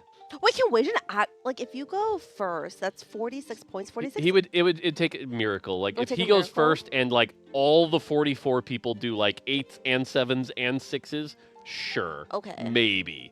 But the odds of that are so astronomically low that it's not worth it. He needed to get a better placement than 7 that Yeah. last game, which is quite unfortunate. I mean, I think it looks like a lot of his games so far that we've seen of him playing Jinx has not worked out well. We know that it's a good comp, but so far it looks like the blessed comps on our stream that we've watched are the Noxus and the Malzahar, but not the Jinx. Yeah, Jinx has not done well almost a single game that we've watched. But I mean, it's one of those things that I think everyone knows Jinx is good if you can get there. I was going to say, it's one of those things that's good when you're in the right spot for it. But when you're in, so many comps in this game where it's if you, natural the Jinx too early, have a good bow item early, build that front line early, and build that great. But then a lot of people look at that and they're like, wow, that's really strong. I'm going to play it from a slightly suboptimal position. And that just makes all the difference. Yeah. Whereas I think the Noxus board, for example, is look, generally as long as you get there, then it's pretty good. It doesn't need a lot of that, forward momentum. So, hey, we got this one at least. America's went 1-2 or 7-8. Did they go 7-8? Yeah. Yeah. Apparently we got the bad ending. Oh no. No 1 HP went out. I'm surprised how little thing. You know what? It's kind of what Emily said because not a lot of things are happening. We did see. I guess it doesn't. Oh, we saw 10 bilge water. We saw 10 bilge. Yeah, we can check that out. We saw 10 bilge water. Yeah. Well, so now all we need is 3 artifacts on a champion or Emily to root for a player who goes first. Well, and we need the 1 HP win out to That's go gonna with happen, that. Don't so. worry. Okay. Yeah. Emily, it's time to step it up. It's time to step it up. Okay, well, I mean, go, Robin. It's okay. I left. I went to the computer. I put in, Rise start into Prismatic Orb just for you, Emily. Yeah. Dude, we need more fun, openers. Come on, more fun portals, more Prismatics. We haven't seen a crown any carousel. Of them. I think he's saving that for tomorrow, for the final lobby. Oh, could you imagine all these games are all Bedge, and then tomorrow it's Rise. Yeah. Just ridiculous amount. That would be pretty funny. Wait, is this one of them? No. Okay, this one's on the more exciting side. You don't think? It caps you high. Isn't it actually crazy that this is one of the more exciting portals we've had so far? Gold subscription? Yes. There's nothing wrong with that. To be fair, gold subscription is one that can either be Bedge or exciting. Because if you get just the little gold or gray orbs, oh yeah, it's gold. Who cares? Yeah. But then occasionally you get that prismatic orb that's here's 30, and you're like, oh, okay. Isn't there a prismatic orb that gives 100 gold? Only at 6-1. Okay, I've never seen. I've never that seen one. that either. Yeah, but it's the rarest thing, and you can't get it at 2-1 or anything like that. But everyone's bracing for it because it'd be that's the game defining prismatic orb. But I've never seen it yet. Yeah, like I said, I'm pretty sure it's only 6-1. So I would love for that to happen, and then both players hit a 3-star 5 cost. That'd be fun. That'd be a crazy finish. There hasn't been a 3-star 5 cost yet, right? No. For the pick'ems. No. I would say in general, it's been pretty tame. Yeah. Of a world championship. A lot of the most exciting moments tend to be the close fights on stage 3. Yep. You know? Yep. Here we go. All right. Robinsongz really needs a top 3. Yeah, it could be Robin's last game at Worlds. Yeah. And slowly but surely, the Americas would be falling, which means that we might have to start cheering for EU. Uh-oh. I mean, I don't have a problem with that. I've been actually following EU for the past couple of sets, and I actually don't even think it's particularly a hot take to say that on average EU's been better than NA.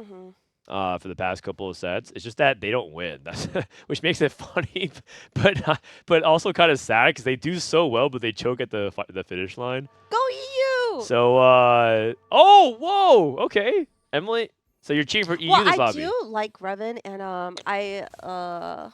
Elia. Oh no! Oh 70. I mean, like I only got to know Elia a little bit more recently because I Yeah. played some like ARAMs with him or against him, I should say. Yeah. And Those are two different Play things. ARAM against we them. played 5v5 ARAMs, and he was on the opposite team. Yeah. And I think he like went for me and killed me like every single time because I was the only like non-tank on the team. I see. And so I formed a great hatred for him for a little bit, and maybe that's why he's doing well. Oh. But now I'm back to liking him. I see. Robin going with the 10 gold single, Yeah. you know. So I think this has been his go-to strat, Yeah. which is make gold on 1-4, take econ, and then play for a 3-cost reroll. I do think that this strategy is also core to what Marcel and Gobosteer were also doing. And I think that it comes with a lot of risk. yes. And I also think that it is gold subscription, so it's not like as important that you make your first gold as it usually is. Yeah. But that being said, Robin's a man with a plan. Robin This used is- to always hold. Like, This is one of the things that scares me a little bit too, is that like scrims can also give you the wrong data because like what you just said, where it's like this strategy involves a lot of risk, but in scrims where some people are like trying riskier things or the pressure's not as high, the tempo's not as high, and then you get this like false read that actually this is really good, and it's like, well, and that's where all of a sudden you see people who are willing to play like Kaisa that may not have done as well in scrims actually be pretty dang good here. Yeah. So Yeah, that's fair. Robin's tournament, I think, between Spreading Roots and Crowns Will. Crowns Will get some items, and then Spreading Roots get some direction. I feel like Spreading Roots is so good here because I mean, doesn't he need to play for a first? Yeah, I actually like Spreading Roots a lot here because I think that Spreading Roots gives you items in value that I think is comparable to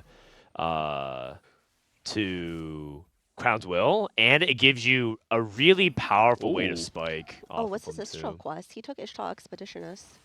Oh, he had Ishmael Expeditious and the Nico too also. Oh, Robin. Oh, 10 of your units die in player combat. That's actually a really bad opening quest because that can take you a long time, and like even best case scenario is like 4 rounds. 100 points for 4 rounds is not good ratio. So Well, there is a situation you could do that's quite questionable. You could level to 5 and play a losing board. yeah, I mean I guess you're right. You could, but like No, I'm still just so shocked Robin didn't take Spreading Roots when he needs to play for firsts. well, to be fair, he needs to play for like a third, and extra item value can do it. Or to like make final lobby, he definitely needs to play for a first. But the thing about spreading roots though is you're basically saying, I've talked about this before, where like yes, it has the higher cap, but there are like 90% low rolls that take away all your agency and you're just screwed. And like, yeah, sure, 10% high rolls, where at least this still feels in his control. It's like, cool, I've got these items. It's still a solid augment. Can I keep that in my destiny? And I think like Dish and I were debating this a little bit in like lobby 2, because there was someone Solo Gasong took a really risky augment one time that was like it was a prismatic opener. I Yeah, believe. and it was like he took the really, really risky choice, and it was like the worst case scenario. I forget what the augment was, and we debated that, where it's like, I don't know, I'm a player that like wants the agency to at least have it in your own destiny for the rest of the game, and not just be like, oh, I got gunslinger something that can't work or whatever, and just like I'm just out. So that makes sense. I'm curious. I'm actually going to search for that conversation because I remember that. Yeah. I wanted to chime in, but I kind of realized that it was like something that I came in halfway through, so I didn't have context. Yeah, it was one of those things where both have validity, right? Like, you're not wrong for saying spreading roots. It's just, if you, like, don't want to have control, that's what happens, you know, so. Reven with the Moss, Robin and Ringo are both loose streaking, by the way, and trying to open on each other. Yep. I always think is interesting. It's always rough when that happens, by the way, because then you end up in this situation where you're like having to really, really full open, and then you take like these maximum damage fights that really hurt, and so you take like an extra 4 or 5 player damage you probably didn't need to. Yeah, it seems like Robin's like his strat going in today is just blue streak, 3-cost reroll, and pray he hits. Yeah. So. Someone mentioned like he didn't actually go for Bard either, so. Oh yeah. Oh, because I think because of the full open, right? Yep. Like he has to out full open. Yep. Jinx with the bow. Wonder if that's going to be something that people take. Ringo with no scout, no pivot. Milo with Legion of Threes. Is Robin gonna? Huh. I think Robin was wanting Noxus. He kind of looked a little disappointed when that Draven got taken. Yeah. But Ringo with no scout, no pivot into Draven, I don't think he can contest it. So I think Robin's gonna go commit to Jinx. No, but then isn't Achi looking maybe Jinx as well? Oh, yeah. He has the is it Piltover. Defender? That's Legion of Piltover. Threes, yeah. Okay. I'm pretty sure that's Piltover if my eyes are not. Yeah, Yeah, you're right. You're Piltover. right. You're right. And he Aha, I already still have has Jinx eyesight. pair. I don't. I do not. Oh dear. I think Robin may have backed himself into a corner where no matter what you do, he's going to be contested. Yep. I mean, he doesn't have to play Jinx. I think he's just gonna sell it. Well, I think he played. I mean, to your point though, we know he's playing Lost Streak into 3-cost reroll. Yeah. So there's just not a lot of good options. It's probably Malzahar then, because you can go Nash's JG. Yeah, I'm pretty sure this is Malzahar. Yeah, and that's fine, because then you can get Cloak into Leona. Oh, this is a great loss as well because he faced Ringo. Yep. So now he can actually play a board and maybe, you know, get some strength on there and maybe save a little health. Path of Prosperous, gold for Royal. It's also nice because it means he only lost by 2 units also, so he saves 3 health just off that alone. Yeah, that's true. It is nice. That is something tactically good for Robin. That's something Soju was always accurate about and always loved when he would, you know, lose to a level 4 player and be like, well, that's not even a real loss. They're not even level 5. I just saved a health. But he's actually right. Like, that does make a difference, It you know? does. It adds up Sojo. over time. It adds up over time. Did he finish his quest yet? No. In fact, I'm actually. Oh my god. Has he made? Yeah. 7? Oh my god. I mean, yeah, that's not good. That's not good. In fact, it's an argument of whether or not he needs to sack for this round because he wants to have the quest for stage 3. So, Well, it's always interesting. The quests, the way they're designed is like they're stage 2 and they're stage 3. So like getting a quest on 2-7 might mean you get one that was designed for 2-1 and can be really bad. Or on 3-1, you might get one that's like good for the whole stage. And so actually there is an argument to like try to wait to get a stage 3 quest. yeah, well, I mean, is like you can try to do one that you can complete for 2-7 and then. Because the thing is, he's not going to get the quest until 3-2 now. Right. Well, I mean, yeah, because you can't really get it on 3-1 regardless. Yeah. But he did complete it there at least. I think that's worth it. Can we watch and see what quest he chooses? Because I feel like the options here are going to be pretty bad. Although, best case scenarios here gets the ones that say like spend on XP or rerolls. Those are really efficient at this point in the game. Earn 5 is Oh, fine. Earn 5 interest is really easy. He does it actually in one turn. Oh, he got really lucky with that. That's actually super Yeah. good. Which one was it? Earn 5 interest. Yeah, so that's what I was saying. Perfect. Yeah, because this one was designed for 2-1, but you get it at 2-7, so that's fine. That's a nice efficient With turn. this, 70 for one turn is actually crazy. 70 for one turn is an amazing rate. If you Yeah. can do that repeatedly, he's going to win the game. When we were designing a lot of these, that's the ratio. It's basically like how much are you giving them per turn, and then also how much health are they losing, because a 70 for a turn with losing no health, that's insane value. That's insane value. Usually you're losing health for one turn is like 20 to 30. Right, that's why like the lost ones are like lose 3, get, you know, 200 or 300, but you're also losing like 20 health on the way, and so like that's the cost. And so yeah, that makes sense. See, now he's got enough gold that even something like it's Did he pick full bench? By Oh, by 68? 60. Oh my! Yeah, that's what I'm saying. Yeah, like doing something like that, he can do it in my. a turn. This is very efficient. Oh my! Yeah, but What? Is this actually... oh my Yeah. god! I don't know. This is a little extreme, don't you think? It is. I wouldn't do this, but like this is where you want to do stuff like this, because what he could do is, for example, then cash it out and immediately start win streaking. He could do that. It's Wait, no. very efficient. He's unlocking Nidalee. This is actually insane because he unlocks Skarner and Nidalee in one turn. He's 5 Ishtal, healing 2, starting next turn. Oh, Like, this actually is really smart. so then he just starts sacking. Yeah, and then he can just take starts... any econ augment he Right. possibly can find. Like if he gets lose 4 here, like we actually could see a 600. Oh my god. Chat saying forward thinking. Like, yeah, forward thinking would be a very good choice here. Forward thinking, which gives him nothing. Or takes away nothing, rather. Right, takes away, yeah, it'd be really good. Aw. Ooh, I think that's one of the worst case scenarios for him. Oh god, because Silver doesn't give him econ. Maybe... I mean, of these.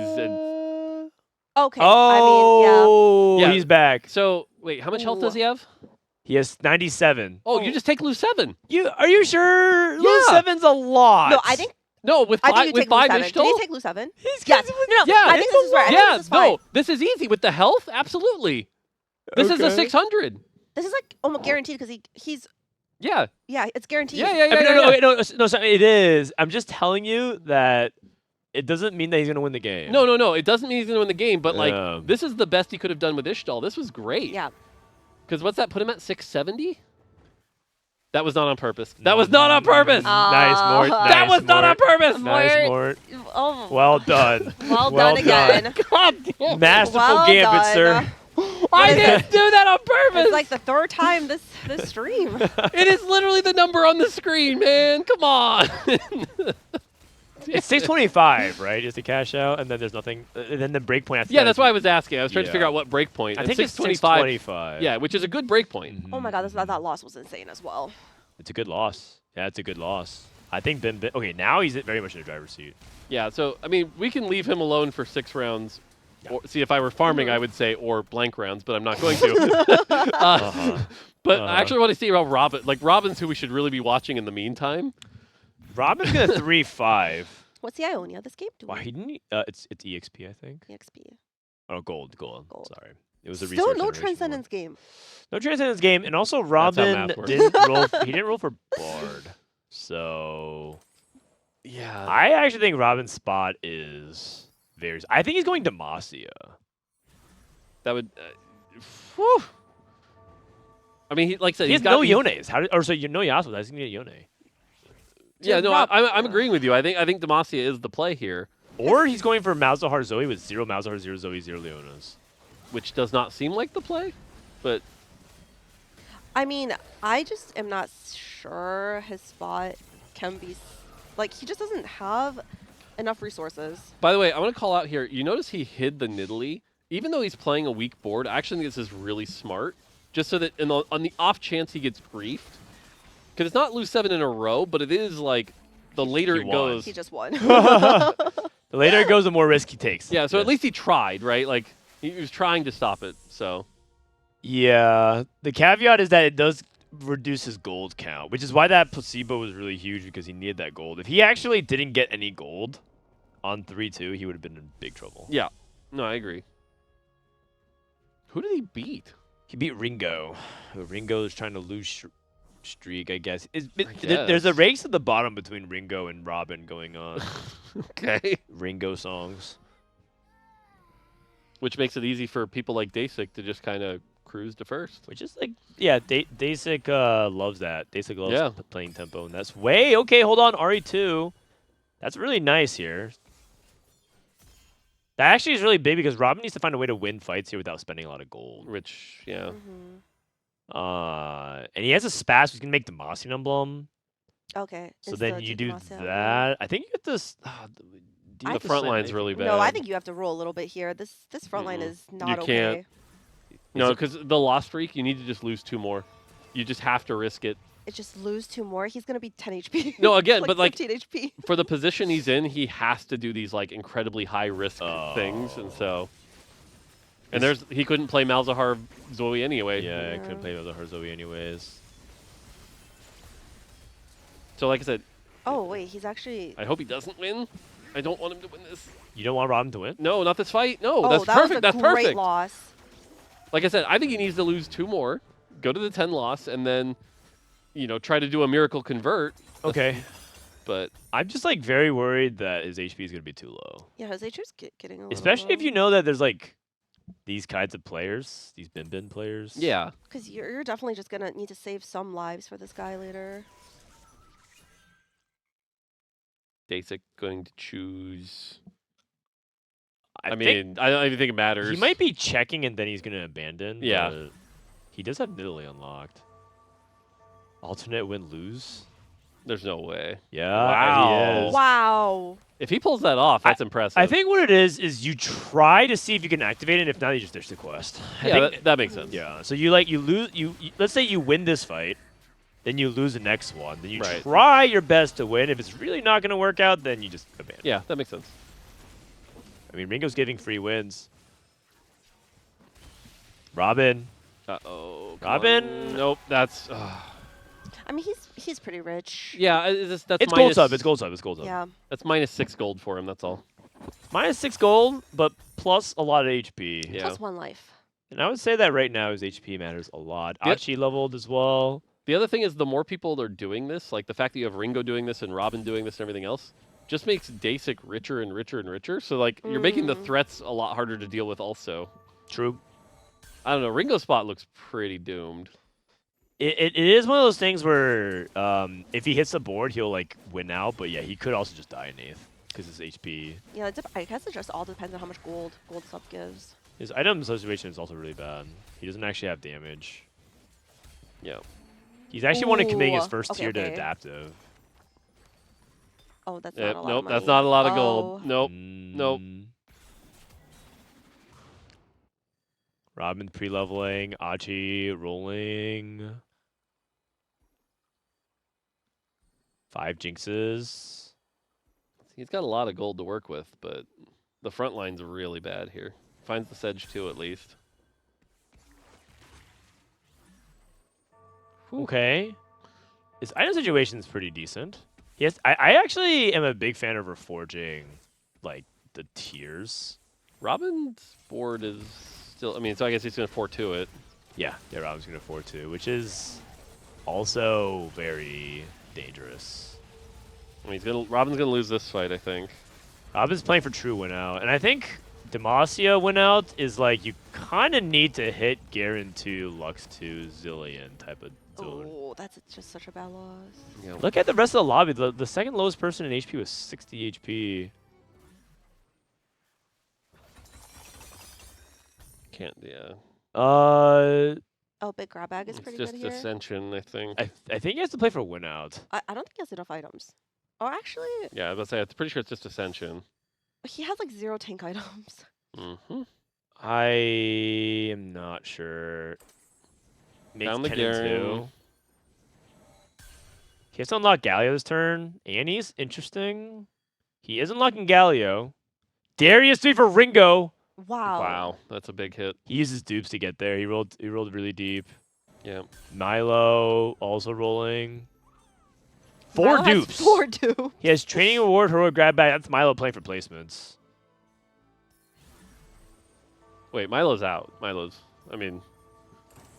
Yeah, you mean he's in the Wasian territory. Yeah.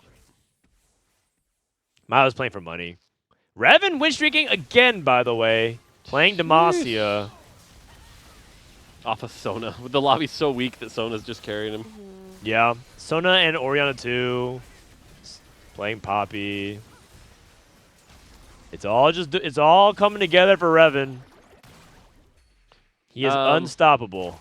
Yeah. The Robin won around. Okay. Wait, EU's 1 too. Deisik looking for Kaisa. Oh, Deisik, I think was considering to see if he can go for a Baron push, but I think he's rolling here because he's paired up now. Yeah. And Deisik, as you can see, it looks like he abandoned his Ishtel quest. Yep. Yeah, he won 2 in a row. Oh, he won 2 in a row. Oh, awkward. Can we check Binbin how many more rounds? Yeah. 2 more rounds. Okay. 2 more rounds. So you'll be at 30 HP. Yeah. That's plenty. Yeah. That's plenty. I think Binbin did a really good job preserving HP while losing as well. Mm-hmm. He could be way lower. I mean, part of that is the fact he had 2 other players in the lobby who were essentially open forting on stage 3. So Yeah. that helped a lot. Reven is still win streaking 4-3 with a Soda 2K. Yeah, and there's a lot of people giving him free rounds, right? This is kind of what Mort was saying. Yeah. When too many people are like doing this, it really favors the tempo players to be in a really good spot because only one of you guys are likely to win out. Yep. Yeah, even if all 3 hit, they're going to have to face each other at some point. And I'm not even entirely sure either of these guys are winning out. It's entirely possible Robin and Ringo held hands, and then they're just going to finish 7th and 8th place. Which is what it looks like. Oh, another spat! Is that going to change anything? Mm-mm. Well, spat on a pan on a Shyvana is amazing if you could take that. Robin skips that? I think he just has 0. He only has a Bramble as his frontline item or something right now, so I think he's just trying to finish off like Yeah, that makes sense. Another I mean, frontline item. Juggernaut Emblem's like one of the best things you could put on Garen, in my opinion. Yeah, but does he have an open tier or something? Or? I think he doesn't have the items for it though. Yeah, he has an open tier. Yeah. And also Shyvana's a really nice unit for Demacia as well.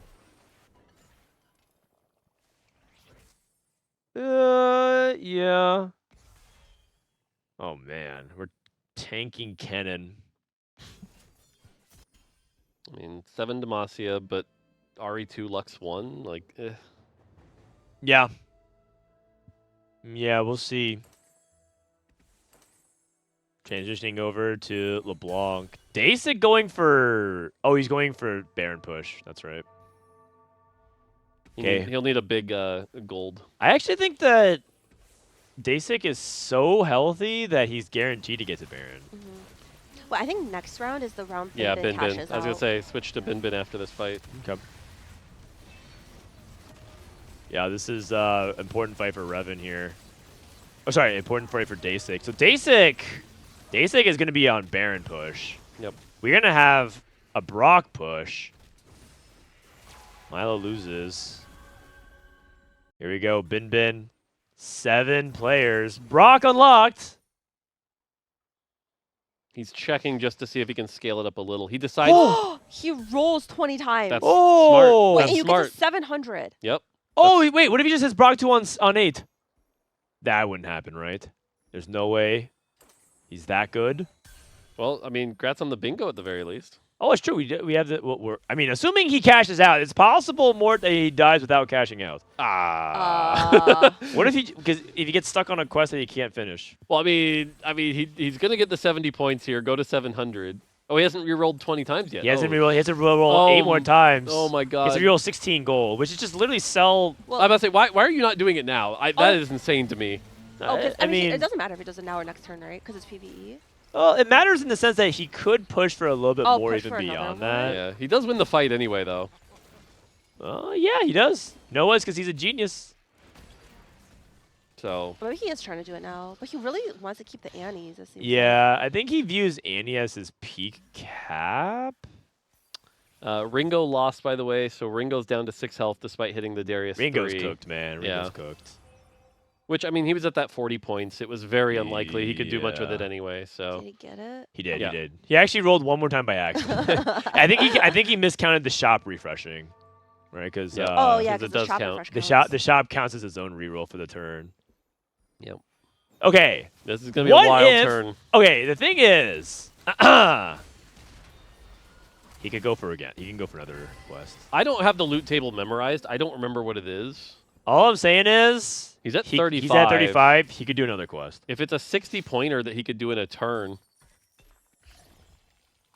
he can't buy 80 XP. No. You can't. Okay. 700 Ooh, cash. 700. 3 radiant items. 2 radiant items. 2 radiant items, 2 dupes, And an Brock artifact, a full anvil. Oh my gosh. If I mean, it seems pretty good. Seems pretty good. Now, I mean, the question is, does anyone else outcap him? Can the Baron board outcash him? Or outcap him? This is a Brock 2 with Radiant IE, Radiant BT, and a Dark Insight? Dark Insight. Dark Insight. What the? I don't even know if Dark Insight is good on Brock. It's okay. I mean, because it's on the kill you get the procs, and it's based off his AD, and he has very high AD. That's true. He has like 1,000 AD, right? Yeah, 950 base attack damage. Yeah. Oh my god. Every time he ults, it's gonna delete boards. Yeah. dead? Okay. No, right? Okay. Robin down to 1. 1 HP. That's a really unlucky time to fight him. It is. He could have fought him at any time before it. Diana unlocked for Milo. I mean, on the positive, it means Robin won't have to fight him for a while, but like, this is what we were talking about. He's going for a cap up against a 700 Ishtal cash out now. Like, he's going for Annie. Annie Demacia. Is Binbin still holding the Annies? Yeah. Oh, yeah. You know. Oh no! I think Robin is going to die. Yeah. That seems Robin also used a remover on his Tibbers. He's panicking. He's panicking. I mean, rightfully so. Going up against Jinx 3 for Achi. I don't think he can beat this. I don't think so either. No. I mean, he doesn't even have 3 tank items. No. I think Robin was really desperate, and he tried to do something Yep. Yeah. But I think that'll be it for him, which means another hero from Americas falls. Yeah, he's dead. No! And that'll be it. Robin went 8th. No. It's difficult. It's difficult. To be fair, I think with the other lines that we were even like contemplating for him, I don't even know if it would do anything in this lobby. I think it's one of those situations where, again, he had to take the 5% shot, and we're all going to be like, yeah, you missed. For the spreading routes, yeah. But, like, no, it was the correct play. I think he did everything fine. I don't think it was a misplay. I think it was just, you know, again, you can't focus on the last moment. You have to focus on all the things that got him to the spot where he was at 41 points right now, you know? So For sure, for sure. I mean, I guess it's like one of those things where I think you have to lean into variance. This is something that Marcel actually talked about as like one of the things that helped him improve. Is that the high risk? He was like avoiding variance and trying to like play more stably because he thought that was like what was important. Right. But and you can kind of see a little bit of a situation where Robin tried to lean into stability and ended up going 8th. Yep. Which really sucks. Yeah. 'Cause it feels like you took the safe, correct play. Yeah. You got punished for it. Now that being said, right now everyone's on the timer of avoid Binbin. Yeah, avoid Binbin. Yeah. Would you guys prefer to watch the other lobby? No. Because I think the thing that's going to be interesting here is going to be Deisik. If he can get to the Baron, will the Baron make a difference? So. Yeah, I don't know if a Baron can beat this Brock. Well, Brock. The thing with Brock is after he does that cast, because that cast is going to like wipe the map. But after that, he's not actually that threatening. Yeah. So if you can get your Baron to survive that ult, you can win the fight. Now, it's hard, for sure. Like, I wouldn't bet on it, but I'm just saying, like, Baron has enough effective health that if you get that and the Rift Herald with, like, enough armor, it can be done. So. Yeah, I feel like I've seen Brock lose a lot of fights that I'm surprised it did. So, yeah. Yeah, maybe there's a chance. Mm-hmm. Maybe Deisik can pull off a But miracle. again, I'm not saying, like, I wouldn't bet on it, right? Like, this is one of those, like, it's 99% chance Binbin wins this lobby. But Reven is celebrating. I think he knows he's guaranteed now. Yeah, 100% guaranteed. I mean, yeah, he was last game, but now he's like turbo guaranteed. Dude, he's bouncing on it. That's crazy. He should be. That's a big moment. It's huge. I think he like realized mathematically. Yep. He is guaranteed, and now he's back into and that was his goal. I actually would love to see Reven go even further. I would love to see if he can. I mean, I think he'd be a crazy world champion story. Getting to make an augment around him, I think, would be a lot of fun. It would be. So also, I'm pretty sure Compete TFT would love the clout because the Spanish scene is rallying hard behind him for sure. He's got the love of like not only the Spanish TFT scene, but Reven has done a lot of collaborations and cross promotions. Baron 2 for Deisik, by the way, with a lot of like the big Spanish cheers like Ebai, right? I like the items here. Like, I think, like, the Yordle Spat, for example, that's a lot of stats. The Slayer can help heal him back up. Like, I don't know. Like, if something has a chance, again, wouldn't bet on Yordle Baron, only in TFT, man. Yeah. Yordle Emblem Baron with Slayer. And Slayer does give him a pretty big shield. Slayer kind of works like a Asterix gauge. Yeah. Very strong Baron. Achi goes 5th, unless Milo dips here. A respectable top 4 from Achi again. Another top 3 from Reven. Another top 3. This guy cannot bot 4. Whew. He's probably playing some explicit Spanish rap music at the moment. Another quest for Binbin. I mean, yeah, I think you just take the cash. He's only level 8. Like, I don't know. Like, it's not 100% here. It's not 100%. But I think that the inevitability is on his side because he also has recovered a lot of HP. One thing that we didn't mention was that he's been playing 5 Ishtal this whole time.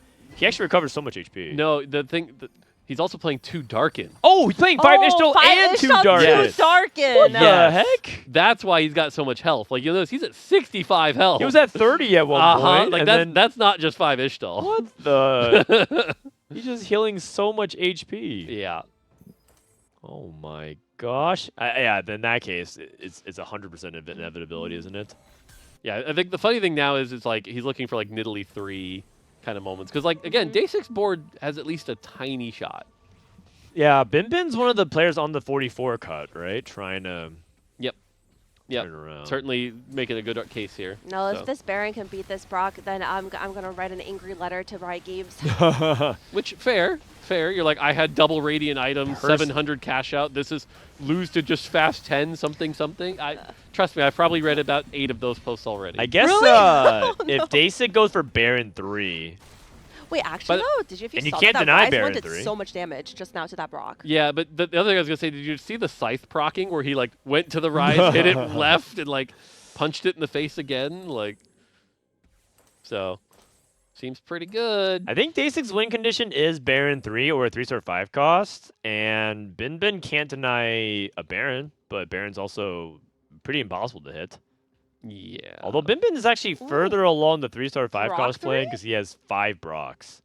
Okay, seeing Brock 3 would be pretty sweet. It's not going to happen, but, like, that'd Oh, be that pretty sweet. oh man, we don't have it on the bingo, the 3-star 5 Oh, cost. geez, he just hit Silas also? Okay, Yeah. that's going to make it pretty tough. I think that might be wraps.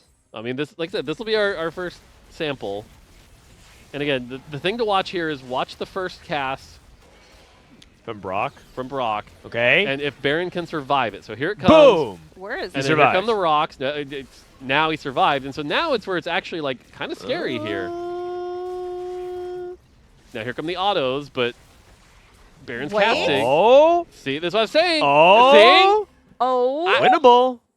Winnable. That's what I'm talking about. Okay. Reven's in third. He's in. Congratulations. By the way, if T-Lades is watching, that's how you judge fights.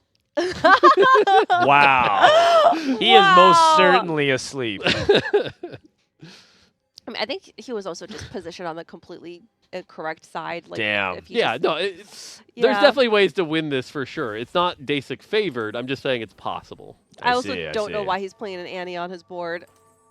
I think Binbin is taking it slow. I think he recognizes he's a lot of HP. Yep. So he's just like, okay, I'm just going to like take it very slow and make sure that I slam correctly. Yeah, look at the Silas items, by the way. He just got 2 kills already, so he's got the stacks. Baron. Nasher. Survive Okay. the rocks. So again- oh, where are you going? No, but see, now Silas is still alive. If Silas can get a big hit. Oh, Oh. oh wait, no. Oh, see? Oh my! And you know the belt that's actually doing a lot of damage as well. Yep. I mean, what exactly is the reasoning behind trying to play a naked Annie and 6 Arcanists here? That I couldn't tell you. He doesn't. Maybe he's lacking a tank. Like he's trying to use Like, Tibbers he as has, a like, tank. I mean- 3 reverse fawns on his board. I mean, that's not really the issue, though, because what he needs is just enough damage to burst down the Baron. Yeah. And that's the thing. And Annie's It's all not a coming single down target. to Elf. Yeah, Annie's not, but Silas with 6, Arcanists can be. But then I look at the itemization, and you have a death cap with 6 Arcanists. That's bad itemization, right? Like, why is that not the JG? He's fixing it now. I probably would have put the Gunblade on there as well. But if he's trying to go full burst, well, he doesn't need the gun. Yeah, you don't need the Gunblade. He has Seeker's arm guard. He has Yeah, for the Omnivamp. Seekers. So, but I actually feel like he is lacking exactly what you said, more, which is he doesn't have the single target DPS to snipe the Baron quickly. I think he's also lacking, like... Oh, wait, he's on the same side this right. time, So though. this will be a better. Like, This positioning case is study. better, I think. Yeah. Oh, wow. That Senna took huge damage. There's also Senna 2 from Deisik. Oh, but his Here tank comes is, the stun. his tank Silas is on the is other dead. Baron side of the survived. map. Second cast. Nope. Yep. And that's what I'm saying. Oh. Deisik might have No, this was terrible Desky. positioning. His tank is literally on the other side of the map, so all of his units got Yeah. targeted first. Yeah, that's fair. Wow. Wait, EU is so good. Deisik, who's one of the OGs of TFT, playing since set 1, not winning even tournaments you set being 1. good. This is just China being bad. Wow. I'm telling Xi Jinping. I get why you're saying that, though. That, like you said, it's like an Annie that can't really cast. It doesn't cast fast enough. The Annie is not casting. He's like playing 6 Arcanists. He had Skarner off in Narnia while his like Silas and Brock just got railed to death in 2 seconds. Like I don't understand. Yeah, one of the things is you need to make sure the Brock doesn't take too much damage. But again, we're on the side here. Okay, now we're on the. Okay, this is good. This is fine. So this is good. You sure? Lock it in. Baron's a lot at more half damage. health. Yeah, a lot more damage this time before the rocks. Here comes the rocks. Baron's still alive though. This Oh! the Oh, Silas yeah, cast. Oh! He went Pew, pew, for sure. There pew, it pew, is. pew, pew. Yeah. Okay, I think so he it's like figured as it long as out. your Skarner is literally like in Yeah. a good place, you're fine. Yeah, and also he did a lot of damage to the Baron before the cast, kind of what we're saying. But Binbin's also going to 10 as well. Yep. That's going to be a big difference. I'm pretty sure Deisik is capped. Like, this is the strongest he'll be. Yeah, if we can get like the Shyvana 2, the other thing is a casting item on the Annie would be really good. Yep, for sure. And that's where this item is going to be huge. If you can get Shyvana 2, that'd be also nice. We need to watch Binbin's board perspective here because he's still got 45 gold also. So like, okay, it's fun holding these Brocks and everything, but what are you actually going to do with this gold? You know. I think he's trying to level Wait. to 10 to play another Brock too. Yeah. If Binbin loses by 1 HP, he actually could get a 700 cash out. Oh my god. Oh no, he moved 5-ish still though, so he can't heal up. I think you're guaranteed 18 if you take a 1 unit loss. Oh, interesting. So he levels up, trying to find a Brock, but isn't finding it. Didn't find the Aatrox. Oh, okay, Aatrox Aatrox too, too? and you move items onto him as well. Yeah, from from Shyvana. okay, that Double that- BT, double BT. double BT. Or do you want to adapt it for Annie? Either one. Just pick one. Pick one. Pick one. He's positioning. Yeah, He's I think as long as the Okay, and then Deisik actually I go- spread out this time. okay, everything is on the right side. Like I feel like he should win this. Who, Binbin? Yeah. I almost would have gone. Lock it in. I would have gone double BT, but I do think this is decent. Silas is kind of in Silas the is wrong low, place. but he's healing. He's healing. He's healing. Big heal. That's it. Oh, Yeah. all right. I mean, Deisik did good. Damn, Binbin heard you talking shit, Emily. Well, no, but then he positioned properly too. If I said it wasn't even close. All right, and that'll do it. Binbin gets a huge win, and Ishtal showing up, right? That's what you want to see. High Darth risk, high Nub. reward. Darth Nub. Let's go. Oh, let's go Darth Nub, but we should. YBY with a second place Oh. as well. Wow. So that'll be close. I think YBY might. I think It'll be YBY really makes it close. through. It'll be really close. I think he makes it through. Double with a third also. Setsuko with Oh, a 6. Setsuko and Weijin. Weijin was dead. Weijin was Yeah. dead. So I think Weijin had to play for first, and then the thing is, I think Setsuko today went 7-7-6-6, Oh. and I think his day one puts him Oh! exactly. He beat YBY1 on tiebreaker. YBY1 misses out. Wow. Unbelievable. And we're gonna say goodbye to 8 players. YBY being just on the cutoff, a 4-way tiebreaker, and one gets eliminated. YBY's out. Wow. Is it just because Setsuko has more? I what is mean, the whatever the tiebreaker? tie first and Yeah. seconds and First? top Okay. fours, whatever. I mean, but yeah, YBY1 doesn't quite make it, isn't able to complete the miracle run. That's wild. And then Weijin out, Travis out, Ringo out, Robin's out. America's players are all out. Oh man, and Rety and Setsuko are on the chopping block. Yeah. Our AVP is looking worse and worse. It's looking real bad. Yeah. It's looking real bad. Yeah. So people at 47 would have to go like 1-1 and then 16. Well, I mean, no. So they have 3 more games. So what's going to happen 3 now is more we do games. 2 more games, and then the top 4 And the are bottom free. 4. The bottom 4 get eliminated, Yep. and then we do Oh. 1 more game. Yeah. So everyone still actually has a good Yep. chance. Yeah, Yeah. everyone has a Nice. good chance, but for like Royal, Rety, and Setsuko, they're just unfavored. And then for thank you. Yeah, so looking at it like this is really good way to look at it. And you're only a few points behind. Like right now, Darth Nub is the cutoff. Like they're only a 5-point gap between Setsuko and Darth Yeah, Nub. that's not 3 far. games is plenty. So really, this is anyone's game other than Reven. Reven's like coasting. Yep. Saya's like, again, as long as they don't go 8-8-8, coasting. So they're pretty Saya good. is almost mathematically guaranteed. That's what I'm as saying, well. unless it's literally 8-8-8. But everyone else, like Yeah. Deisik just needs to come out, with a couple fourths, should be good. Yeah. So there's definitely room though, and everyone's still in this, and that's what I love about this new format is Yeah. like there's never a moment where you're just like, oh, they're out, other than like what we saw like with Weijin last game, where it's like Yeah. unfortunately was Yeah. probably out, but like for a game, Yeah, I agree. I think that this is going to make it a competitive final lobby. At least as currently the way it's slotted. But it's quite a reversal on something. Like at the beginning of the day, I was really high on Double and Setsuko, and now they're kind of in the getting cut range.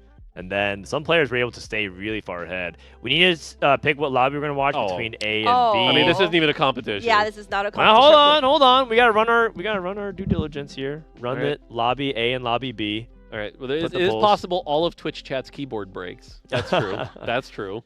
I mean, some people want to watch Binbin again. I mean, that guy is Which, a beast. to be fair, a 700 Ishtal was pretty entertaining. That was pretty good. I mean, if he's able to pull that off. It was a 700 Ishtal and it was a close game. Yeah. Like that was fun. That was fun. I- Looks like it's gonna be A. I was just saying this in the TFT Discord in their staff chat that Yeah. like I think Baron is one of the big successes of the set, where it's Yeah. just like this really cool premier unit that you can chase, but doesn't feel like overbearing and like break the game.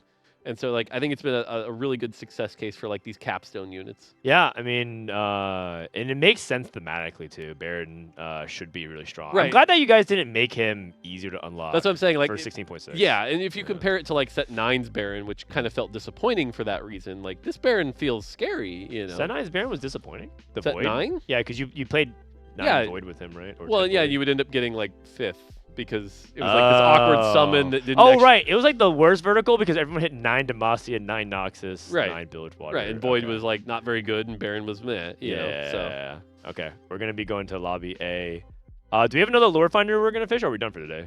Okay, let's hop into the lore finder with Mortdog and see if we can continue the quest for the Tactician's Crown while we wait for the next couple lobbies. Chapter 6, the Rune Mage. This is we're getting towards the end here. Pengu had been roaming towards the deserts of Shurima for many days, but so far he had no luck recruiting any champions. The very air around Pengu began to waver and distort in the desert heat. And from this distortion, a shadowy figure appeared. Sup, cuz? Said the figure. I heard you're trying to rizz up some champs. For real? Bet, replied Pengu. Damn, they nailed Mortdog. Jesus. I got you, fam. If you're champ maxin, hit up Rise. He may be unk-coated, but he's got that aura. On God, you'll find some true goats with him. No cap. Oh, you gotta say it. 6-7. Ah! And with that, the illusion vanished. Pengu decided to follow the strange figure's advice and seek out Rise. He eventually found the sorcerer puzzling over a mysterious cylindrical object. Man, that was so worth. It's no use, said Rise. I can't get the lock open, and I'm so certain there's a rune inside. Allow me, says Pengu, drawing his sword. Pengu brought his sword, smashing down the lock, but even the sword did not even leave a scratch. All right. Oh, okay. This lock is unbreakable, said Rise. Only those who enter the correct 5-letter keyword can open it. I have the puzzle here, but alas, I lack the knowledge to solve it. Maybe I can help, offered Pengu. All right. I believe that brings us to our puzzle that we're going to solve. It's a crossword. Oh. Okay. You have control, Dan. I have control. Okay, so we're gonna do this crossword. 1 across is at. Yep. All right. Trucy's first name. Oh no, rearward on a ship. What is that? It's 1 down. Oh God, I should. Okay. know What this. is Tim's? Is Trucy's first name? Yeah, right? that's Tim. You So gotta. Tim. Yep. Tim Trucy's the guy that does the rundown with Mortdog. All right. What is Steel? I don't know. Okay. TFT champ with only 10 mana. Fizz. Oh wow. Because I was the one who said 10 mana was okay, and everyone looked at me like Okay. I was crazy. Like 2/3 of this casting couch. Old? Unk? That's 4. That's 3 letters. Male? Male. I don't know. I guess that's true. You're oversharing in chat. Are we sure it's an I though? No, it's not. It's not. It's Yeah. not. You're oversharing. Too much information. TMI. Aft is the okay. Okay. What's 7 down? 7 down. Robinsongz Zillion. by another name. It's Zillion. So what's 11 across? Because that's the one we're after. That's the yeah. We can try the other ones. Oh, solve the other include. Oh, it doesn't Yeah. even tell you. Okay. What going 8th will? Soju? 3 letters. It should be will make you. Oh, we'll make you sad. Sad. We could put that in. 13 across. Eeny, meeny. Meeny. How do you spell meeny? M-E-E-N-Y. Okay, M-E. Oops, sorry. Dan, if you hit tab, it should go back and forth between across and down. Okay, got it. Theater Walkway. I don't know this one. I don't know this one. Okay. How about 5 down? Honeymaker. B. B. A B. Okay. I'm trying to hit the letter B. Trying to hit the letter B. E.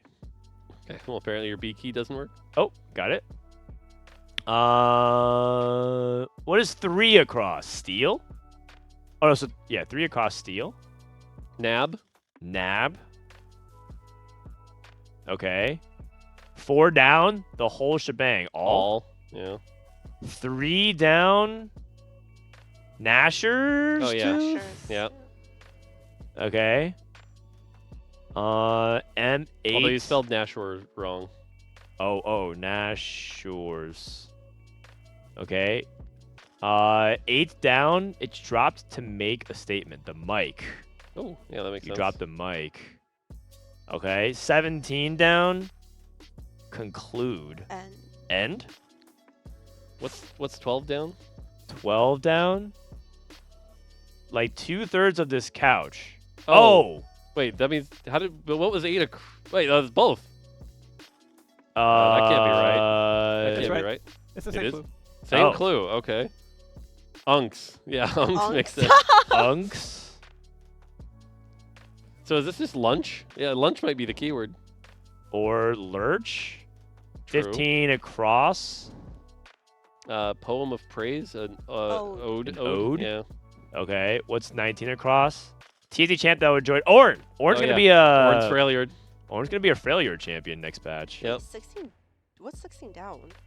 Double helix molecule. Oh, DNA. Okay. Yeah, that makes sense. 18 across. Rescue OP.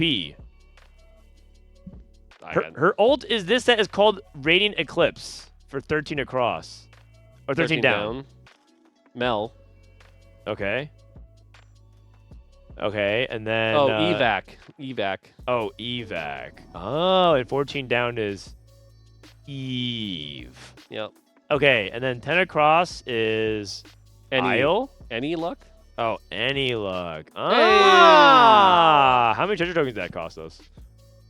Oh, we did it fast, right? All That's right. actually really fast. Rise input the keyword lunch. The lock opened. Rise unclasped the object's lid. A lumpy green-gray liquid came out of the cylinder and splashed the sand at Pengu's feet. This isn't an ancient rune, said Rise. It's soup. He tossed the now empty canister into the sand and then turned to Pengu. I thank you for your help. Name any champion and I shall teleport them here to aid in your quest. Oh. Emily? Put on the spot and ailing from the desert heat, Pengu's mind went completely blank. He couldn't think of a single champion. Pengu then saw the puzzle he had completed and quickly scanned it, looking for a champion to name. Emily, put your mic closer to your mouth. Oh. Yeah, there it is. All right, which Pengu should champion name? Oh, thank you. Fizz, Zillion, Orn, or Mel? Which champion do we want, guys? You guys, I think we can add this the chat vote, right? To A, B, C, or D. Unless you guys want to influence it. I mean, power-wise, you're not going to take Fizz because that's a 4 cost. I hate Fizz. So it's 3 5 costs. And I think Orn would give us an artifact, so I would vote Orn. You would vote Orn? But You just like dudes with beards. I mean, that's also... Wait, what? B? I mean, Zillion has a beard, too. True. What about Mel? Mel's pretty She's cool. cute. She gives radiance. She gives... Oh, right. I mean, but she gives, like, a very delayed radiance. Orn's about to be a Freljord, and, like, Oh, yeah, Orn's about Orn to be Braum is overpowered. going to be disgusting. Orn's about to be overpowered. Yeah. That is true. Okay, looks like chat's going with Orn. Good choice. Good choice. Okay, we're going to lean Orn.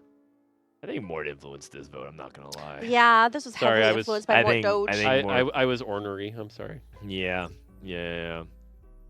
See, he thought it was an excellent choice. Excellent choice, said Rise. And then with a loud pop, he teleported away. I just need to find one more champion, thought Pengu, and then I'll finally be ready to face that dastardly Baron Nashor and take back the Tactician's crown. Ooh. One more champion. And then end chapter. All right. So this is currently our party. That's a good party. We have Ornn, Silas, Seraphine, Set, Asol, Kindred, Braum, and Vi. 2 Piltover, good front line. Yeah. 2 Defender. 2 Warden. 2 Yeah, Warden. this Got seems like a everything. solid front. Wait, who's our defender? Oh, Vi. Oh, yeah. We actually put together a pretty good team. Yeah. Okay, not bad. Not bad. I mean, we're fighting Baron. I'm not sure if we're fighting Baron based off like the trait structure of this set. You missed me having to be my own ghost, by the way. Oh yeah. That was actually super weird. If there's anything that I'm happy we did, we got Mortdog reading Gen Z brain rot on screen. For real, brain cuz. rot. Yeah, For real. on his. Oh. Yeah, that. I'm not reading it again. No, but reading that. everything No. again. No, please more. One more time. He actually didn't read this page. I read this page. That's true. He You read had the that one page. before it. Yeah. Where's that picture from? Yeah, specifically, where did we get this picture of Mortdog from? I don't remember that picture. How did you procure? Did Iran hack your personal email as well, Mort? What was I doing? Wait, more. You have to read this. Read the last 2 words of the first paragraph. trust me. He tried to skip it. I see. Interesting. Okay, well, That's fine. wait, is this from the skit, the Shadow Mortdog skit? Oh, yeah. That's right. I see. That makes sense. That's one of those times where I show up to the office and then the comms team will walk up and be like, hey, Mort, can we borrow you for 8 seconds? Yeah. And then they slap a mic on me like, we just need you to do this. And you're like, okay. That's what they flew you all the way out to LA for. Well, usually I'm The there for something powwow. else. And they're like, hey, while you're here. Yeah. No, So. that just reminds me. Last time we were here, I almost forgot, but when we were here for Digi-Duos, we did Yeah. those skits. We did the skits. And our skit was actually so good. I just forgot. Dish Soap's one? It was a Dish The- Soap the one. skateboard Oh, yeah, It was yeah. so good. That was actually oh my god. It's an all-timer. Dish Soap. Every time I say it though, I show it though. Dish Soap. Yeah, this skit. Rage quits. Oh man, shout out to Mortdog again. Not cool. Not cool. Yep. Hey. Oh hey. Thanks, Rety and Mortdog. Very cool. Time for That's 76 weeks ago. Yeah, that was. Wow. He was one of the comms guys. I don't know if he still is. He might be, but for 2XKO. Yeah. So. Yeah. I actually hung out with. He was at Paris Open. Okay. Yeah. Yeah, we played a lot of Riftbound together. After game 12, top 4 advances. The bottom 4 are eliminated. So we're just getting all the lobbies ready, guys, for this as well. Yep. Reven in the top 4, Saya, Li Shao, and Deisik. We don't really talk too much about CN, some of these players, but I mean, if you guys missed it, we talked about how CN allegedly has sent some of their best lineup yet. And they're like pretty representing the top 8 right now. It's looking like it's going to be 3 CN, 3 EMEA, 1 APAC, 1 Americas. If we're lucky. If we're lucky. Right now, Darth Nub might be the last hope of Americas. I mean, yeah. Oh. Yeah. No, We'll I see. believe in Rety as Setsuko. Why do you say it like that? You're like Uh-oh. barely. You have to reread his name to remember. Because I keep wanting to call him Rety. Retie? Oh, I don't know why. So like I have thank to. you. Yeah, like Rety. I see. So does that count as Emily's rooting for these two? So if they get first, we'll get the bingo? Well, I think at this point, Emily's cheering for Darth Nub the Okay. most. No, you were not. No, I am. No. Darth Wow, Nub is a Mortdog got his great dad voice guy. out. Okay, guys, I Hold. will gift you guys 100 subs Uh-huh. if every an America player makes it to the final lobby. Every single person in the chat. Hold on, let me log And on. Frodan's chat and my I do chat. like this, though. I do like this. I'm happy with my second place here. I'm losing. Yes, I finally pulled out. Thank you. Oh my god, it was looking so bad. Double. Chat. Oh my god. Chat, thank you for at least giving me competition because these two clearly weren't cutting it. So Oh my appreciate God. Yeah, it's actually just a race between Emily. No, because the thing is, me and you both lost Wasian and Miles, so now it's double versus Darth Nub. So it's now it's a Yeah. 1v1 Emily for last. last. Again, Emily, I hope you lose. You mean win? No, I want you to lose. Or no, yeah, you're right. Actually, I shoot. No, Yeah. no take backs. I was no take reverse backs. cursing. No take backs. I was reverse cursing. All right. Ooh, okay. We got gold subscription for game number. Yeah, I was gonna say 5, but it's technically 11. Yep. Game number 11. It is gold sub, by the way. So there's 2 more games and then 1 more game. No. 2 more. it's Yes, correct. Or Two more games and then Okay. 1 more game after this. Yes. Wait, that's a lot. 7 games is Yeah, actually it's the quite a busiest lot. day. Oh my God. It's the busiest Yeah. day. It's the busiest day until tomorrow where we play 8-game checkmate. Oh, God. I'm down to be part of history. Actually, has there been an 8-game checkmate? Not in the No. Tactician's Crown, no. No, we've seen 7-game when we did it last time at Cyber City. Yeah. That Wait, was fun. does Setsuko think he like couldn't make it anymore and then end stream and then turn stream back on? No. His head's in the game. That would sound something like that would happen to him, though. Wait, he changed Little Legends. He's locked in. Oh, he went to Mole Diver. The classic. Oh, apparently chat's saying he did, by the way. Yeah, I think he did. Oh, my God. Okay, so maybe it's So he had to not in reset the up his game. cam and everything like that. Oh, He- that's he funny. thought he thought he bombed out of Worlds. Oh, that's kind of funny. That's funny, although I wonder if that means he's kind of mentally disengaged from it. That's what kind of scares me a little. Because but- it's hard to like re-lock in back. You know, it's kind of like the ignition, right? Turning Yeah. on the ignition sometimes consumes the most gas. Mhm. Yeah. It could be something like that. I mean, also maybe I'm just like old, but like I feel like once you get to the 5th, 6th game, you're actually like kind of tired. Yeah, I mean, being like locked in and competitive for Uh-huh. that long, especially like 2 days in a row, it's hard. It is really hard.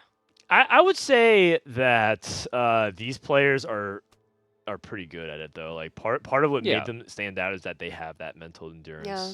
But I think you're right. It But is. this is also when the pressure's turned up to the most, right? Like, for example, I think someone was saying last game that like Deisik was like really stressed out and kind of mauling a little bit, and it's like because even though you ended up getting like second, you know, it's just like the pressure's really high, tensions are, your nerves are all over the place. I don't know, like the few times I've gotten to compete, even just like a couple games of it can really push you. Yeah, So, Yeah, I agree. I think so. The adrenaline. Hmm. Deisik. Gonna be playing around Viego here to get the. well, so this is Reven's board. Oh, this is Reven. Sorry. Yeah. I thought we had Deisik's board. Although Deisik doing similar. Yep. Darth Nub has 2 jinxes already. Ooh. Yes, he does. All right, it is a gold augment. The reaction, he's just like, I don't want these. Aura They don't look farming good. is feast or famine for him, right? He has 2 jinxes though, so it's like Yeah, I think he was looking for something for yeah, a he bow. wants something for jinx like econ, like items. I Something think like you have to that. take aura farming here now. Yeah, and then to sell your jinx pair. You have to. Because if you roll this and miss, you're stuck with like the other 2, and you're not taking the other 2. Yep, agreed. What is that? He got an Orn. That is not very good. That's actually one of the worst ones you can get. I Yeah, think. that's really bad. That's really bad. Yikes. What is Setsuko? Is it Hefty again? Yeah, Hefty. It's hefty rolls. He was actually in this exact spot another game we watched, right? Like 20 Mhm. gold opener, Hefty rolls, and then I think work hefty out. rolls from this spot. I think I would just play the best. I would try to aim for the best reroll line, which I think with hefty rolls. Actually, hold on. Let me check Ionia before I verify. Pass blast. Yeah, I would probably say that it's Noxus from here because I think hefty rolls Noxus is very, very, very good. I mean, specifically the HP. So Darius's damage, I believe, also scales with his HP. So Oh, is that why? Yeah, Okay. Darius has an HP scaler on his ability. So as far as 3-cost tanks go, that is 100% the best. I just know from the eye test when I've seen it, I'm just like, this Darius looks impossible to deal with. wait, Setsuko looks like he's having so much fun. He's just sitting there like laughing, talking to chat. The mental's good. Yeah. Yeah, or he also might be motivated because the thing is, if he ended stream and logged off, you already know that Prestivan and Soju already DM'd him saying, "Dude, you are ass. I can't believe you lost to these guys," you know. And then he probably got fired up. that sounds about right. Yeah. That sounds about right. Yeah, that actually does sound about right. So, maybe he's like, "Oh, I'm sorry, buddy. Right? Like I'm actually back in. I'm back." You know, and then I just already said that. You can tell which of the 3 of us, by the way, had to spend weeks with these guys and like knows. Has ingested it all. Because I felt like I was there with them for a second. Yeah. Oh my Good gosh. LeBlanc start here, by the way. So Double's got a pretty solid start here. And that's the thing. We know the Noxus line in particular has been so contested today. Yeah. And what we've seen a lot of the times also is like everyone kind of like calls their shot in their 3-cost line, which then leaves someone like Setsuko who's waiting to make his called shot in like this awkward position of like, wait, I don't want to be double contested. What do I do? And I think it's happened to Robin.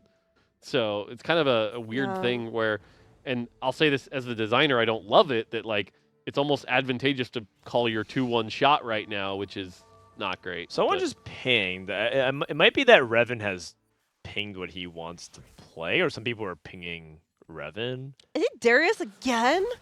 Well, I mean, right now there's like 3 people in the lobby aiming that way, so. I wouldn't. Yeah, it also he doesn't exactly have Darius items. He could go for a adaptive, and that's it. I guess in this case he would go for just full LeBlanc items, but again, I feel like that's kind of contested right now. But the other thing too is that Darth Nub does benefit a lot. We know he has that kind of mediocre aura farming, but if he gets a lot of one of those lobbies, just like we saw last time, where people are losing and he gets soft wins and stuff like that, that allows him to get to 4-3 and then like take advantage of that Ornn a bit. Yep. That makes sense. Yeah, 95 HP. That means he probably won 2 rounds. Because like Deisik's open fording. Oh, Setsuko missed the belt. There is like an element of like Reven, because he's so far ahead, gets to sort of bully people as well. It's kind of like having the big chip count in poker. It's like people just can't really contend. Wait, that's what Wasia said he did. Like the second cup, he's like, I already won the first cup. I'm already in. So I literally called my like comp right away, and it's like I'm already in, so I have nothing to lose. Yep. And then the other people have to back off. Yeah. Which is very difficult. So if Draven's like, oh, I'm just gonna be Draven no matter what, that might make Setsuko's life difficult. Yeah. Someone said Reven said his goal right now is to break the 73-point record. Oh. He's got 2 games to do it. That is not hard.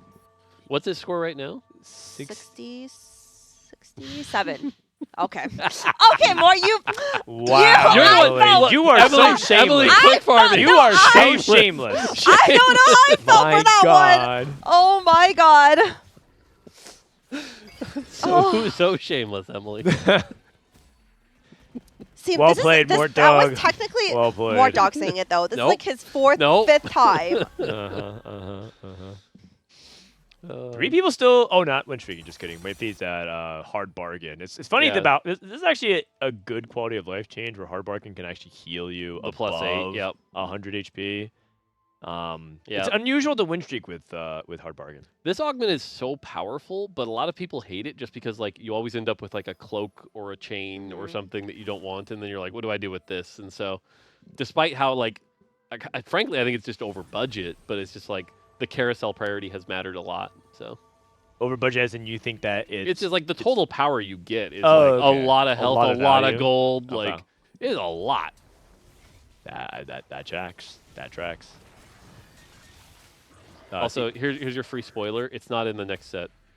Okay, because the thing about the carousel looked like you were getting a lot of choices, and it felt like hard bargain would be really strong in that environment. No, it's not in the next set. Okay. It's not in the next set. What else is not in the next set? Baron. Baron. Boo. Brock. No, that's not true. We actually saw Brock in the set. That's Meepsy.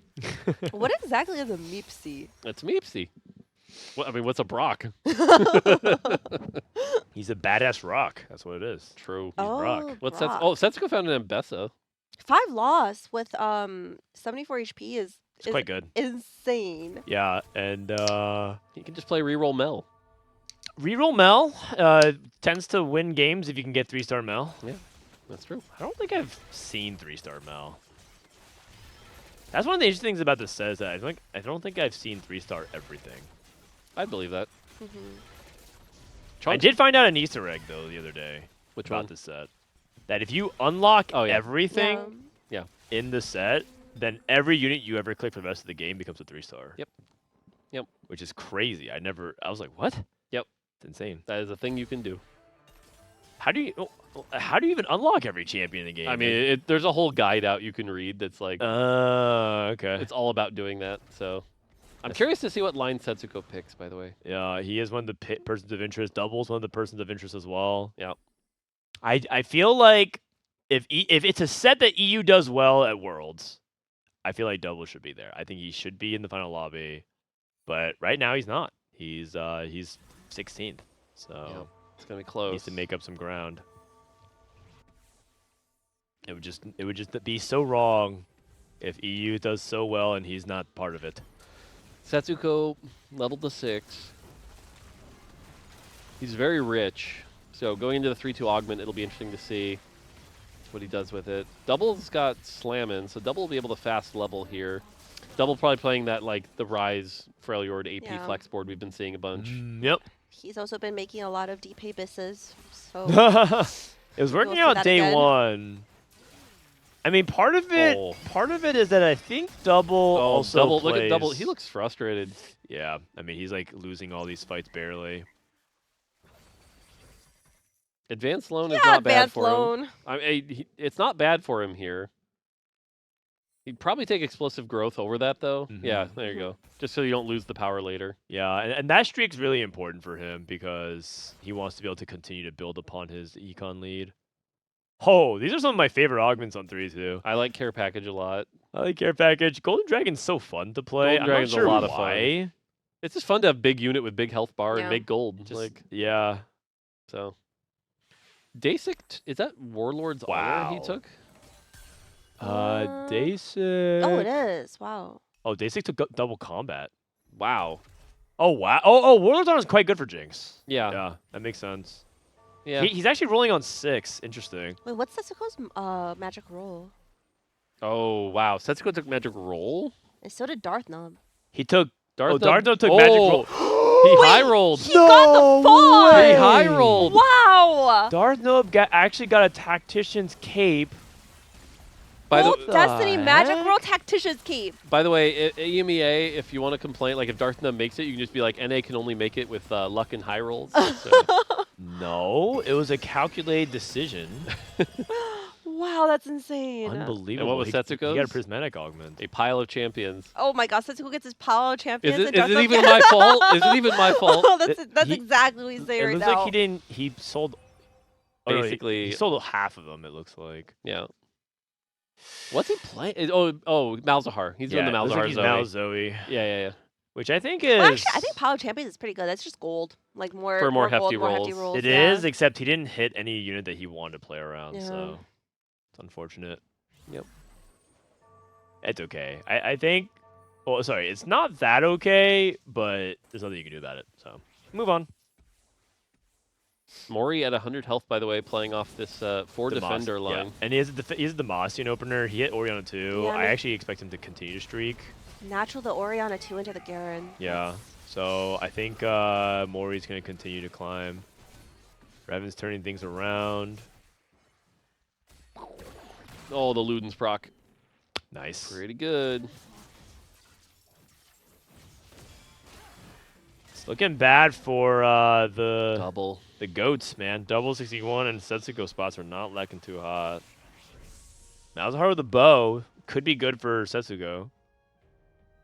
Yeah, Double's board. It's interesting because he's got Slammin', which is really good. He's got the explosive growth. So it's like if he can make it, he'll be in a solid spot. He's just losing too much health. Yeah, he's losing way too much health right now. This Wukong's good unit, but he doesn't want the rod. Yep. Who took the pan? Deisik. Deisik. Oh, because pan's good for Warwick. You can also make Quick Striker emblem as well. Yeah, Quick Striker on Jinx is weird in that like you'd think she'd want it, but a lot of the times she'll like accidentally run up with it because of what the emblem does, and it ends up actually being kind of a grief. True. Setsuko's rolling here. So this is where Setsuko kind of wants to be because he's now got, level 7. He maximized his gold with the streaking, and now hefty rolls is going to start kicking in. It's just a question of how quickly can he get the like Leona 2, Mal's 2, Zoe 2 to try to start to stabilize. Nice. Just good everything. upgrades. Wow. He also greeds Bard. I see Setsuko doing this a lot. This is something, is like becoming kind of a Setsuko signature, which is if he's playing on Bard, he actually keeps it in for like 1 or 2 extra rounds more than other players would. I would have sold the Bard because I just like can't really. I just feel like it just makes my board too much weaker. I think it's just it just helps hefty roll so much as well. Ooh. Yeah, that's fair. Yeah, that's fair. That's fair. Saved a bunch of health there. That was good. Yeah. Let's go loss. I mean, that's the nice thing about Malzahar. Kills units. Quite lore accurate, actually. I was gonna say, who likes Malzahar? Terrible. It's true on Summoner's Rift as well. Like, he just like that's a helps big you hit. kill and stuff. No one It's likes nice. this guy. True. Yeah. He's an ugly chud. Whoa. That's uncalled for. You know, it is what it is. Reven struggling to hit. Reven struggling to hit LeBlanc too. Midfeed with this Golden Dragon Rift Herald. Yeah. But not much else behind it. There's no, and he's got more tank items, so kind of not great items for this. Yeah. Okay, Reven did hit the LeBlanc on the other side, so that's God, pretty Mori's big. spot is just so insane though. Like savings account, care package, and he's this healthy. He saves the count win streak, right? So Yeah.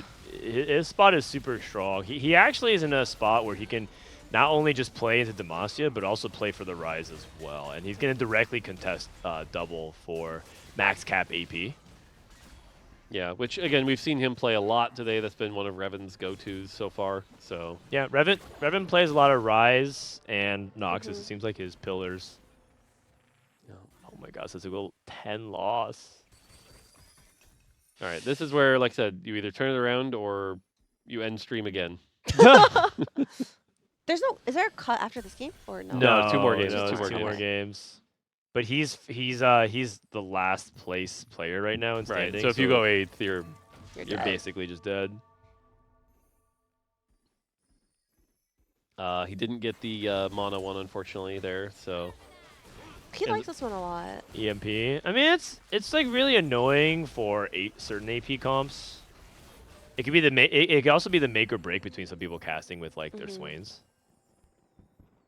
He was able to get back up to 50 gold at least.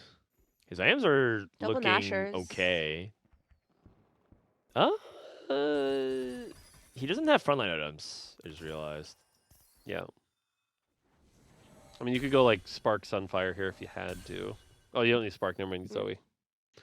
So I guess he goes Stoneplate, Nashers. Yeah, Stoneplate, and Nashers. then float Archangels, or do you make Archangels? No, I think you have to save. I'm pretty sure. He's for at a tank 26 item. HP though. Are you allowed to save? Oh. It's Setsuko. I mean, you can at least wait for the next augment, but I think you definitely have to save because a naked the Leona is pretty much naked.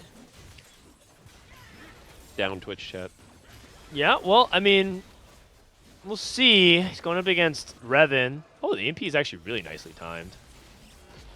Not going to be enough, though. I think he's okay. The Malzahar's ramped up, but this LeBlanc cast is going to do the Luden's proc thing and delete. Okay, he's just barely. Whew.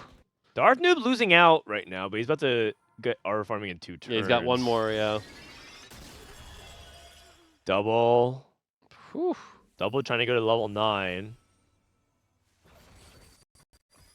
It's a gold augment as well. Oh, I was going to say, if Portable Forge on the Ornn would have helped a little bit, but I think he's looking for something to fast 9 in here. Goes with the Spirit Link, which, again, if you can get that on the Ornn, like, sure. Yeah, I guess he's going to try to go fast 9 at 4-5.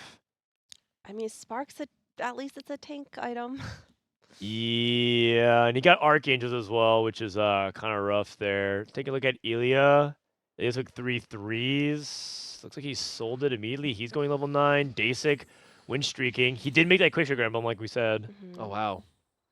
How's Like I said, he's it's level good, 8. but it's always so risky just when you watch the Jinx fights. So many people greeting to level 9. Mori's going 9. Elia's going 9. Double's going 9. How's Darth's spot? What is he doing right now? Darth's waiting for aura farming. He's just So he's got one more loss, and then he'll switch out. I'm actually kind of worried about Darth's spot. I'm also really worried about Darth's spot. He got the Tactician's Cape, which I think is a good outcome, but I still think macro-wise, his position in lobby is quite unfavorable. Yes.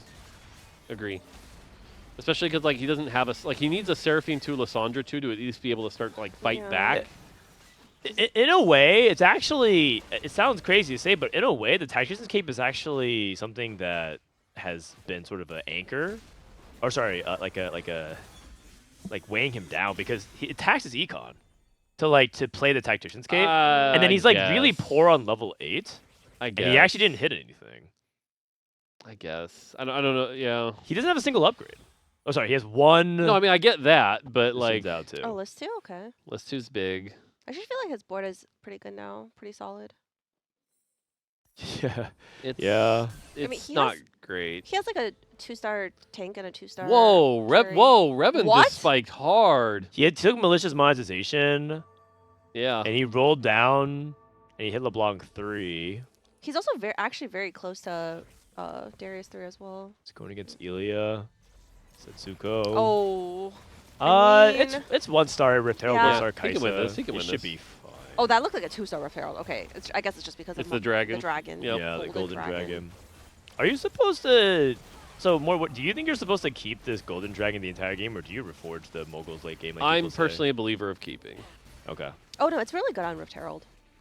Right? Just in general, I think like the 700 HP and the 20% durability alone is just like it's multiplicatively worth it enough to be minus a slot.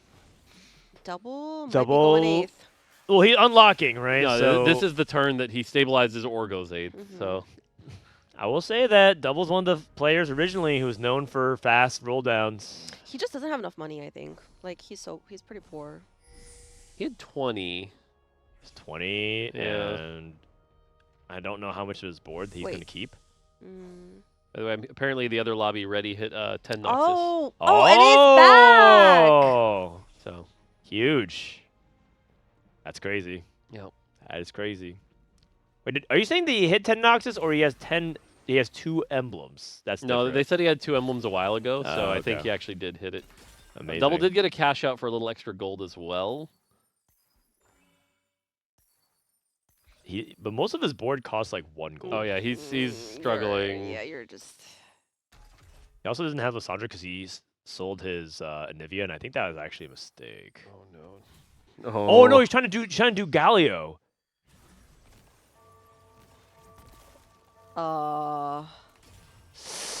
What is even happening here? It's hard. This turn's so hard. This is actually the hardest thing you could ever do in Ooh, TFT. and he's facing a Darius 3, LeBlanc 3. He actually. Can he die? If he doesn't kill a single unit, does he die? No, he doesn't die. Well, if he doesn't kill a single unit, sure, but I think he's gonna kill a couple. Okay. He won't die, but he'll be at like 3. Okay. It's looking dicey, I mean, man. this is just an 8th. No, not yet. Double, I need you to win, man. Goodbye, Frodan. No, not. I Is mean, it Darth. 4? It's basically between Darth and Double. I just what I want to say. Yeah. Yeah. There you do a double. I'm cheering for EU. Soda. You're cheering over EU over Darth Nub? To outplace you in fantasy, yes, I will do it. Wow, I will do traitor. it. Oh no, I do not think it's going to work though. He has to use the duplicators to stabilize even a little. Yeah. I don't think he's anywhere close to Galio, is he? He's playing against Elia. Whoa, Oh, look at you can see the stress. Volibear too. Okay, no, he's dead. Yeah, No, I think he's very dead. Oh, that's got to be rough. Yeah. Because he's not going to survive. Unless he focuses his Volibear too and I'm missing something, Volibear just like immediately dies. His Volibear is dying. It's only one item. It's only one item. It's going to die. No, but he might still dead. Wukong 2 alive. The other side has an Archangels as well. So yeah, he's going to lose this. Oh, it's actually so close. Oh. Just not going well for him. Oh, double. And Darth is also dying as well. Oh my god. Setsuko's winning out though. Well, what's Setsuko's board? Setsuko's Oh, board. he had everything. Okay. Yeah. And he gets 1 sword. Wow, and the HP. He has a lot of HP as well. How much HP does he have? 495. That's okay. That's pretty. Yeah, it's okay. I mean, can you consider it power-wise? Like, that is about a prismatic level augment, Yeah. but it's just hefty rolls can get much higher from the right spot. It's gold sub though. The thing Yeah. is, he's kind of done rolling. Right, that's what I'm saying. It's like you go to 8 and then spend your money, I guess. Yeah, you go to 8 and you roll for Tarek too. He does really need some mana gener. Like, if he can get a tier here, nope. Ooh, that's not. Fine. He what gets another. He had a item. reforger at least. Yeah, if he can get a tier for an adaptive on this. Ooh, Oh, lots gold. of money. Yeah. That's a lot of money. He can reforge the spark as Yeah, well, he's which gonna I reforge think he it. needs to do. Double stone plate. Reforge. No, Gunblade. Gunblade is quite good. Gunblade's quite good. Spark Zoe. on a no mana gen Zoe. Well, I mean, you can go Gunblade and Quicksilver. It's not ideal, but yeah. Do you reforge the spark? I think you reforge the spark in the cloak, right? Yeah. Ramble. Gunblade JG. So you gotta go Rageblade GG, I think. Yeah, here. let's say Rageblade. I think is a great call. I think Rageblade's a great call. Wait, Okay, to be fair, Gunblade is like very good on Zoe, like very, very yeah, good. so much. Yeah. Yeah, I'm more just again the lack of mana generation scares me a little bit, but it's all good. When she cash, she's gonna hit like a truck. Except that's oh my god. Was that a rise too? yeah, that was a It rise. was- Wow. It was a ghost though. So you're admitting that ghosts are weaker. Oh, Darth Nub is dead. I'm just saying sometimes there are things that go wrong. Darth So a common thing I've seen with ghosts actually that make them weak, no seriously, is people will wait to slam their items until like the fight starts, and then it's like you just fight ghosts that are just like down items, and it's like True. okay, cool. Baron. Baron unlocked from Midfeed. Yep. People don't know much about Midfeed, but he is, I believe, YY's closest friend in TFT. Oh. And they're like practice partners. That's why they're always on the same team. They were on Town together. They're on RRQ. So if you're like cheering for YBY, it's kind of like a Precedent Soju dynamic. You're like kind of cheering for Midfeed, if that's the case. By the way, Darth Nub 7th, like you two, you Me? yes, you cursed him. I did no such thing, Darth Nub. And also, he's still in. He still has. Oh a yeah, chance. he's still in. has a He's good still in. But like, it's not looking great. It might, welcome down here, Emily. Life comes back, comes at you fast. Also, Midfeed Baron hit lost. Baron and die or lost. I mean, it's Baron 1 up against was it the Rise? Oh no, Setsuko. Wait, Zoe cast. Oh, no, not enough. Yep.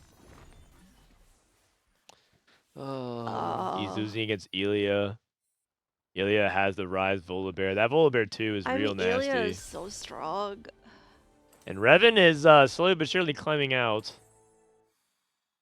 Tarek 2. Yeah. So the problem here is like the Baron items are good, but it's Kaisa 1, Baron 1. Like Right. eh. The Volibear is very strong. Deisik. I think Deisik just aiming for a calm top 4. Deisik's also in that top 4 right now. which I think is smart. I think it's very smart. Yeah. I mean, Deisik's plan is all coming together. The only thing is that he has one tank item. It's an Evan Shroud. He's playing 9 carry items. If he wins this fight, he's going to be very happy, but he definitely should. He can win. He's not gonna win. I definitely should. He lies fight judging. I said he can. I'm not saying he's going to. Setsuko's dead, unfortunately. Oh, so that's probably the end of Setsuko, unfortunately. Yeah. Bye, Setsi. I think, unfortunately, he kind of ran to Rise, and just kind of got blasted, so. Yeah. Yeah, the lack of mana generation on the Zoe ends up making kind of a wasted slot. The problem with Zoe, too, is like, you get these big casts, and then your 2,000 damage hits 2 people at 20% health, and you're like, yay. Yeah, I think that's a good point. I also feel like Everyone else's boards are just so insane. I just think this is I mean I think Malzahar Zoe is the weakest choice off of hefty rolls. Like I have seen it do well. It's just that I think it's a tempo kind of comp. Yes. And it just caps really low. Yep. Not to mention that it's also weak to things like the random Volibear because it's very easy for Leo to get surrounded and the Volibear jumps to the back line and then you just get killed. Yeah, we knew it was gold sub, and so gold sub allowing a lot of these players who are going 9 to be able to hit the Rise, hit the Volibear 2, and be really, really strong. So NA went 6-7. Ooh. That wasn't me. That was I'm just observing right now, and I think right now we're on track where no NA players are going to make fun of lobby. Yeah. No. Ready is going went first in the other lobby. Oh. He had the 10 oxes. We might have Rety. Yeah. D tier represent is what he tweeted. And NA can only win with prismatics. I suppose so. Reven, 5th is fine. Okay, my CTG teammate's doing well. Let's go, Elia! All right. I mean, 5th is good enough. Yeah, Elia's doing great. Elia's doing awesome. Elia trying to dial in here. I guess he's waiting. Oh, my God. He's showing off those puppies for free? My God. Holy cow. All right. Well, it's him, between him and Mori to win the lobby right now. What is it the kids say on Twitter? Maybe he was looking for TFT girlfriend serious? I hear actually, like, if you're like a a good TFT streamer, you get DMs from girls. Interesting. That's true. I think Emily gets a lot of DM from girls. Specifically, this Volibear. Oh, the Edge of Night actually made the Volibear walk back and that then was recommit. That was funny. Yeah. And he went the wrong way. He's still alive, but he went the wrong way. Man, and this board is really, really hard to stop. It's just so much value. And it's interesting because Elia this was actually a big anchor of his EMEA regionals performance. Elia actually believed that Freljord Rise was better than Demacia Rise. And a lot of people were still playing Demacia Rise for regionals. So this was an edge that he had. And it's not even the Galio version that Mori's playing, right? But I do think that Elia caps a little bit lower than Mori at peak. It looks like they haven't played each other, so it's going to come down to both of them. Unless I'm wrong and Baron 2 beats everything. I mean, Baron 2 can, certainly, especially with the Golden Dragon Rift Herald to buy that much time. Because that is a very good setup for it. Yeah. But right now, we're still a long ways off of Baron. All right, what kind depends of on the orb? gold. What kind of orb? Oh, it's a middle orb. Blue. Like 5 gold. It's like 10. Ooh. 1. Baron. Hey. Oh! Pity shop. There it is. Soulless Fiddlesticks 2. Oh, Elia hit the Rise too. Okay. Oh, Galio 2 for Mori, though, with Defender Emblem. That is...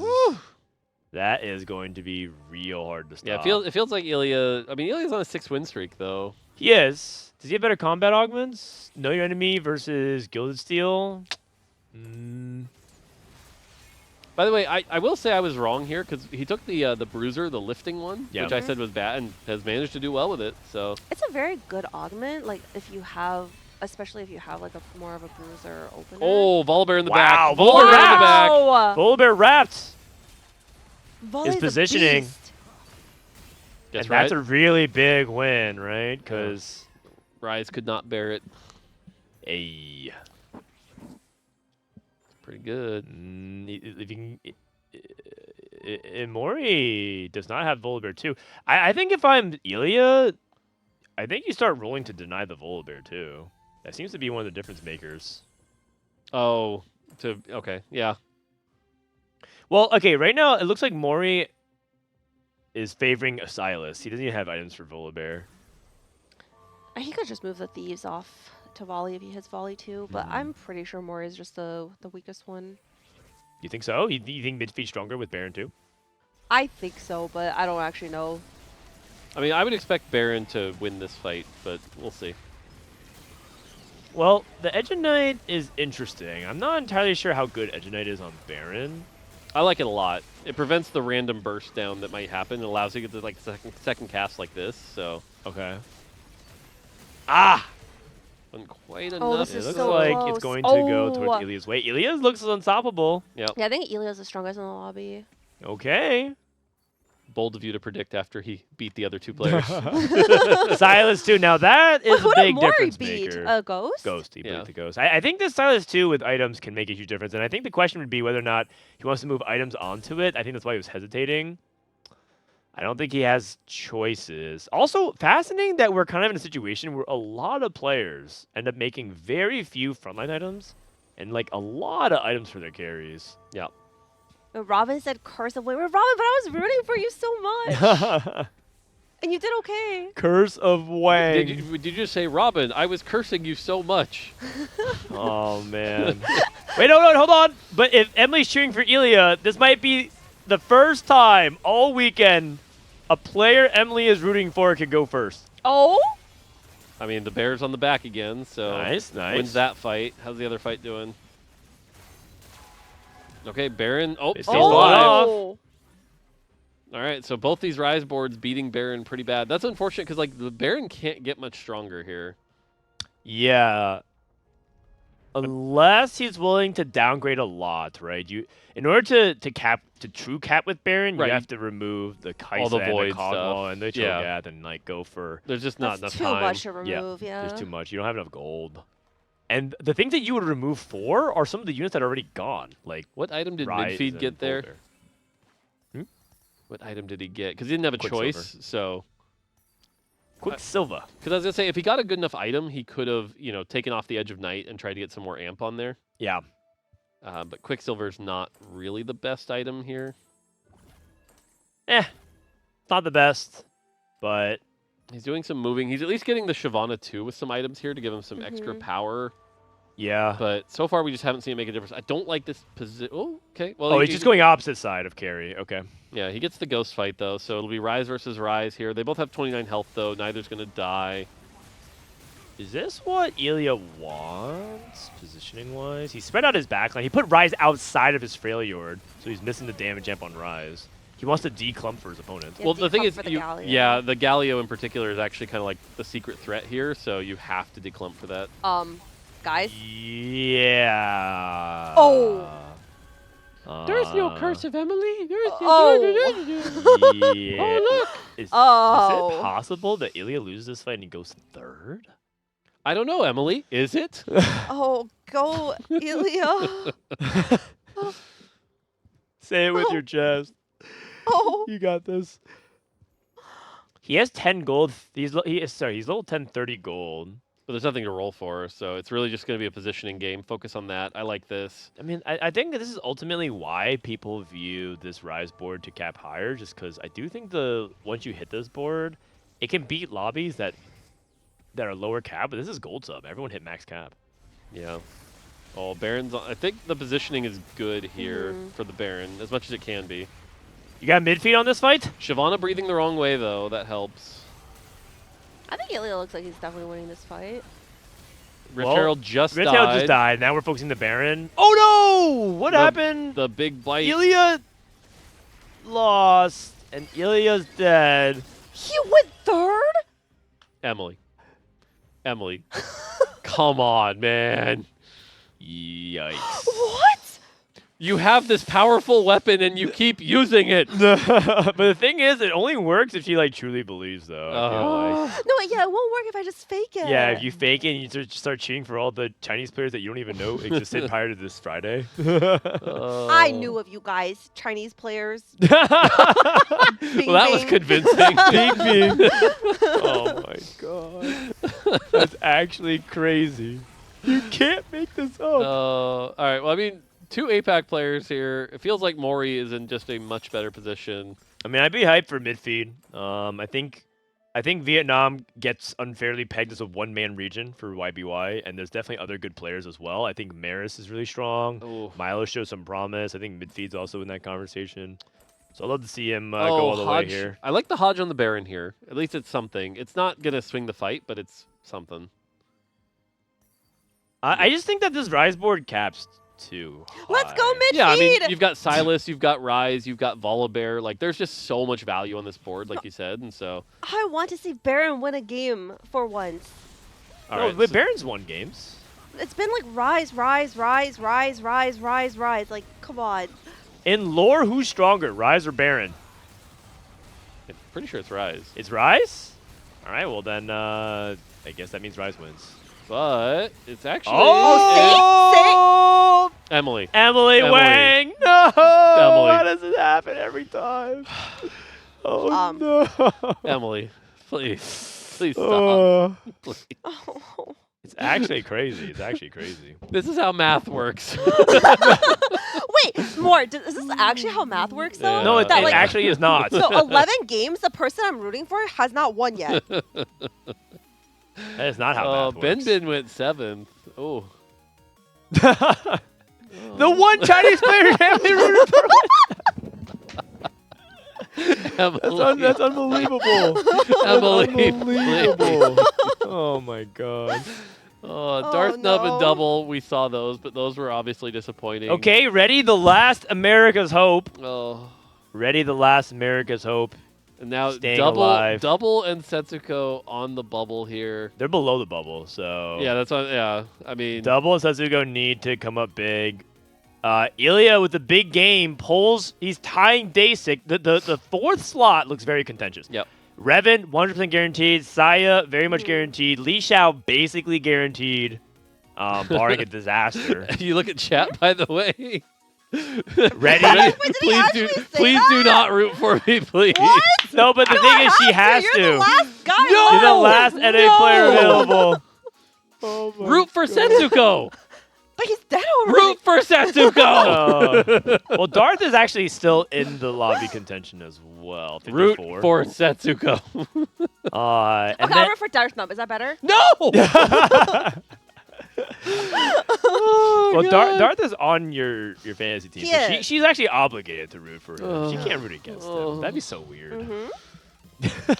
I cannot be held responsible for these things. Deisik, Elia, Midfeed, Achi, 4 players fighting for 1 spot, separated by 1 point. That is intense. Look at the average placement, by the way. APAC just coming back hard. Yeah, we were kind of like, oh, actually they reversed spots. America was at 4.5 and APAC was at 4.8. Today, complete reversal. Yep. The reports of APAC's death have been greatly exaggerated. Yep. That is crazy. That is crazy. Moore's going to go to the bathroom. Actually, this is an opportunity. I mean, why don't you go to the restroom as well? I can actually do an opportunity to talk about a sponsor while we wait for the next game. Oh, okay, I'll go to the bathroom too. Unless you want to stay for this. No, I'll just go join more. Okay. Well, as you guys know, we put on the Costream here. Productions, get our own stuff happen. Riot's helped supporting it, but we also have actual sponsor for today. So I wanted to give a shout out to Respawn, who's actually sponsoring the stream. And Respawn is a new product. It's by Razer, but they're partnering with Wrigley, and they're putting out gum and mint for gamers. So you can put out some flavors. We have some products here featured. Do we actually have the giveaway link that we actually can post? It's ! giveaway. It's these gamer mints and gums, and they have B vitamins, green tea extract, and other fancy things to help you guys with energy. And it's a great way to get for TFT, especially because if you're playing, sometimes you're lacking focus and whatnot. And they're helping us put together this co-stream together. And I know a lot of people talk about what are some best ways we can support the co-stream? The best way you can is follow them on social media. So if you type ! giveaway, we're doing a campaign called We Love TFT, yay. And all they're looking for is basically to get their brand awareness out. So if you follow their TikTok and you follow their Instagram, we're going to be giving away all kinds of stuff. We're giving away $100 in Riot points for 5 winners. So if you want to get chibis, they asked what can we do to help support the TFT scene? I said they love chibis, they love gambling. So we're giving away $100 in that, and we're giving away things like the Razer Blackshark, which is a wireless headset, a wireless gaming mouse, right? A whole mouse pad, a bunch of Respawn products as well. I was going to say Razer products, but technically Respawn, of all kinds of flavors. My favorite is the pomegranate watermelon. All you have to do is log into your TikTok and Instagram, follow this, and there's way more entries. If you want to enter more for possible entries, you can do things like watch a video and post on other things. That's the best way you can support my co-stream here. And thank you, Respawn, for supporting us. I'll be making this plug today and tomorrow. You can also follow me on Twitch. I think if you just log in and just enter the giveaway, you are eligible because you just follow me on Twitch. That's another thing too. So we'll be giving away a bunch of this stuff, and I think the whole value of the package is hundreds of dollars because we're giving away a bunch of Razer products. So that's basically it. Thank you so much, Respawn, for helping make co-stream happen. All right. Well, now they left, and I'm here by myself. ... And we're done with Lore Finder for today. Okay. So, what do we talk about, guys? What do we talk about? Okay, does America suck? Actually, I have a real question. Is NA washed at TFT? We didn't make Final Lobby last Worlds. Our top players keep citing motivation issues. What's going on, man? Is NA bad now? Our top players, it's not like it can be carried by 1 or 2 players either.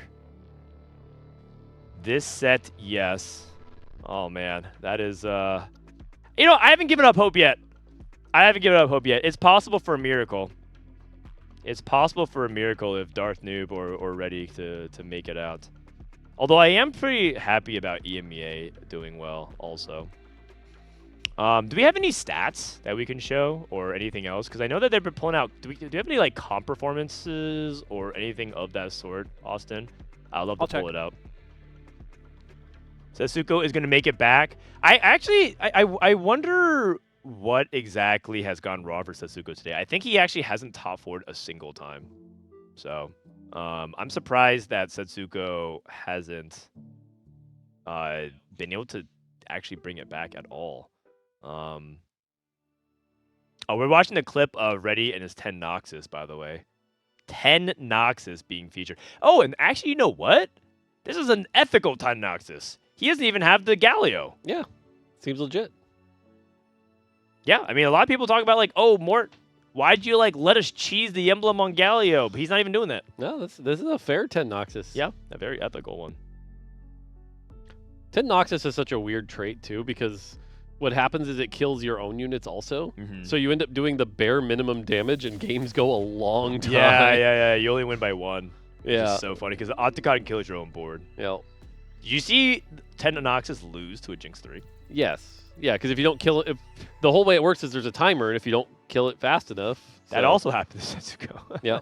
So, by the way, Emily's not here, and the other lobby is starting here, and we are getting a Zoe encounter. So it's going to be the highly varied, crazy. Emily's not here, and it happens. So holy just cow. saying, chat, Curse of Wang is very, very real. The Curse of Wang is very also, real. I might have left and pressed some button. No, I'm just kidding. Did you now? Oh, sorry. Aha. Sorry. We're just starting the cams. We're hacking. Sweet. All right, we got Darth. We got Setsuko. We got Reven, Mori, Elia. I think Emily's cheering for Darth and Elia the most. I'm cheering for my boy Double. I actually kind of need Double to do well. He's my last hope to not go last in fantasy. Selfishly, I also feel like Double was, when he was doing so well early, there was part of me that believed that if Double had gone to final lobby and won, people like really underrate him. They say he's the best player in EU, but they like don't even understand what that really means. Yeah. Because if you look at him, he's made every regional finals since the beginning. Yep. And he's the only player in TFT to have done so. Literally no one else. He actually has the longevity argument right now. Yep. And so if you're talking about TFT players who are defined by adaptability over time, he is probably one of the biggest examples of such. Yeah, for sure. Yeah. So a lot of this is going to come down to what Zoe gives, by the way, since it's the encounter, right? It's like, what type of augment do we get? And then does Zoe give like a Reforger? Okay, fine. It's a normal game, but does she give, a random emblem or something? Or, like it can get pretty wild pretty quick. Agreed. So I'm definitely going to be keeping an eye out for that. Setsuko, I think, at this point, just kind of chilling. Yeah, I mean, both him and Double have to play lean into high variance, which is actually good for them. All right, so it's going to be a gold augment here. We'll see anyone who pulls the trigger first. Aura farming, Annie? I think if you're Double, you might have to try to send it here. Setsuko took Warpath, which I love. That is my favorite augment. I love this augment. Is it 2-star 1 cost? No, he got a Twisted Fate. Sorry, I meant, is the loot subscription a 2-star 1 cost? Oh, it might have been. Yeah. Yeah, it might have been a 2-star 1 cost. A lot of people are like waiting on what the reward would be. Yep. And Double scouting to see if you can get a glimpse of what it would be. Yeah, it goes with the Bramble, and oh no, it was a Reforger. Reforger. It's just a Reforger, basic. Well, Emily, you got what you wanted, but you weren't here to see it. The encounter is Zoe. It's a loot subscription. But then you showed up, and the first reward was a Reforger. No. So I'm just saying. It's actually true. Okay, the thing is though, isn't it actually good when watching this lobby? So I can't even cheer on Rety even if I wanted to. Oh yeah, but the thing is, Mort doesn't want you to cheer for Darth Nub. Go Rety! Oh what? Why? Why? We have to test it. Yeah, but you actually believe that though? I feel like you're just like in science mode. Oh, jeez. So All right. looking Looking at the other augment augments. picks, Deisik got a heroic grab bag. I'm curious if he I know he got it off Gold Destiny, so he probably wasn't prepared for it. But he's going Bilgewater here. Okay. Deisik was one of the first people really pushing the innovation on Bilgewater at the beginning. He was saying like, you need to be pushing stats. You need to be like playing it for tempo. Bilgewater, there's such a wild ride too. Like everyone was like items into stats into unit. Like it took so long for people to talk about how to play it. And that's why I was saying like Graves. I think it has a lot of that in the next set where it's like the whole talent tree. It's going to take a long time. Where people say this is how you play Graves, and then no, just kidding. This is how you play Graves. Yeah, I tried playing Graves a few times during playtest, and I gotta tell you that there was like so many times where I wanted to buy every option, and I'm like, yeah, that just means I don't know what the hell I'm doing. You know the patch that Bilgewater is really broken? I think I averaged like a 6. Yeah, to be fair, it was hard to play. I gotta just take a second to recognize because I know the set's coming to a close, and now that set 17 is on the cusp, and a lot of people are excited for that. I just gotta say that Bilgewater is probably one of my favorite trades ever. It's a good trade. It was fun. I find myself when I'm in the games I'm still playing in the set, wanting to play Bilge as much as I can because I just feel like it's in the perfect spot. For what I want out of like, how do you define this? A drip feed or a snowball mechanic? Or drip econ is what we call it. Okay. It's one of my favorites you've ever done. We've been talking about it a little bit more after this set, but we've also started just calling them engines, where it's like stuff that sort of feeds into itself and makes you kind of like feel good to play it. Yeah. Like Yordle is an engine, Bilgewater is an engine. Yeah. So an engine comp. I think it's the best you've ever done with it. Bard is an engine, and so like stuff like that is actually like having so many engines in this set was actually really good for the set instead of just like one. Okay, Bard is also one of my favorite engines you've ever made too. It just so happened that you put it in set 16 at the same time. Yep. I feel like I'm just glazing it now too much. Setsuko, by the way, I think it's gonna be hilarious. He took Warpath, right? He's now winning. We see this a lot when players are like out. They just come back swinging and they get like a first place, and it's like, but it might get him a couple placements and a couple $1,000 at the very least. Yeah, it's one of those things where I think now he can sort of be unleashed to play the way he likes to play. Yeah. So many people, like, Hefty Rolls is such a gravitational orbit pull augment that people will just throw away their whole game plans to play. But that's the meta. And if Setsuko just goes off the script of picking Warpath and other, like, quote, disrespectful augments, he actually might end up going back to top 4ing even though he's playing, quote, off meta. Yeah, I feel like you have to play to have fun. Like, play your comfort zone, play to have fun, and then you'll do well. I think what you said there, the comfort zone, right? Like, playing the way you play versus, like, an awkward meta where you're contesting people. I think that's where, and I know these are like the top players, so you have to sort of play optimally to some extent, but if you're really, really good and can stand out, it's one of the reasons why we always talk about like stats. Stats are the average, but if you're above average, like, make it work. Thank you, Mort. I am above average. I mean, that's Me true. too. You are certainly above average at cursing people. Wow. That is a factual thing we're seeing. That is factual. Don't worry, Emily. Okay. Rety will win for sure. Okay, I'm rooting for Elia and Rety. By the way, double spot right now is disgusting early. Yeah. This is an amazing spot. The Bramble augment into the 3-item tank Leona early. Like, nothing's killing this till 3-5 at least. That's one of the things that I think people have underestimated, right, about some of these augments. They think so late game oriented. They say, well, it's the best comps are capping around AP magic damage. Why would I ever take something like the Thorn Plated Vest? It's because early game, it can really do stuff like this. Yeah. People forget that every time you attack into this, it deals damage, right? So it adds up over time. Yeah, if he can somehow like miracle Leona 2 on like 3-2, we could see like an 11 win streak from this spot. Yeah. It shows that double's still locked in as well, right? I think some players would. I think I would have YOLO'd aura farming and just been like, yeah, like lean into variance. It is what it is. This is my worlds. But I think he's very much still looking at all the small details and not getting lazy about it. And he's rewarded. This would be a 5 streak. I mean, yeah, this is an easy fight for him. Setsuko also on a 5 streak with the Graves 2 Ginsu's. It's going against Deisik, who has full upgrades except for one. Yeah, this is just way too hard of a fight for Setsuko. It's going to be close. I think the... if the Graves I started attacking... If the Viego started attacking the Graves, maybe, but... What is Elia's board? Elia's board is the Noxus Oof. board. He's a win, lose, win, lose, win. I mean, it's better than lose, win, lose, win, lose. It's fine.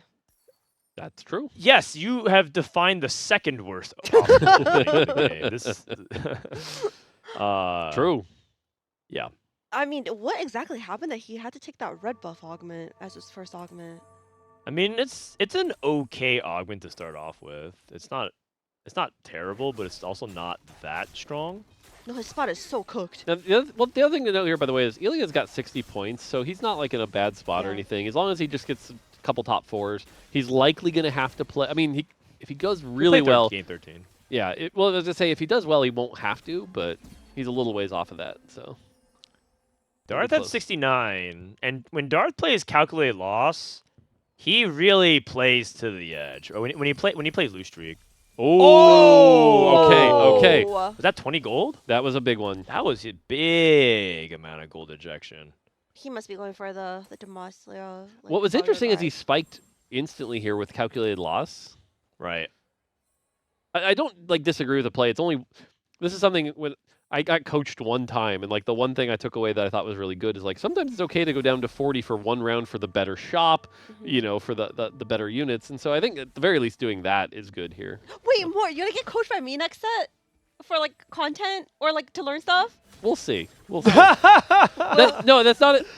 Schedule for me has been hard lately. That's the hard part. That's what they all say. Yeah. No, look how much I streamed this set. But bunch. You actually did stream this set. Like, not TFT though. Yeah, let's say one eugenics stream. You streamed No, that eugenics. game was really good. It was a fun game.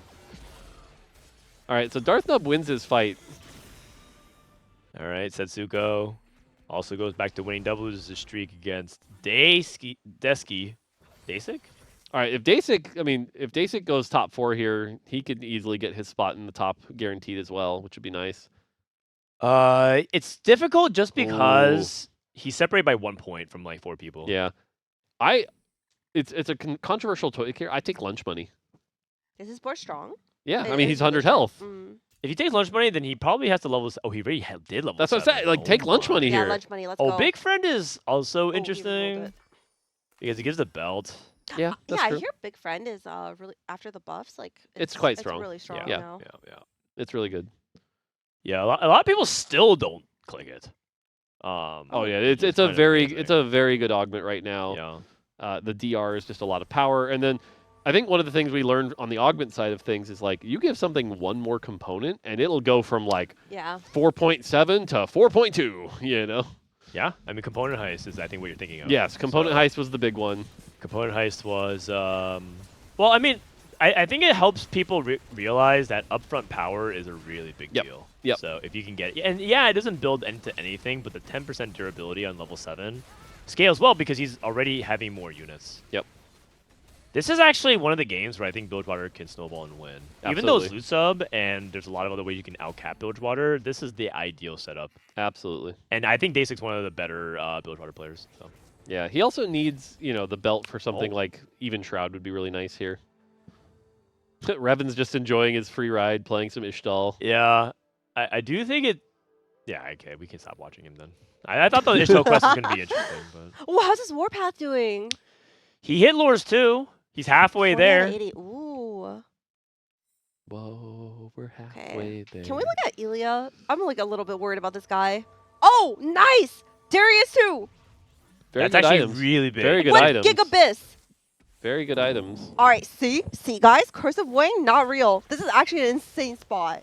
Did you just realize what you just did? Like, I mean, all those things could be true. No, I think it is an insane spot because Darius 2 this early on level 6. oh yeah, with is these very, items is very amazing for good. Very sure. good. The thing is, I just think that there's a couple of other people who also have amazing spots, so I'm just like hesitant to. I think Emily declare. just also doesn't realize what she just did was take every LeBlanc out of his shop. You know, like, like, yeah. what are you doing? One more it said. Dan, looks like- can I borrow you for a second? Yeah. All right. Mori took a branching out plus, which is interesting. Got an Arcanist emblem. Okay, I don't actually know if this keyboard works from here, but Yeah, I will it'll try work. my best. It'll work. It'll be fine. But the branching out with the Arcanist emblem puts Mori in an interesting spot. Mori's at 57, so Mori needs another strong finish. Although Mori's the kind of player right now that should be playing for like top 4, go to game 13, and then try to win it there, rather than try to make it to top 8. So. We haven't actually been seeing any Ari rerolls lately. Like, is the Ionia's just not very good, or? Yeah, and I mean the rerolls just that's true. What is the Ionia of this game? Must not be transcendent. Yeah, let's say must not be There's transcendence. There's just been no transcendence. So, Deisik still win streaking here. Finds the graves. Interesting enough, this isn't. Sorry, the icons. What's the Bilgewater icon? Is it Captain's Brew? Yeah, that's Captain's Brew. Okay, yeah, Captain's Brew is really good. The slow is just so valuable. So that's really powerful. Oh, Setsuko lost against someone. I mean, he's still playing a TF, so that makes sense. Midfeed. Yeah, TF with no Ginsus. He's in actually a pretty bad spot here, and I think he's going to fall off pretty hard right now. Okay, Setsuko, you can cash out your Warpath. I believe in you. Do it for NA. The Viego does wrap, though, so... I mean, I think this Lissandra's about to one-shot his whole family. Yeah. The big thing is we're going to have to... I mean, we're watching it on the other side, but Darth Nub's going to be the one to actually really watch here, because he still has a chance. Yeah, so we actually want Setsuko to lose here, because we're cheering for Darth Nub to make it. I mean... yeah, let's... Yeah. Okay, double going for the Leona Zoe, but unfortunately only has 2 Malzahars and 2 Zoes. Yeah. So... And, like, no real... I mean, he has Pandora, so he'll end up with AP items in the future. Yep. And then Reven is... Ooh, he's playing... What's his quest? Something a bit different this game. It's Ishtal. Lose 4. Okay. I mean, again, Reven's coasting. He's just enjoying... the thing is, though, Reven was going for that 73 record. Going for the 73 record. He needs to do better than 6th. So... Goes up against Setsuko here, which should, that's a free win for Setsuko. If Reven wins this, he'll be a little sad, but I don't think he will. Yeah, Nidalee dead. It's not close, yeah. Good, good, good.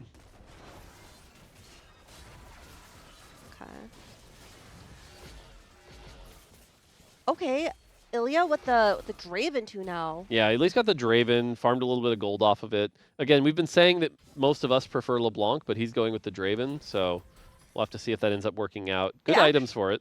I understand the concept between going for Draven, because 3 gold every few rounds is actually quite a lot. I get it, but every time I've played Draven and invested in it, he just does not do a lot of damage, and it's just, you feel like you've lost 40% of your damage by playing Draven. I am not a fan of this champion. So, okay. Oh, wait, he doesn't have a contested, does he? No. Yeah. This guy's just going 8, going 9. Okay, another Darius on the other side, by the way. So that's the other thing, too, is that Elia's going to be contested. So hitting Darius 3 is going to be really hard to do. Okay, Darth Nub. And... Ooh, lucky chest. It's a lucky chest. Wait, he's going 8 here. Darth Nub? I mean, if he can hit, although he doesn't have much gold. He's so... Okay, I need to stop saying people are poor all the time, but it feels like the common theme is people are just so poor. The thing I'm surprised by here is going 8 with calculated loss and not hitting, but he does at least have the lucky chest, but his items are kind of rough also. I mean, if this gives him Galio this turn, then maybe it makes sense. Does it give him Galio? Let's see. It does. Yeah, so at least that makes sense. All right, Dan. Oh, sorry, I got it back. Everything good? Yeah. Need to do some login stuff. Got it. All right, what did I miss? Darth Nub just went to 8 this turn, and the loot subscription was a lucky chest. So everyone got an extra item. Got extra items. Yep, everyone got an extra item. So, like I said, Darth Nub's going to unlock Galio this turn. Reven's still playing his Lost Streak Ishtal. And we'll go into the final augment here, and it's going to be a gold augment. I expect we'll see a lot of Gilded Steel. Yep. Okay. Sure enough. Gilded Steel into, needs to free his bench space. Oh, Zillion's one of the good ones. That is a good one. Maybe I'm good luck. Kindred. I mean, Zillion's already a big hit for him. Yeah. Especially considering he's playing Lissandra 1. Like, that's just a pure upgrade. Yeah. And is he unlocking Galio now? He unlocked it. He unlocked the last one? Okay, so he's good to go here then. Yeah. Deisik with duo Q. Double. Setsuko with malicious monetization. Setsuko playing Did he pretty catch out his crazy. Warpath yet? No, not yet. There's no way. There's no way. No, he's at He 51. what? He just took malicious with this board and not cashing out warp. Okay. Yeah, there's no way. Double took 3 threes. I'm curious if he got any Malzahars or Zoes off of that. Well, he He's has got Zoe 3. He's got Zoe 3, so he probably got something there at least.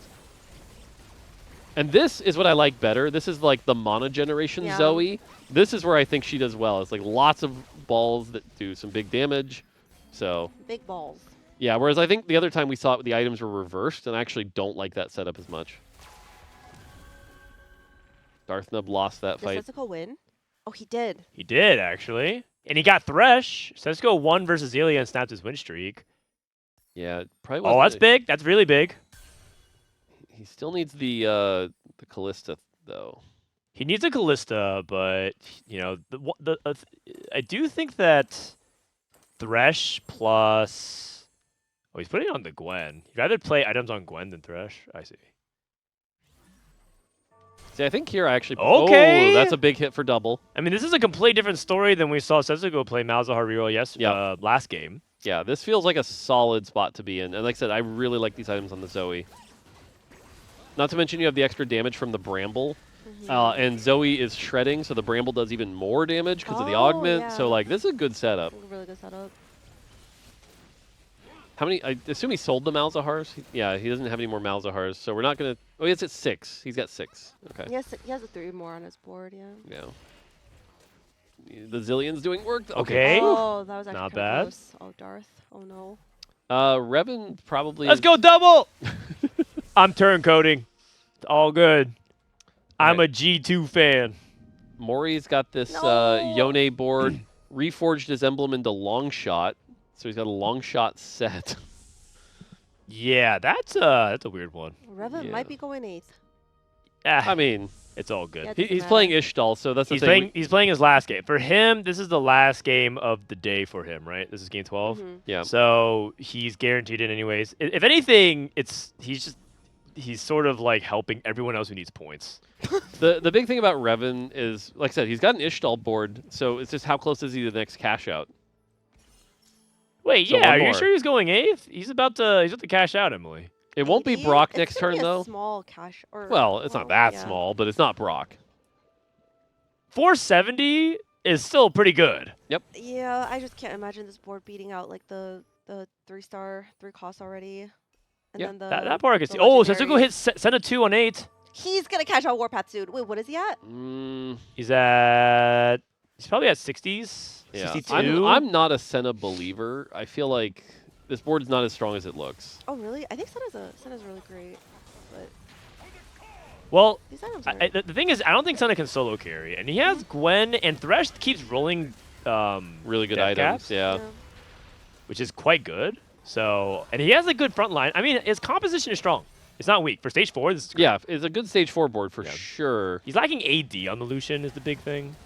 Like he has all utility, so the raw stats on it should be good enough. Yeah, not enough to cash out Warpath this though. is He needs really one good more for win. Darth.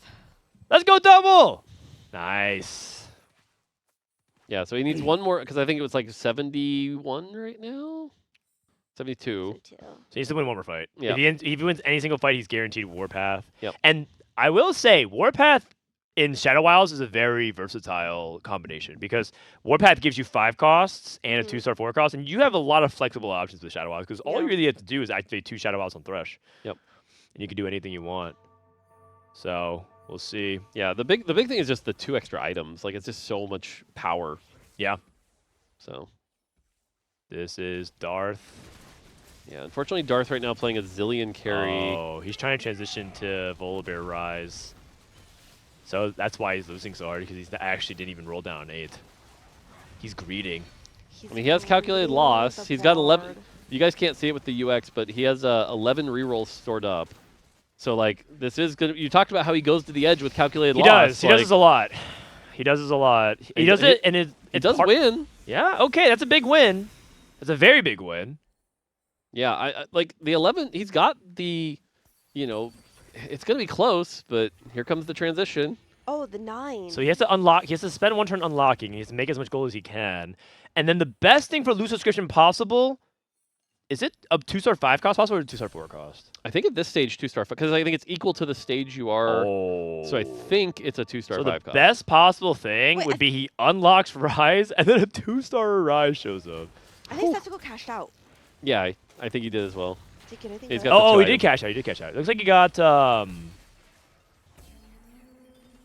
looks. Seraphine too?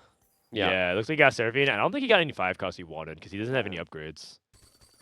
Oh, Prismatic Orb! Oh! Everyone gets a Tactician's crown. Oh my Wait, that's god. a Prismatic Orb. That's a bingo. That's pretty big. That's a bingo. Can we go back to Darth Nub's board? Yeah, Darth Nub That's like rolling. oh, he had volley too. He had Volley 2. He has Rise 1. God, this is such a hard turn. You got to place all these items. It's okay. I He's think got his Tarek. he's done a good job. Now he's just actually his items are fine. His positioning is like very one-sided. I'm worried about a wrap. It's because of the fire hex. It kind of has to. Yeah. He needs the Volibear items though, because it is still a Rise 1. Oh, Midfeed does not look strong at all. He's playing all 1-star except Renekton 2. It is a very strong Renekton 2, but It is yeah, a strong yeah. Renekton 2. You're right. And the positioning kind of has Tarek in a weird spot where like he could get yeah, wrapped, but Renekton can dodge the whole thing. yeah. And Renekton is good. I just don't think he can solo. No. carry. Darth is so strong. You got this, Darth. Just another first for you. Yeah. Let's just hope he didn't hear that. Sandra 2. Oh, Galio 2. Galio 2 is really big as well. The only he doesn't have any items for it, but that's really good. Deisik also gets MF2, midfeed hitting, Elia. This is actually looking kind of bad for Elia now. Oh yeah, because he's stuck on 7. And the whole lobby is spiking in his loot subscription, so you know, part of what makes Darius so strong is that you're stat checking everyone. And the thing is, in a high resource environment, people will have the stats and the ammo to actually take him down. Yep. By the way, Reven went 8th, 72 points, does not break the Oh, record. he doesn't break the record. No. So, Oh no. That's okay. Job well done. I couldn't be happy for the guy. Yeah. I couldn't be happy for the guy. Back in tier 1 as well. Yone on the back line here. Oh god, Elia is like Oh. bleeding out. And I think if he can't beat this board, Yeah, this board looks so bad it's too. possible Elia loses out from here. Setsuko wins, double wins again. It's the march of the goats. Setsuko and double finally taking the lobby out here. So, Double's another interesting... Rise 2! That's good. Wow. Double's another interesting case, by the way, though, because, yes, his board's really strong, and we talked about the items and stuff like that. But, to your point, everyone else is spiking. Leona's going to be easier to get through. This is no longer as good a board. So does he start to lose from here? Yeah. Yeah, I think he's about to go on a 5 lose streak. Mate, we'll see. We'll see. I think he beats a lot of, like, for example, I think he beats Elia. So I don't know that he's that doomed, but it's definitely tough. Hey, speaking of which. Darth versus Elia. Oh no, Elia's... Yeah, Elia still stuck on Darius 2. Yeah, this front line's going to fall over so fast. And if Darth gets... That was not close. If Darth gets, like, another item for Volibear off the character here that's good, I think that might be Darth Noob winning out. Midfeed. Midfeed's losing. That's really big for the point totals, because Midfeed was on that cutoff. Yeah, Midfeed was 59, so he's going to have to go to game 13. Game 13. Yeah. Double. Oh, wait. Can Leona win this? Can they, do these units... No, the AP damage, unfortunately. From Oh, pretty an item. Whew. It is a race for top 4 here. Yep. The thing is, the players like Setsuko and Double need more than a 4th. Well, yeah, I mean, Double basically, like, I guess Setsuko and Double are the same points, so they both really need a first. I mean, Setsuko we know is pretty much out, but Deisik and Elia here, and I believe somebody cursed Elia to a 5-loss streak. So we have that. He finally hit. He hit. He finally hit, but it might be too little too late. But for Elia, if you can, like, every point matters going into the final game. Because I'm pretty sure if Elia's not going to make it to the direct final lobby qualification, but he puts himself in a spot to do it in game 13. He needs to face double. He's got double Deisik and Setsuko in his pool, and he needs to face. He needs a free win here. He needs to face double. That's like his best shot. The thing is, if you think Darth's the strongest in lobby, he has a 36 HP deficit to cover. Yeah, which is unlikely. So goes up against Setsuko here with that Senna, and now has items on the Callista, so he's looking pretty strong. It's not a Thresh 2 though, right? It's still Thresh 1? Yeah, still Thresh 1. Okay. Yeah, this is where Darius, like this is why Darius Senna taking can, over. Yeah, Senna can struggle with this kind of stuff. Callista can't take it out either. So good win for Elia to at least keep him alive. Darth Nub also wins. Double loses, and now double in free fall here. I'm telling you, this is a 5 lose streak. We're double into 5th. I mean, it's see. possible. Just have see. Zillion. Yeah, the Zillion and Invoker emblem's a neat little twist here that I like. If he somehow like magically whips out a Zillion too, that could help. It might come down to double for Zelia for top 4. Looks like Elia's facing, Elia facing double. Wow. Okay. And this is Elia's chance at top 4. If he beats double here. Which comp is favored to win here? You know, I think it's basically very similar comps, but I think Nox's cap's a little higher. However, I don't know if Elia is considered at max cap yet. Oh, okay. Oh, This next cast, nope. Oh yeah, Oh, okay, my gets the goodness. win.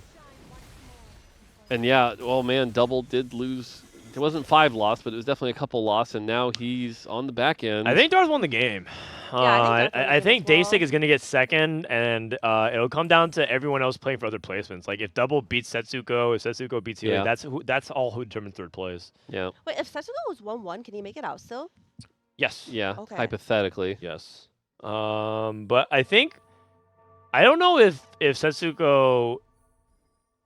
I don't think he goes 1 here. Yeah, I don't think he goes 1 here. The issue, I mean, he is the only person I think this tournament who won with Shadow Wild so far.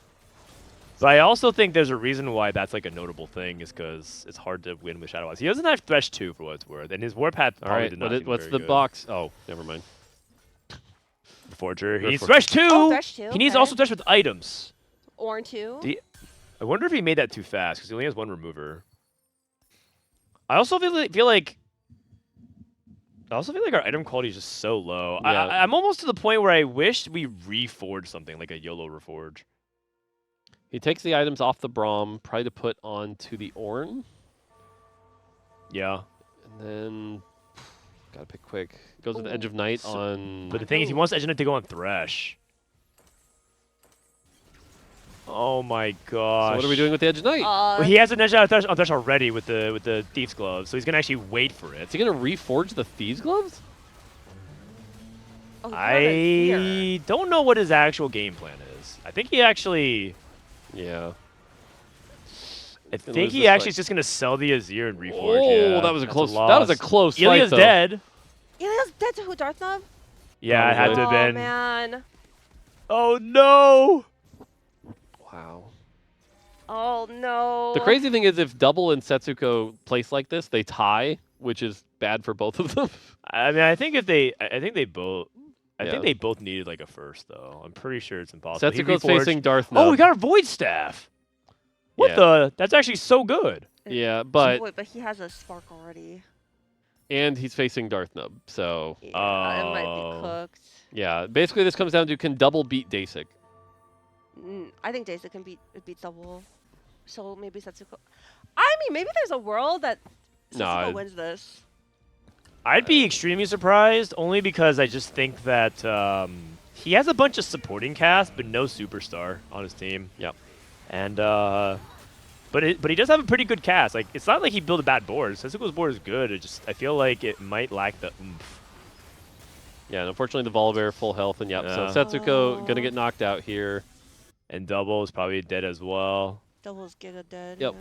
And that is going to be a 4th place for Double. It's probably the end for both of them. We'll It's double probably check. gonna be the end of that.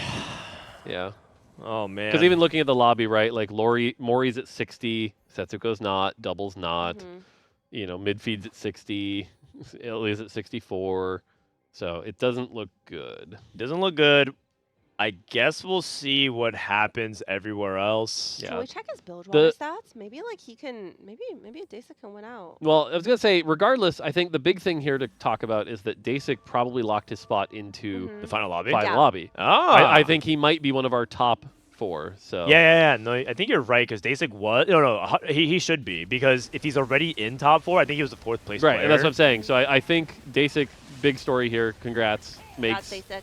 Yeah. So And he was one of the players that I think was concerned about the patch for his playstyle because he loves playing around 4 cost. Deisik's like one of the big purporter of like 4 costs are the anchors of TFT, and he was like worried that 3 cost and Fast 9 would push his playstyle out, but I think he stuck to his guns.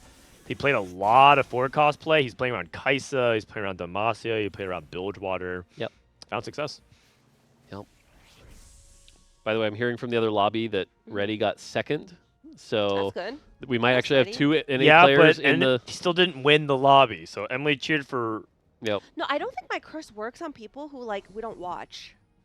No, but like he didn't win. Right, we're saying for the He went bingo second, board. the bingo. Oh. Yep. Wait, no, Darth Nub. Oh, I didn't say out. No, but the good news here is we'll have 2 NA players at least in the final game 13 that have That's a shot. good. So it'll be close. Apparently, Saya posted 78 points in 12 games, which is insane. Wow. 78 divided by 12. How much is that per game? What's his AVP? He's gone 2-1, 1-1, 2-1. Wow. Jeez. What? Jeez. 2-1. What the heck? Wow. Wow. That guy's probably the world champ. I'll just say it. What? 2-1-1-1-2-1-2. That might be the best day we've seen like at ever. a Tactician's crown. Yeah, like ever. Yeah. Unbelievable. And also the highest point in group stage, right? Yep, 78. So. Let's go, Darth! Darth Nub with the first place. Nice. Wait, you were cheering for Darth? Is that bingo? Well, no. In the beginning, I said I was cheering For Elia. Elia. Yeah. Oh. Yeah. Which, you know. So I'm curious to see the points now. Saya with the first, Rety in Jeez. second. Hanxing, Binbin, Royale, Li Xiao, Achi, and Boba, which means that it should be Reven, Li Xiao, Deisik, Yep, and yep. and Sayo. And double out. Yep. Oh. Double, Setsuko, Oubo, and Royal are out. That's the 1-1-1-2 start into not making final Into lobby. bot 4 all hurts. day on day 2. Saya beat the #1 record. Saya has the new record, 78 points. Yeah. Unbelievable. And it was a player that Clement was talking about in the podcast, saying that Saya's got some moves. So, Yeah, and if you look at the AVP now, it's like China has shot China up quite a bit Yep. as well. Yeah. So it's looking like China, 2 EU in the final lobby. Yep. And it's looking like it might even be 3 China, 3 EU. But Darth Nub and Rety. Wait, we actually might have a 0 APAC final lobby. it's possible. I just realized. It's possible. Can also have a 0 NA final lobby. Yeah, I mean the standings Yeah. here are really, really close. Yeah. And so it will come down to this last game. I'll do that thing where I overanalyze their scores as they place. But Well, the big thing is that Elia, it's really good for Elia that's that he has this lead. the 2-point lead. Yeah, because it's hard for him to be jumped by all of these people. Correct. So Elia is very, very likely to make it through as long as he goes like a 6th. Go, Elia! My last CTG teammate left. Let's go! Fine. Just don't talk about the next guy. Just talk about Elia. Go, it's fine. Darth Nub! No. Yeah. And so I mean, I'm happy. I actually would be sad for APAC if they got 0 players in. Yep. I feel like CN already has their players, so I'm sorry, Hanxing. I kind of would want Midfeed or Achi to go through, just selfishly. I want Achi to go through. I remember watching him like 2 worlds ago. Yeah, and 14. He was so good. He was the best player at 14, Yeah. and it's sad because, in TFT, that best player doesn't always win the tournament. But Achi, I think, in a different format, a different parallel universe, actually should have won Set 14 Worlds because he posted the best score overall on the weekend and the final lobby, but he just didn't win the checkmate game. Because unfortunately, it went to 7 games and everyone was in check. And in that case, it's like overtime, sudden death. Yeah. But Achi was like, in many people's minds, was like the deserving winner of Set 14. Really So for him to make another final lobby would get a second chance at redemption. Yeah, so I would like to see that too. I'm really rooting for Darth Nub. Like I said before the show started, like he's kind of the one I wanted to see do really well. He's always been kind of an underdog, and so for him to make it this far is awesome, but I'd love to see him in the final lobby. Sorry, you said ready? Darth Nub. Oh, Darth Nub. He's an underdog, but like he's not. He shouldn't really be considered that strong of an underdog. Exactly. And that's why I'm rooting for him. Yeah, and I mean, it's funny. We have 2 of the lowest rated NA players left, right? It was Darth Nub and Rety that were getting ranked low alongside Kaiwang. Yep. And I was telling all the guys like, oh, you're underrating all of them. Yeah. Well, okay, I actually put Rety in D tier as well, but I said it's because it's inexperienced and also because I think that's like fair. No, but Rety, I think you they're were really always showing S up. tier for me. Okay, sure. I actually purposely put Darth Nub low because the last time I put him high, it cursed him and he did bad. So you hate Marcel is what I say here. Well, and so that's where Marcel has now confirmed that, like, okay, I need to just stop putting players I like in my S and A tier. I just need to stop doing that. I see. Because Mort had, who was your top 3? You had Marcel, Juanmei, double? And or double. YBY. Yeah, it was YBY and double were like my top 4. So. Wow, you really cursed them more with your tier list. Oh, so my curse just ended. Yours ended like yesterday. I don't even feel like this is a curse. I feel like making it, you made it to the 12th game. Yeah. And he got 17, so that's it's not even really that bad. Yeah. I guess by his it's bad if your standards is like the best player in TFT history. Oh, you got 17th at Worlds. Yeah. Darn, I only made like $8,000 or, you know. Yeah. I mean, for him, he wants way more though. Yep. No, I agree. Yeah. Yeah. Saya though, Saya the big story. So I mean, I wish we got a chance to see more of his game, seeing that this guy was really going 1-2-2, 1-2-2. Yeah, we didn't get to see him at all, right? Yeah, and I'm gonna go back and like see if I can watch any of his VODs, because maybe the CN broadcast followed him, because we were paying attention to a lot. There were a bunch of lobbies that were like 5 CN players. Oh, 5, Dad. I got debated. All I know is I'm never drafting Juanmei again. Not because he doesn't deserve the respect, but because everyone was like, oh, he's going to win the tournament. Yeah. And I just like bought into the hype. I actually wasn't that high on Juanmei going into the tournament still. But everyone's like, no, you're like trolling if you don't pick Juanmei. He's going to win. And so I actually got debated. So this carries over to tomorrow. So as long as like Elia and Mori somehow make it, I could beat chat. It's still possible. It's not likely. Wait. Start that, please. You're right. Wait, can I do it or no? No, you're no. But Mort's actually right, because if he gets 2 in and chat loses Achi, it's entirely possible Mort catches up. Possible. But wait, which would be such a steal. It would be. But I mean, either way, chat, you guys did great, and we beat these 2 noobs, so like it's all good. Oh, it's all my good. God. It's all good. I'm so washed. No, my picks were completely for fun. Like, I just picked like people I liked. Whereas Dan, I think he actually tried to make a good team. I think my team is really good on paper. Wait. So are you saying I think my team is really good on paper. Are you saying you didn't pick good people? I picked my friends, who are also very good people. Oh. She picked Ironbog because Ironbog went into Emily's chat one time and said that he watches her stream to learn. He said he learned from me for 2 days in the first days of set 17. Yeah, I saw you tell that story day 1 and immediately saw 3 people in Twitch chat go, learn what not to do. No, he was learning what to do! Well, Emily was like rank 1 that. See, there's a couple there. Like, learn what not Emily to was do. like popping out this box bootcamp, right? Yeah, I was like She was doing doing okay really for well. the first couple of days. Yeah, she was popping I was out, like man. top Then 5. you lose to like a T-Hex player in your lobby and And then I started getting Mortdog in my lobbies, and I think everything went downhill after I lost to Mortdog, who randomly played T-Hex and beat me. Great job. Yep. Great job. No, because I was 1-1. Yeah, I remember, yeah. 1-1-1-1, Yeah. and then you made me go second because you randomly hit like everything, got a T-Hex, and killed me. Yep. All right. Well, you know what? You know what you could do to get back at Mort? You can show him that you're a better Pictionary player. Mortdog actually is. Yes, we're gonna play some Pictionary. It's a tradition that every guest that comes to our co-stream does some Pictionary. Mort has actually been our best performing Pictionary artist so far in the couple years we've done this. So Emily, it's your turn to go to the whiteboard. We have one right here. Oh God. And see your if headset you off. can do better than Mort. Just put on this headset. Put on this headset.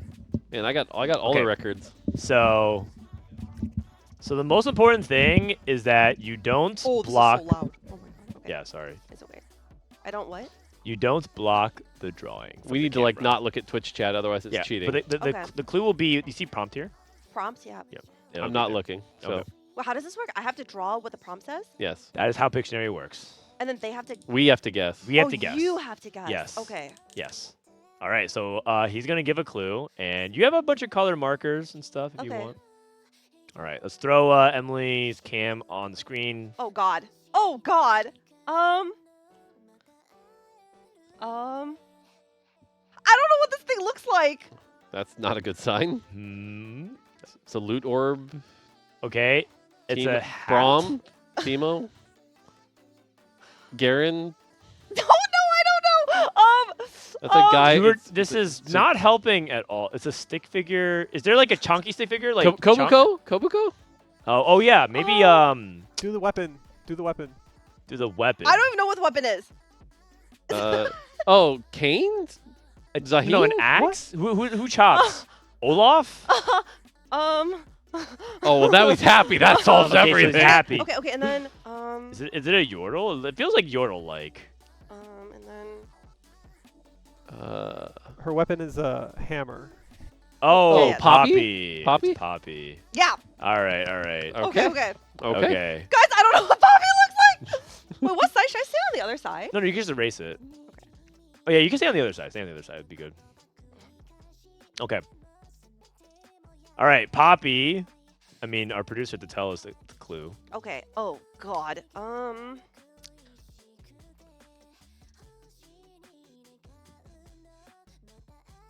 All right, I can't see. Oh, is that a It's boat? a boat. It's a boat. Fizz? Bilgewater? Ship? Bilgewater? Yeah, gangplank. Misfortune. Graves? Misfortune. Um, There's a red thing there. Twisted Fate. Twisted Yes! Fate. Yep. Okay. Yes. Good job. The colors help. The colors help. As soon as The, you the did cards were different good, yeah. cards. yeah. I like the toy boat. Okay. Okay. Oh, okay. This one's easy. Blue. Prismatic augment? A blue, like, menu? Sheet of paper? Rise? Scrolls? Okay. Augment? Yeah, I thought it was like prismatic augment or something. Book? Is it like a letter? The United States flag. The Constitution. Yellow contract? Orange smiley. What's an orange smiley face on a piece of paper, Mort? I don't know. I got nothing. You said this was really easy. Okay, hold on. Can we write like numbers? No, you can't write I mean, you words. shouldn't really communicate it with words. Frowny face. So happy face and a frowny face. Something deal?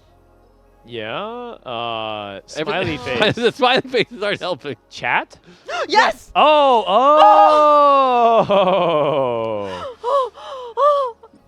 Okay. Do people usually do better? Yes. But no, you're doing great. You're doing great though. Okay. You're doing Oh, great. this one's easy. This one's easy. That's what you said last time. No, this one's actually easy. Well, it's a smiley face again. Brom. Some of the mustache. Who's got a mustache? There's a backpack. Kobuko. Who's got has the a mustache? I can't think of anyone with a mustache. Oh, Mario? T-Lies with a mustache. Preglide? Is this a? I don't know the pregnant. meme. Pregnant. Yeah. I was gonna say I don't know the meme. It's a pregnant Greg. I like that. Pregnant. Okay, I got this. Pregnant. I'm glad I didn't have to do that A one. classic one. Okay, orange circle. That's better be another smiley face.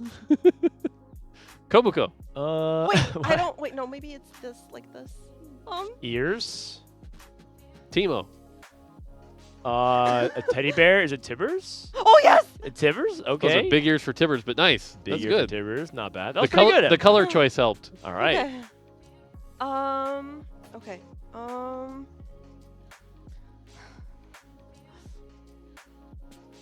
What is another orange circle?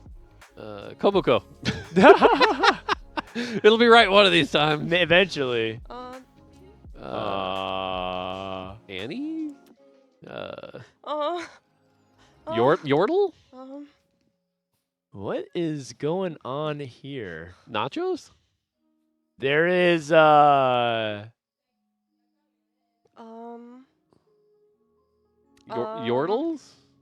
I can't really even tell what's going on here. It's an emote.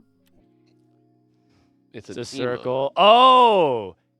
Emily, you wrote it backwards. It's 07. It's backwards? Do you know what the number 7 looks like? Oh, oh my goodness. Oh, is that why it's That's called why it's called a No, it's because I'm looking What at are chat. you talking? No, I'm looking at chat and the hand goes the other way. No, it's supposed to be 07 because my the 7 is God. a salute. It's the arms. Oh my god. You All right, wrote last it one. backwards. Last one. Oops. Yes. Oh. Oh, okay, I got this. Yeah.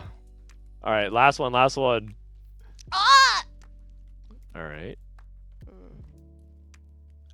Here we go. Kobuko. I can't. It's just a person. Frodan.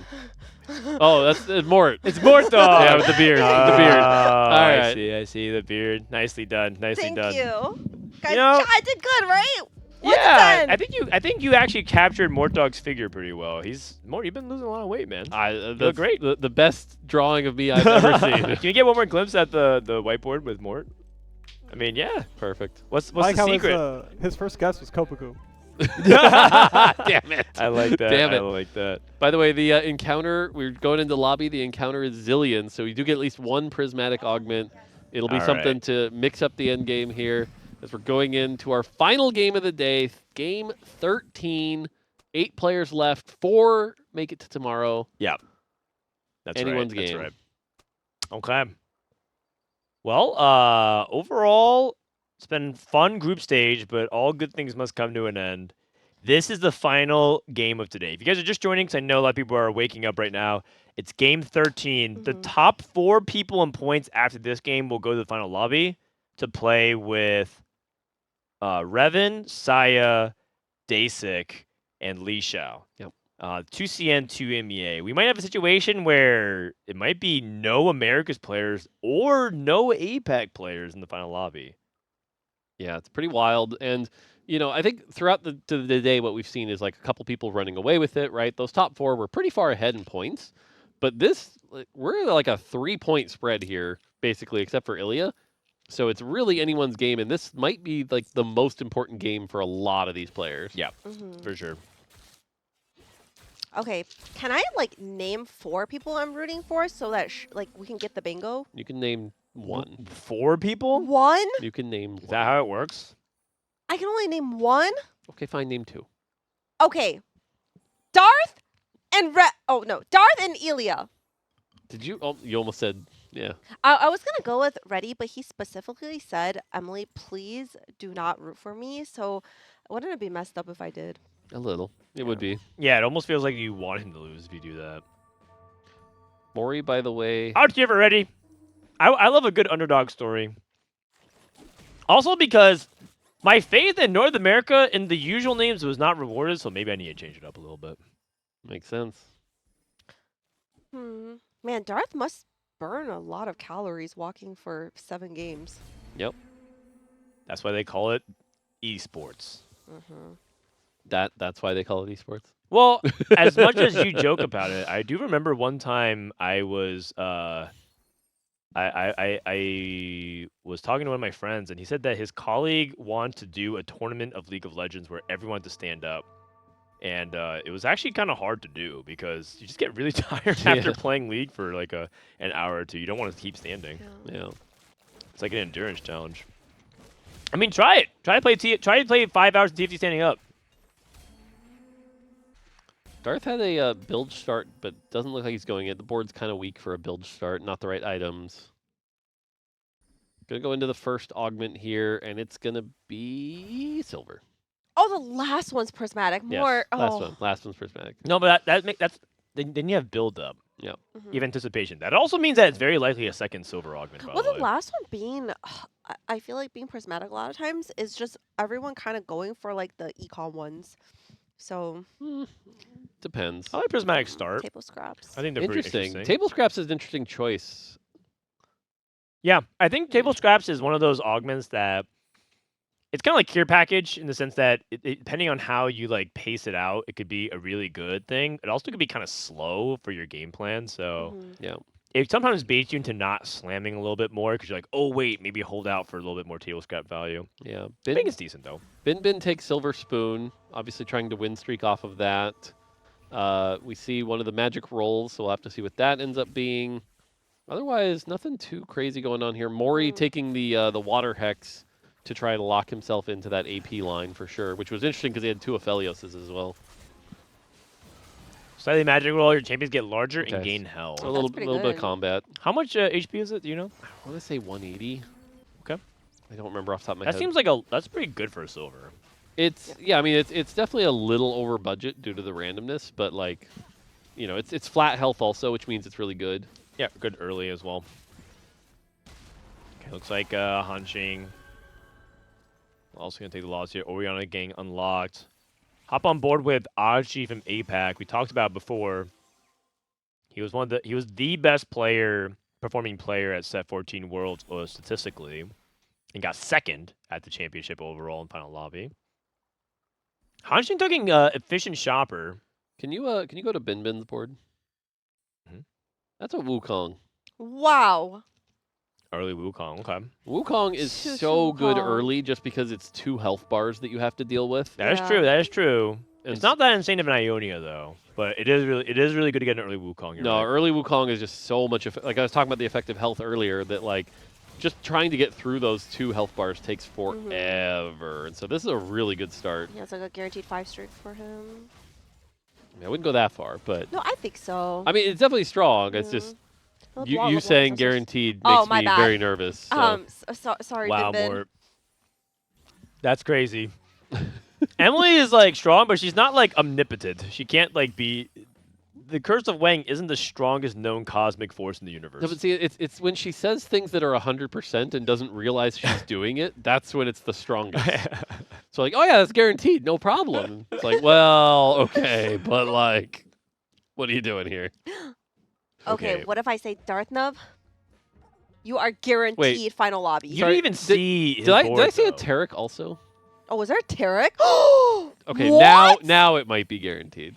Tarek, his front line is really good. He's making no econ. You can see that Binbin's prioritizing streak. Wait, can we see an ASOL game? Hello, add Binbin? Actually, that would be good for bingo. That actually kind of makes sense when you have a Tarek this early. That actually kind of makes sense. He has a Shojin. It kind of makes sense, actually. Yes, I would say that it's kind of hard, though, because of how broke he is. Yeah, for sure. So it's difficult for him to get to, like, a spot where he can roll for the Aphelios and the Zoe. He needs to, like, natural. Well, yeah, if it all comes natural, then you do it. But, like, you don't chase it. Because you'd want to hit it by, like, 3-5. Yeah, that's true. It's true. Because you have the hard part. Who has the efficient shopper? I think it's Mori? Oh, no, it's Elia. Elia has a shopper. Elia's going to get 2 of whatever he picks here. And I think he wants to think about a 3-cost unit. He gets double Mundo. Double Mundo, okay. Okay. I mean, Mundo's a good 3-cost to play around if you have a support structure for it, but Elia doesn't have anything right now. So.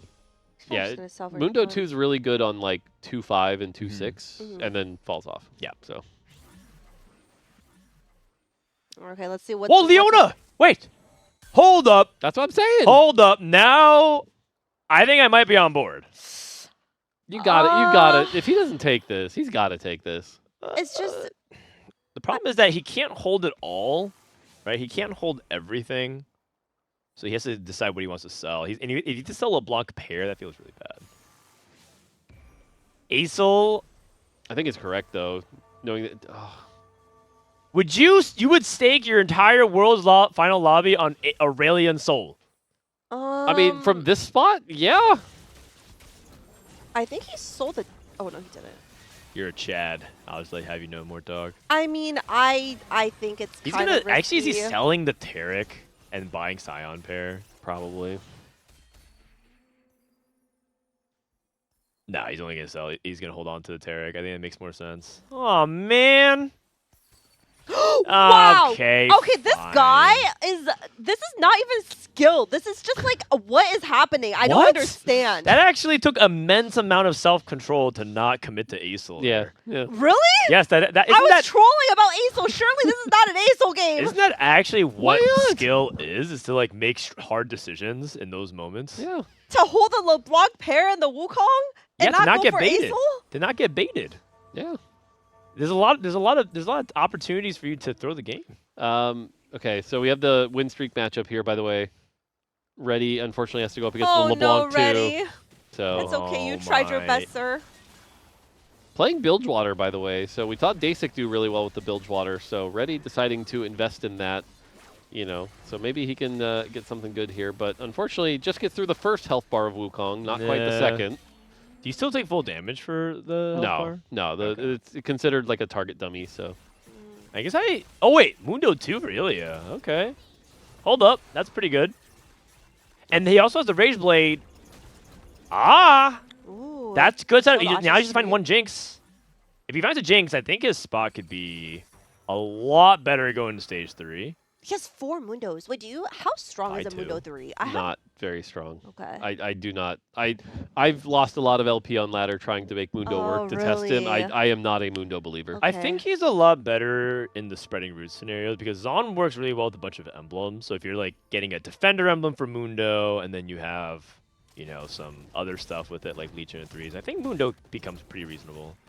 But Especially Archangel's Mundo. No, I'm just kidding. oh yeah, there's TikTok Mundo, right? Dude, I almost got baited in my chat to try Archangel Mundo or something, and I thank God I looked at tactics at tools first, and just trust me, you don't want to look. I mean, all you had to do was right-click Mundo's ability. Like No, this chat, like I'm pretty sure if you just close them and play the game, you will have on average like 2 better placements. By the way, chat, she's trash talking you. How did Pick'ems go again? I think all of our pick'ems got washed. I don't think any of us. Wow, Zoe too. Wow. I don't on 5. I don't think any of us are in a position to be trash talking about pick'ems. I'm just gonna say that much. True. Yeah. Got a greater duplicator here for Darth Nub. He uses it right away on the LeBlanc. That's a pretty controversial use. Wow, that is I not like what it. I would use. Yeah, I like it. Because I always said a duplicator is just units, you know, like it's just gold. So The question would be, how much does this save versus how much does it give up in the future? Right, and that's the hard decision about duplicators. That's why they're, you know, we talk about skill expression. That's one of the hardest things to do here. But I Yeah. think a LeBlanc too early just really makes a big difference. LeBlanc so. too early, but LeBlanc 2 doesn't have a lot of items, so it is one of those. He understands the trade-offs. But this is a lobby. This is the lobby of all the lobbies we've seen today. Top 4, right? Like you got to top 4 this lobby. Yep. So That's true. Playing for this, I think, is really smart. You're right. Points-wise, he's at 62, so if he's aiming for top 4, that's all that really matters. Yep. So we're gonna see silver Prismatic, by the way. So Prismatic. More tomorrow, you gotta call up your people and tell them to put more fun stuff in.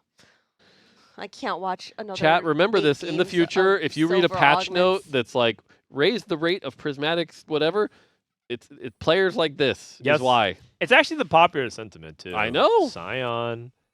What matters more, Worlds players or the rest of us? Every player matters. Mm-hmm. Uh-huh. Every Some player more matters. than others. Elia with a honor roll silver destiny. Wait, so he wants to. Ouch. Wait, is that actually bad though? I don't think I it's don't too like bad that. if he's trying to reroll. Yeah, I think he's trying to reroll. Yeah, but even still, I don't know. I'm not a fan of honor roll 3-2 personally, unless you're like, you know, have a lot of econ to use it and stuff like that. So Yeah, he has efficient chopper. I'll tell you that. So he True. might be able to use it to get 2 stars and. He just keeps bringing out the arbs. I mean, welcome to the gun show. see Zoe again. Zoe to me is one that mana generation is just so good. So I like the Ginsu Shojin here. I actually really like that itemization. Also, that's the thing too. If you have the Shojin built, you're not playing Jinx, are you? Probably not, because I think we have another player commit to Jinx. I have to check around who had it exactly. So then where are you going with the Shojin? I think Midfeed is Jinx. That's right. So Midfeed is jinxed. Hanxing took branching out and got Ione Emblem. Looks like he wanted to play into Demacia long shots. Achi on Yordles, playing some Econ. We have Ishtal for Mori. It's looking more Darius, though. Yeah, he's probably just going to cash out this one and then go commit to Darius. Ready with Bilgewater. Oh, he got the early MF. Holy crap, that's an early MF. That's good. That's really good. Oh, okay. All right, Ready, you're in. You're in? Oh I mean, he has good augments. He has an MF already, and he has a Braum. Like, I feel like it's really, really hard to not. It's definitely a good top spot. 4 from here. The big thing right now is the lack of front line, because the thing is, Bilgewater really lives or dies off its front line. And so, how quick can you get to the Tom Kench? How quick can you get that front line? Because like, here's a fight, for example, that like you're gonna lose because the front line's not strong enough. And so you need to hit that front line really quickly here. Oh, Elia with a big win. Okay. Elia gets a double here. I think he wants 2 Leonas if he's going to be playing Zoe Leona, but I'm not sure. His item quality is kind of low, though. Calling it out here just to see if I can call my shot, but Darth Nub has 2 Thieves Gloves, and we know it's a Prismatic. Oh. If we see something like Lucky Gloves, that could be really good for Darth Nub. Okay. I mean, that is a strategy for top 4. You're right. Yeah, that's what I'm saying. Like, this is the one lobby today we need that top 4. So okay.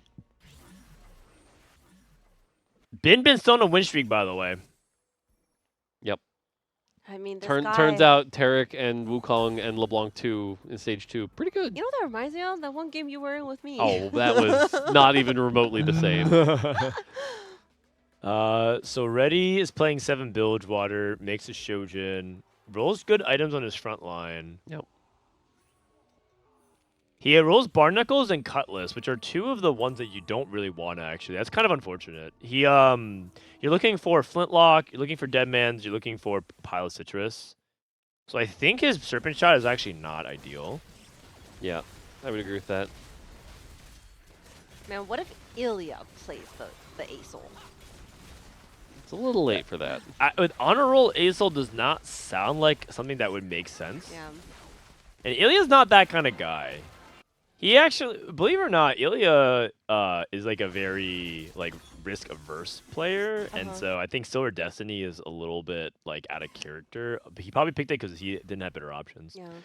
Calling out, by the way, that APAC right now is 678. Ooh. For now. Yeah, I know it's just for now, but like I would say that there was one player that had a pretty decent spot. Oh, Mori depends on how. I actually think his spot is pretty good. Like assuming that he has good rolls. I guess. Did he choose lose 3? By 20. By 20. Okay. So he just, I think he wants to try to cash out next turn. Yeah. I don't think he can afford to lose more than that. Achi on 4 Yordle. Is he trying to play Vhagar? I feel like Vhagar from a losing spot is the worst Vhagar. Yep. Yeah, I mean APAC might honestly just be 6, 7, 8 here. Because Vhagar really needs to actually cap around Ziggs now. I don't think you can actually just play purely Vhagar to stabilize. Yep. Or like we saw a couple of Vhagars into Annie's kind of thing, where it was like... Yeah, that makes sense too. Transition. That could be what he's thinking about, but he's way too poor for it. But maybe that's what the Prismatic Augment's going to kick in. He's looking for Call to Chaos. He's looking for Growth Mindset. What was the one that we had at the start of the set that was not good? That you gained a bunch of XP? Was it Growth Mindset? Yes, Growth Mindset. Oh, God. He's just hoping for Growth Mindset. I was hoping. I see. Why are we not cashing out here? He did. He cashed out. Okay, yeah. That's a decent cash out, small cash out. I guess he like really thought about whether he can get away with playing for 1 more. Yeah. Cash out.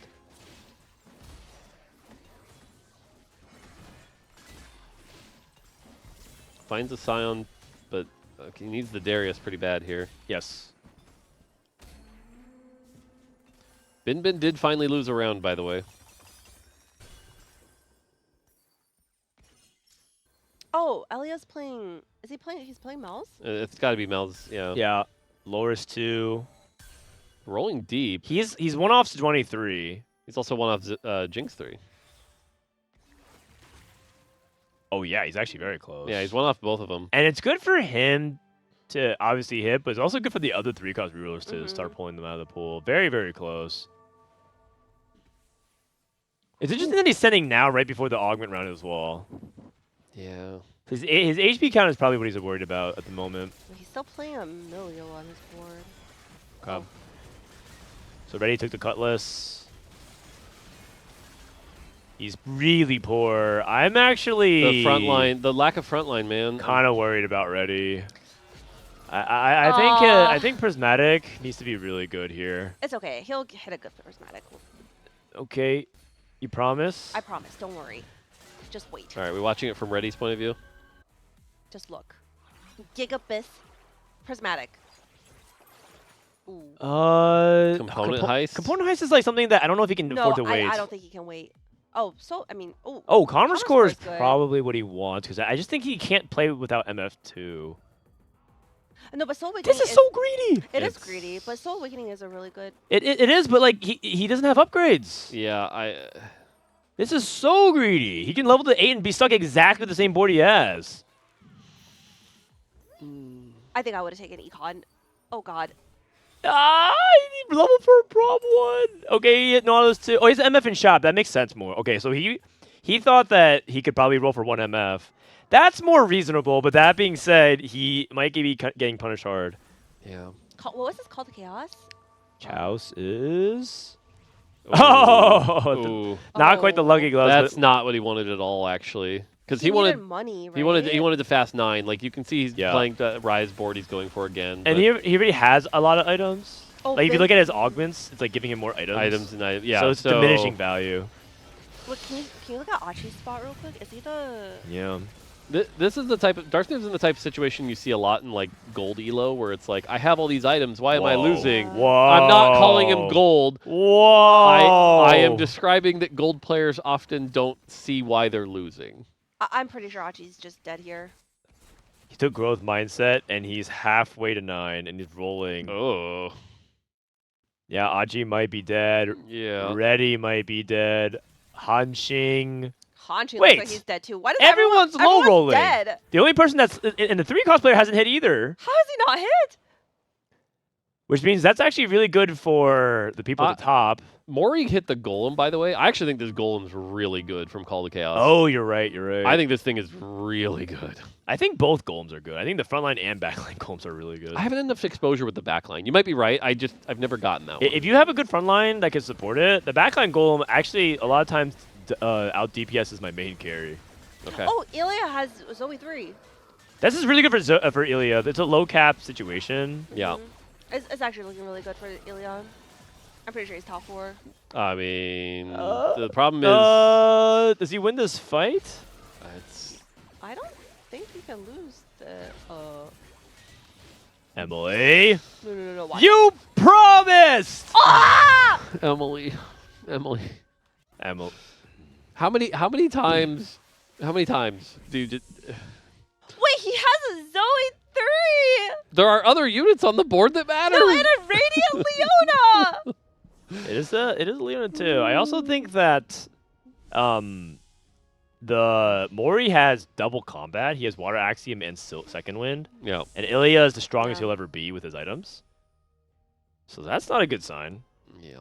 But the good news for Elia is, remember, we're not necessarily just playing for max play. Elia just needs to get, I think, a 5th or a 6th, and he should be good to go. So if he can at least get that. And that means all eyes are on whether or not Achi is going to go with. He's the first domino that can fall here. Yeah. Why did he... No, what? That is a really huge deal. Yep. Oh, my goodness. How? That is a medal too. That's a big bailout. Real skill-based! All right. All right. I mean, I think that something fortunate to happen for him, though. I feel like a lot of things have not No, been going well look, for he him. took. I don't even understand. He took growth mindset. He's 34 out of 68. I understand. So I understand he hit Mel too, but it's actually, I'll quote Soju here. It's not even that good. The front line's still really lacking here, and the Mel needs a lot of time to get through it, and he's got to go through stuff like the Golem and stuff like that. So it's pretty good. It's good. It's good. It's not that good. I mean, I have seen Mel 2 lose before. 2 detonates. Actually, I think he loses here. No, Mort is right. And then, Not Darth because Nub LeBlanc can go. actually hit the back line, right? Yeah, I'm not crazy. Like, it's pretty good though. Yeah. He just needs a little bit more juice.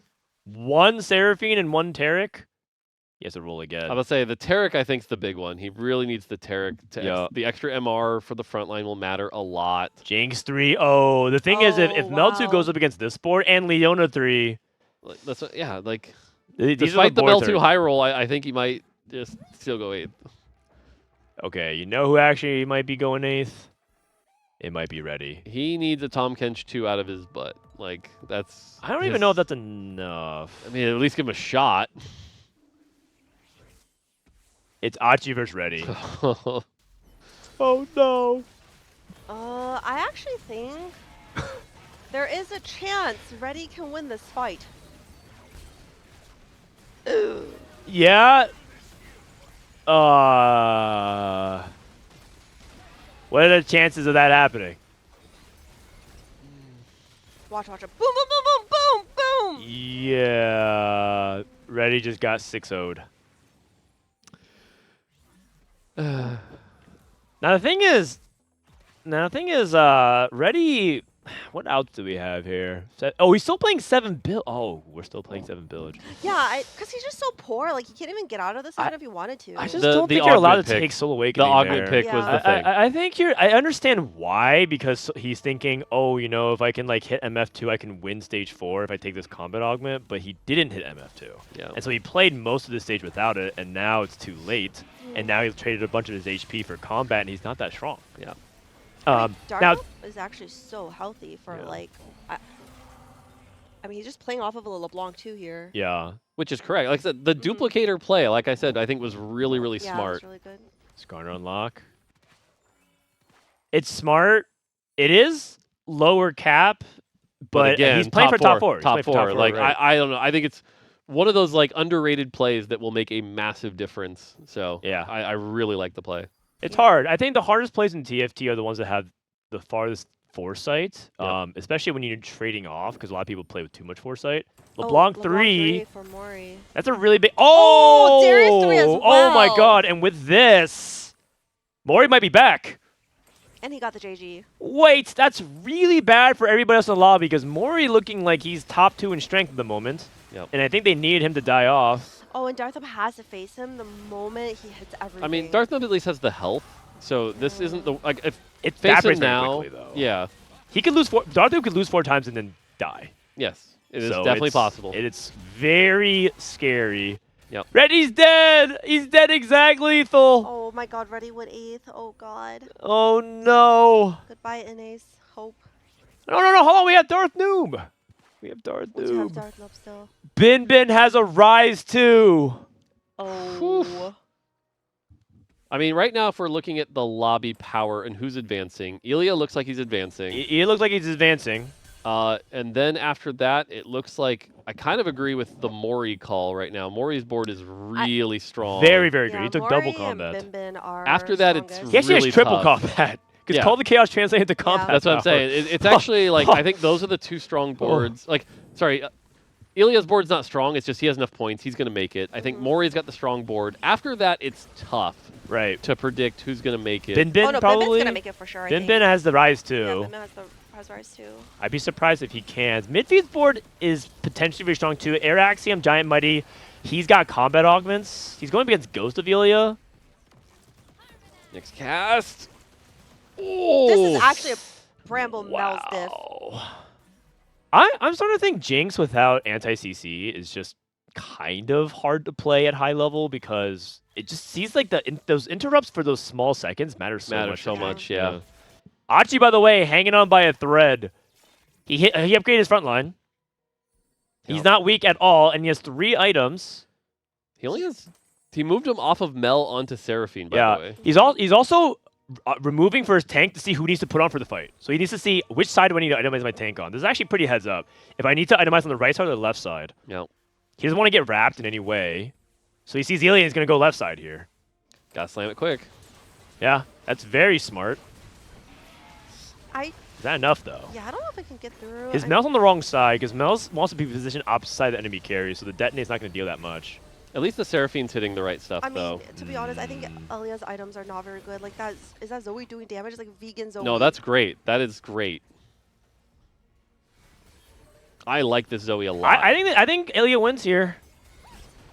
It's close. Oh, he wins. Yep. Oh, and Goodbye, Achi's out. Achi. Midfeed is out. And that is going to be the 2 of the 3 players who are high in points. So, I mean, they're out, right? Yeah, 'Cause, so like, they're just out. Yes, Elia is in. So now it comes down basically these players. There's one more spot, and I think it's whoever top 4 is Is in. Darth in? Darth is in, right? Because he's 62. If assuming he went 5th, that would be 66. Yeah. Yeah, I think Darth is just in. Yeah, I as think well. it really comes down to Binbin, Mori, or yeah, I think she's correct. He can technically get 4-point gat by Binbin. Okay. Yeah, but then Hanxing, Hanxing would fall out. Yeah, I think she's correct. I think he's mostly correct. Yeah, there is a world where the worst case scenario happens to Darth Nub, but if Hanxing is out, then I mean, if Hanxing's out, we have our top. I mean, if Hanxing's out, then Mori can tie with Look at Hanxing. his board. He's dead. Goodbye, Hanxing. Yeah, if Hanxing loses, then literally our top 4 is the people moving on, I believe. It does depend on the tiebreakers, because if Mori goes 4th, I don't know who's a better tiebreaker between Mori and Hanxing, for example. True. That's true. But right now, Binbin can take out Hanxing. Yeah, Binbin's taking out Hanxing here for sure. And that would soft lock the top 4. It's to see if Mori can be the lone APAC player from Japan. That's actually one of Mortdog's picks to do well this tournament. Yeah. The Mortdog blessing. I don't think it's enough. Kaisa 2 is nowhere near strong enough. Yeah, Hanxing wanted to play for a top 4, and I think that might be it. So like you said, if Mori, yeah, because so Mori needs to go higher than 4. That's the only uncertain part. And Elio's fist pumping. He already He knows knows. he's in for sure. Elia is in. All right. Wait, both of the people I was rooting for are in. Yeah, but now we have one more thing, which is they need to go first. Yeah, they're not going first. Okay. But they're in. All right. 3 players from EMEA, 3 players from CNN. The question is whether or not we get 4th CN player or 1 APAC player. it looks like, I mean, unless Mori goes 4th. Yeah. So, yeah, since Darth Nub's on the way out, it looks like. So, Darth Nub would be at 67. Dude, Darth made final lobby. He realized he made final lobby as well. I mean, I think it comes down to the play that Mortdog is talking about, which is using a bigger duplicator on a LeBlanc too that he knows he's going to sell. And I think that is a really, really hard play for a lot of people to spot. Yeah. Because if his goal is playing for top 4, that's a really good top 4 play. Then Mori would be at 66. Nah, I think that's it. Yep. Mori now should be so guaranteed in as well. Elia, one more time with the pits. Elia will be at 70 points. Yep. Yeah, that should be it. And Mori also has made it. So Mori keeps Japan's and APAC streams alive.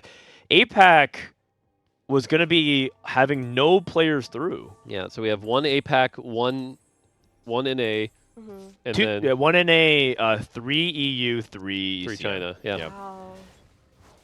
But that's good to see. We could get one of each in, at least. Hey, listen, man. Last set we didn't have any NA players at the top 8. We didn't? No, we had to cheer for Tomino because Tomino was the only non-CN APAC player. It was 3 CN or 4 APAC, 3 CN, 1 EU player. That is so sad. NA, what are we doing? You know what? Next time I'm gonna try hard so I can help you guys out.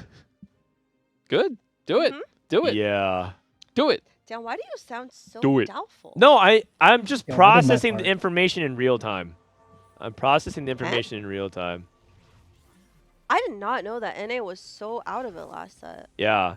Oh, wait, we have Darth Nub in the call right now. Darth, Hi, Darth. congratulations, man, making the final lobby chat. Can we give a round of applause? Darth Nub making it to the final lobby. Sorry we're not casting this game. This game doesn't matter. It's all a formality at this point. Amazing job, man. The lone representative for America. Tell me what's going through your head right now. Oh, I mean, it's feeling pretty good. Like, definitely relieved because that game was pretty scary. Right? I'm just playing a full tempo game, and I'm just praying that like the people at the bottom die. My board's not being anybody.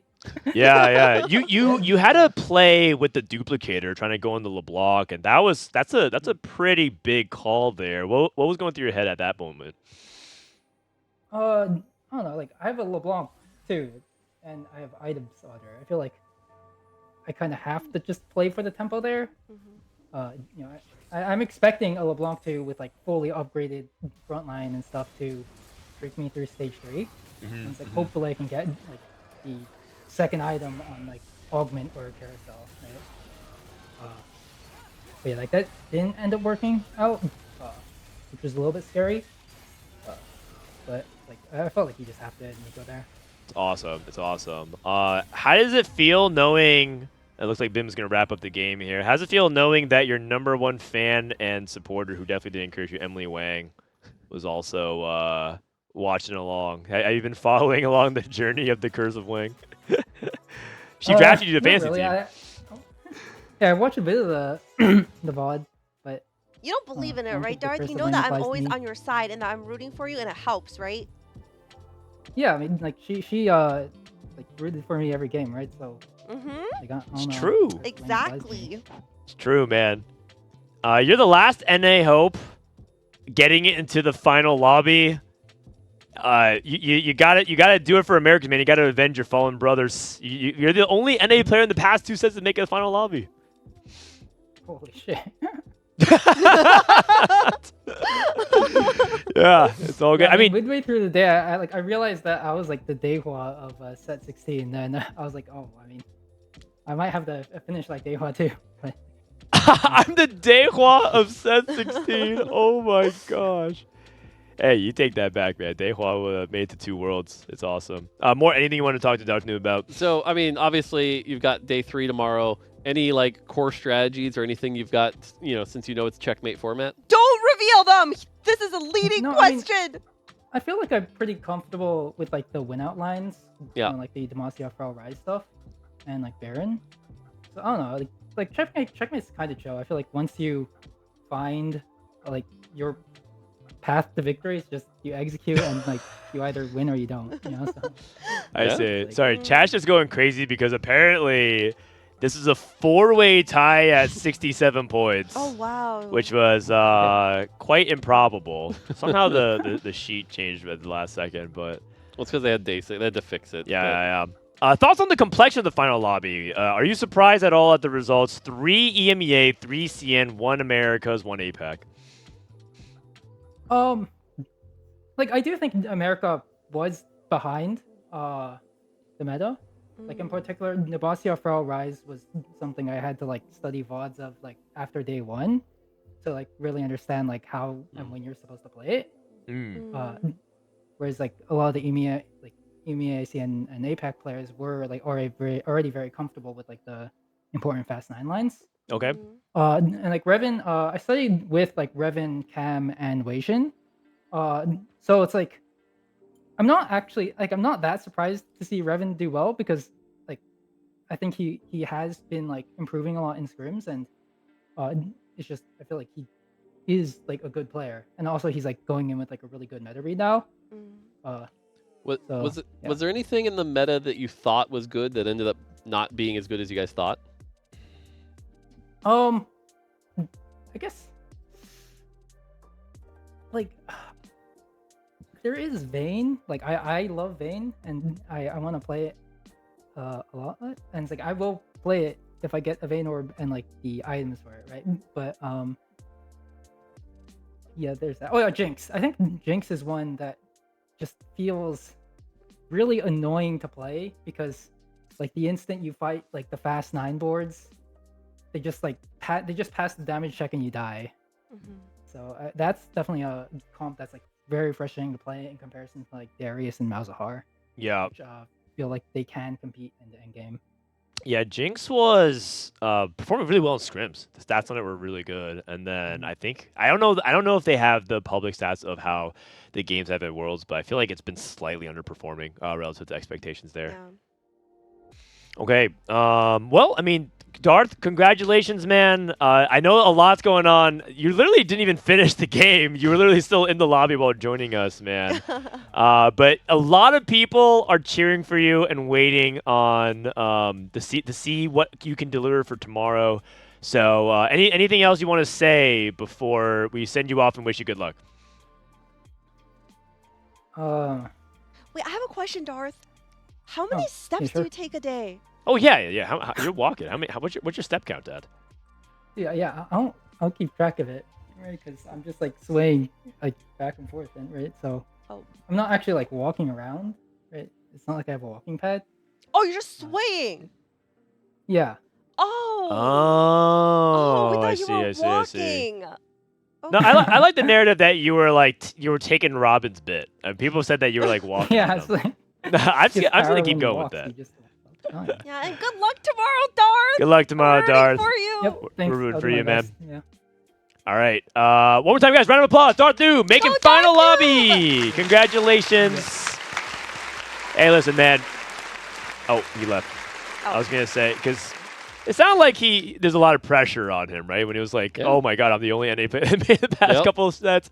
He said like, "Holy shit!" So as much as that's true, listen, man, just go out and play your game, right? Just go out and do what you had in TFT. And he said he think he's gonna take a chill approach to checkmate, which I think is probably the first time I've ever heard that description. I think he's actually a very like level-headed person who's like not. I mean, from what I know, not super like emotional.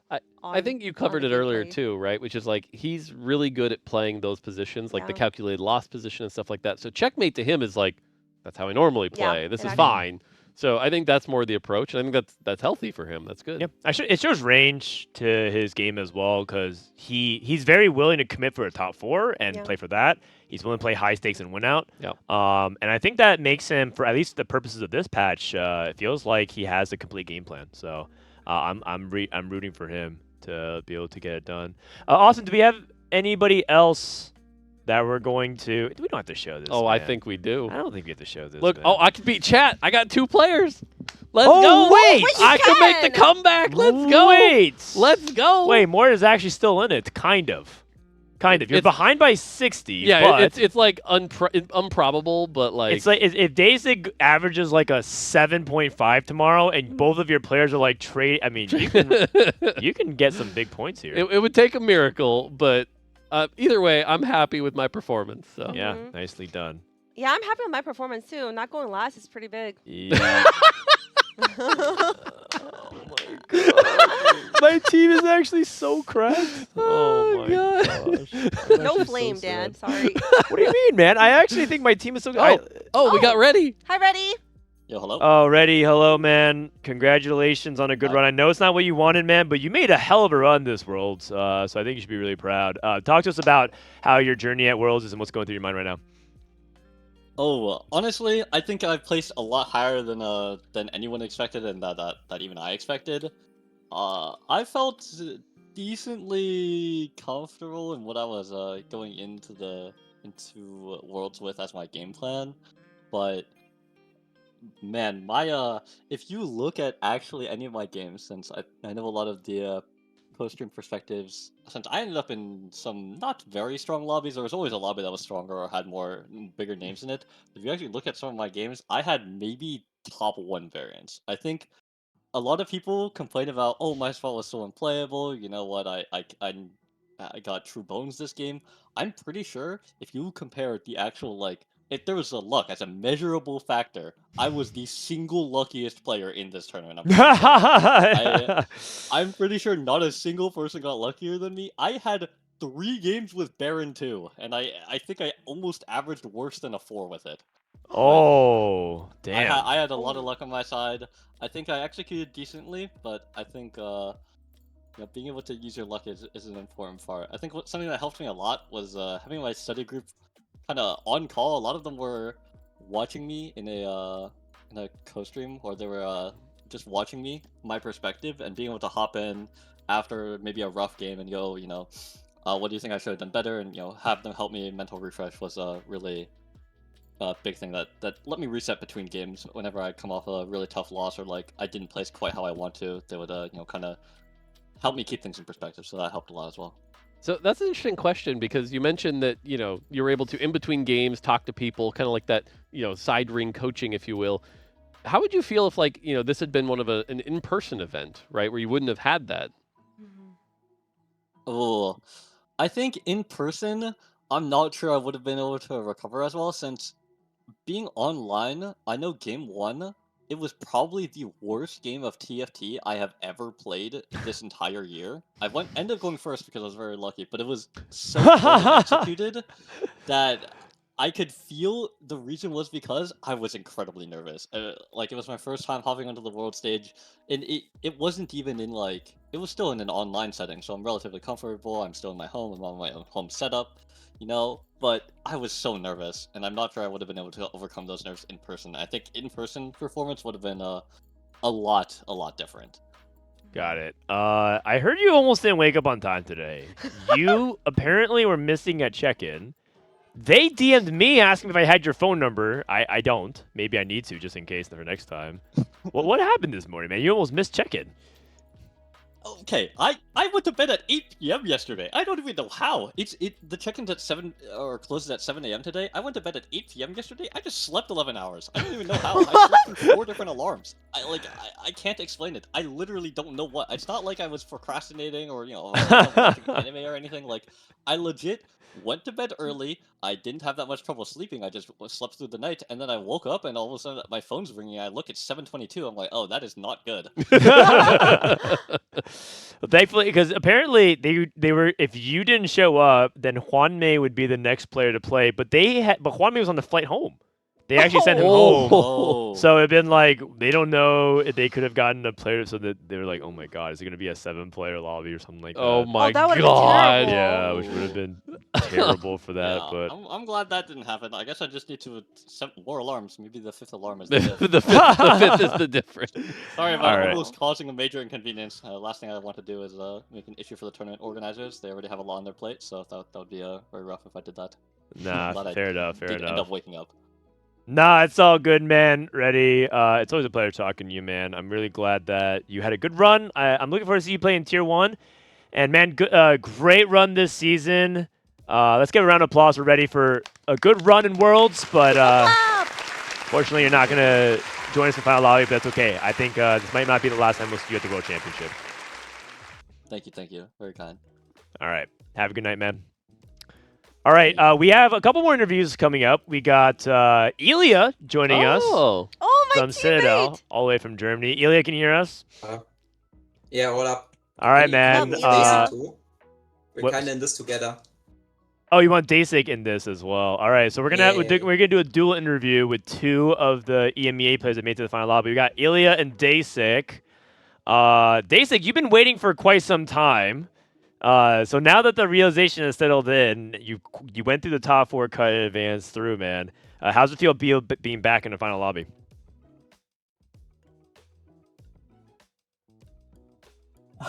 Don't really have something else to say, to be honest. I'm just excited for tomorrow. I'm just excited. Okay, all right. Elia, you were really excited. In fact, you're basically one piece of clothing away from being topless. You're gaming with pits out and everything, man. You're a pumped. Yeah, I got the tank top tag. I was playing all my good tournaments in the summer always with a tank top. I like to have my shoulders free. And then I was playing the first 4 games of regionals, week 1 without a tank top, and I was like, this feels off. So then I turned up my heat, put on a tank top. These were the first 4 games. I went 8th twice. I made 12 points in 4 games. And after I put on tank top, I went first. Amazing. So the tank top. My first performance, I think average rise is week 1 of regionals because of these first 4 games. I see. So we cracked it, man. You also recently joined Citadel, by the way. Woohoo! Congratulations, Emily. You're Elia's teammate, and you've been cheering along. You want to say anything to Elia? Congrats, Elia! I'm very happy that my a fellow teammate made it, and congrats.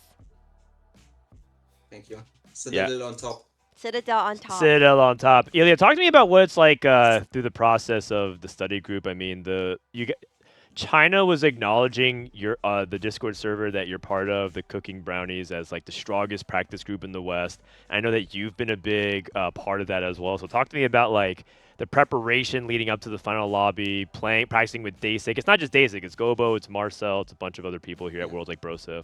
I just want to hear the process about it.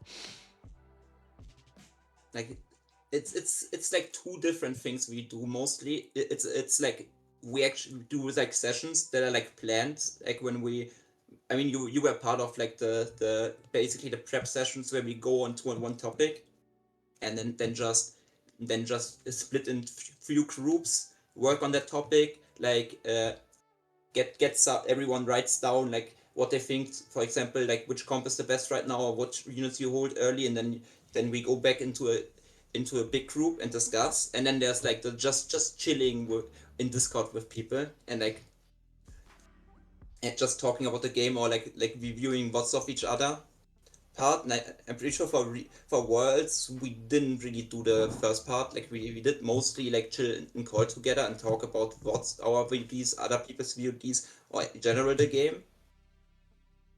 Because like most of the like important thing we already figured out prior to like regionals and Worlds. Okay, got it. And Deisik, what would you say was your biggest edge this weekend so far, heading into the going to the group stage? Because you were in top 4 points and you dominated overall alongside Reven and them. I'm trying to play my best line every single game, so I'm not trying to be contested on any lines, and whatever spot I have, I will execute it at the best level. You had a game with Cambuli where Cambuli was committed to Ari reroll, and then you clicked restart mission, who Mort says that you've been complaining about for multiple sets now. And then you actually had a spot where you kind of TP'd into like an RE2, a Yasuo 2, and then you chose not to contest Cambuli and you bot forward. That's the kind of like level that you don't want to be contested. And I kind of want to ask, do you regret not trying to contest in that spot, or do you still feel like you were justified in trying to push levels instead there? Yes, for sure. It was Alex War's game I played in the last 2 days. It's like I should coin flip my game because my spot was not good enough. I didn't realize it, and I got punished for it. Okay, wow. Short and to the point. Mort, you know Deisik for a long time. You guys go way back. Yeah. Anything you want to say to Deisik or Elia? I just have a really softball question for both of them, which is, after, this event so far, how do you feel about the NA versus EU rivalry? Like, who do you feel like is on top right now? Definitely not an A. Oh my God. Why is Mort trying to start shit? Damn. Wait, Deisik, I actually use your you like drop every patch like these giant like Twitter like meta reads, and I think they're really helpful. So please continue doing so. That's right. Okay, I will. All right. We don't want to keep you guys too much longer. I know it's getting late over there in EMEA, so you guys are gonna go VOD review. Is there anything you guys want to say before we let you go? We'll start off with Deisik. Any final message to the fans back at home or to anybody watching? I will be back like in this call tomorrow. Oh, I like it. I like that. Okay, Elia. Shout out to my group, and special shout out to Deisik, who believed in me this entire set, and I made two finals now. Nice. That's amazing. Yeah. Also, Elia is technically playing from Tier 2. He was in Tier 1, but he had to play his way back in Tier 1. He's from Tier 2, and Elia can make the Tier 2 dream stay alive, because currently the world champions from the TPC circuit are from Tier 2. So. Amazing. We'll see that. Good luck tomorrow, boys. One round of applause for both our EMEA friends, Elia and Deisik. We wish you guys the best of luck. Go crush it. And we'll be rooting for you guys tomorrow. Bye-bye. Thank you. All right. Peace out. Okay. And just like that, day 2's in the books. It was kind of a long day, but it's only 11 a.m. So it's We got a long way in front of us. Before you guys go, tomorrow we're also going to be doing the Chibi Challenge with Emilyywang, which so would be cooked. a TFT trivia game show. That's going to be happening after the final lobby. So it's a fun little bonus segment that we do after each big tournament here in the RBC. Emily, you ready? I am ready. I am definitely ready. I have a really bad memory, which like I don't even know when it started because my memory used to be so good when I was younger. So I might not remember a lot of stuff. But the saving grace is I know I will never do worse than Greg, who couldn't even remember Mort's name. That is true as well. That is actually true. Okay, well, you apparently could have a lifeline. I think I asked Mort to be your lifeline, but you can have a different lifeline if you don't want Mort. Can I have like an extra lifeline? Oh, we'll see. If you lose early enough, maybe we'll feel bad. Okay. If we make up a fourth lifeline for you. No more. I trust you. I heard you're the one that went the farthest. That's true. Mort actually had potential to go all the way, but he still holds the current record. Yeah, he holds a lot of records here at the Coach. That's true. So, yeah. All right.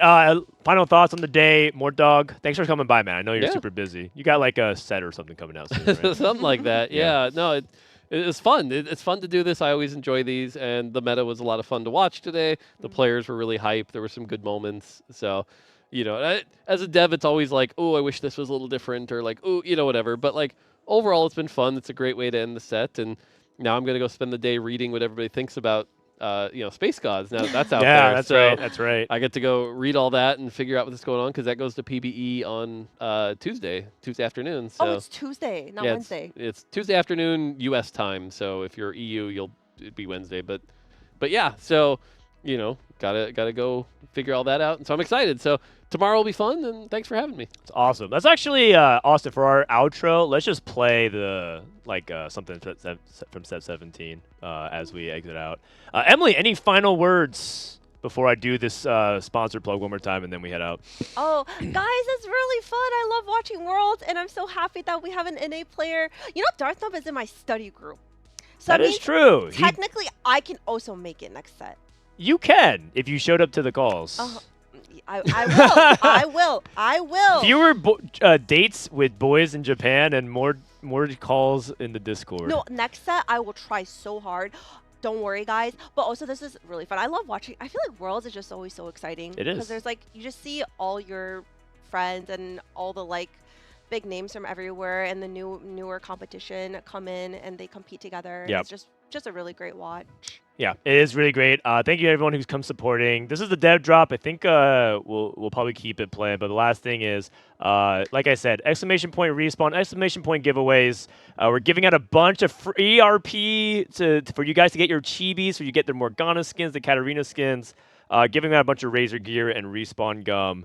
Please enter the giveaway. It's the best way to support the stream because that's what helps keep the lights on because we're paying a bunch of stuff to make this all happen. Anyways, enjoy the rest of this trailer and stuff from Mortdog, Emily, and everyone else here at RBC. Have a good night. We'll see you guys tomorrow for the final lobby. Peace. Bye, chat.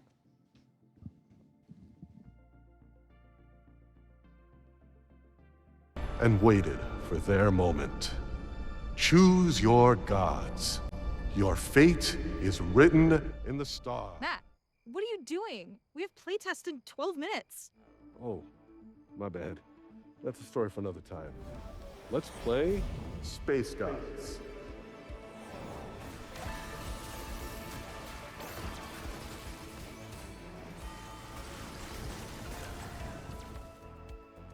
Welcome to Space Gods, the set that will send you deep into the cosmos, where mortals, that's you, strike deals with celestial beings. Space Gods is a set designed for flexible play, with a return to our traditional roster size, splashable units, and an emphasis on adapting to game states that are controlled by the gods you align yourself with. I'm Noemi, the set lead. The team and I are here to tell you all about our supernatural roster of traits and champions, new tacticians, arenas, and more.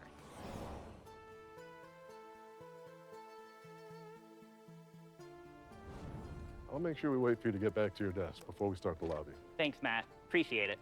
But what's the point? He's just gonna open for anyways. Less appreciated. Hey, folks. I'm Philip, lead designer on the set mechanic. In Space Gods, there is no carousel. There is only the realm of the gods. At the start of the game, 2 of our 9 gods will appear. greeting you and letting you know early on just what space gods are contending for power. That's important because instead of Carousel, you'll be selecting an offering from one of the gods, and a less powerful generic one from Pengu, who's a god in our eyes, to say the least. In the realm of the gods, you'll be able to participate in drama on a galactic scale, choosing which god is your favorite. But I'd recommend choosing based on how helpful their offerings are for your game plan. Once you've chosen your god and offering, you'll also get their relic, which represents your fealty and follows you around, letting other players know to whom you've made your allegiance. And regardless of who you picked as your favorite, we've always got good old Pengu to provide a more generic, yet lower power reward, who'll be guaranteed for everyone, regardless of whichever god they choose. The Realm of the Gods allows you to power up the way you want, all while witnessing and partaking in a game of sycophantic favoritism. But what's the point in picking favorites and creating conflict if there's no resolution to our celestial drama? Enter the 4/7 boon selection. This is where whichever god you've been choosing the most will come to your board with an armory, similar to the Treasure Dragon of Dragonlands, except with offerings that are thematically tied to that god's personality. They're boon, in addition to some other, more general rewards. Each of our gods has a unique blessing they'll grant to their followers, whether that's Yasuo's, which further upgrades his hexes, or Aurelian Soul's, whose boon offers you a selection of quests with powerful rewards. And even after you've picked your boon, your faith will be continually rewarded, with your favorite god returning to their devout followers' boards to provide loot on occasion for the remainder of the game. So many teams came together to make this mechanic possible, so let's get more dev in this drop and invite Isaac, our set art lead, to tell us some more. When we heard about the Realm of the Gods, our gears immediately began turning. What would the gods look like? How many should there be? What should their personalities be like? And how could we pair all of Art's ideas with the design of the mechanic in a way that feels exciting for players? Exactly. Art took the lead here in deciding which champions would be our gods. We knew we didn't want a lot of overlap with the set's units, and we wanted to use champions that have a distinct lane of personality and cosmic power. One of the first gods the art team landed on is Soraka. Her illustration is just gorgeous and convinced a lot of the team that this was a great direction to move in. I was certainly convinced. And once we had her look and personality in front of us, the design team got to work on benevolent offerings. For Soraka, that meant HP, both for your units and your Tactician. Yasuo was another one we decided on pretty early. He's dark, brooding, and all edge. With that attitude, Yasuo became all about skillful positioning, offering hexes that empower the unit on them in spacey ways, with stats, utility, and more. We couldn't just have one edgy god with Yasuo, we also had to have Evelyn.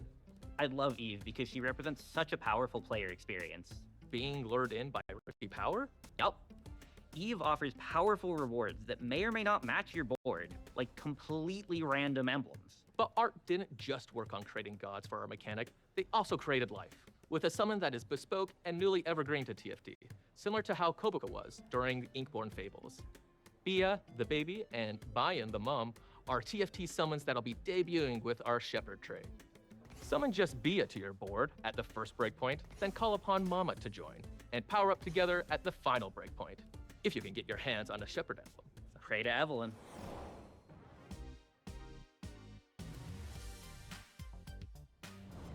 With Space Gods, we set out to space with a dynamic, fun, and celestial roster, distributed across the universe, but also a trait web that took what we loved and learned from the flexibility and excitement of past sets. So why don't we start out with a trait that almost all our Space Gods love, Space Groove. With their Starlight Boogie, Groovians can enter the groove, gaining attack speed and health regen, but each unit has its own special way to get their groove on. One-cost Teemo enters the groove whenever he puts enough Shroom Boom Poison on an enemy champion, but he'll need to attack and stack fast. 4-cost Nami tosses Disco Bubbles at her targets, briefly entering the groove on cast. And then, there's Space Groove's legendary unit, Blitzcrank, and their pit crew of puppers. Once Blitz falls below a certain health threshold, they'll take a beat to repair. After a top-off of oil and Bork bites, they'll re-enter the fight and the groove as they passively fire off zaps and create tragic mishaps, uppercutting their target into the moon. Wait, that's no moon. That's a space disco ball. Opposite to the disco glow is the light-consuming black hole that the Darkstar trait creates. As you feed your black hole enemies, it will empower your units. If you're a fan of finger guns, well, you're in luck, because Jin is taking those literally and cosmically. almost godlike with his ability. Jin's the high spectacle legendary unit of Darkstar, whose galactic finale looks kinda like this. And exploring those stars, dark, supergiants, dwarves, and the likes, is our lighthearted Meeple trait. Meeple brings a whole lot of units and a whole lot of meeps, which will strengthen your abilities. Field more Meeples, acquire more meeps. Simple as that.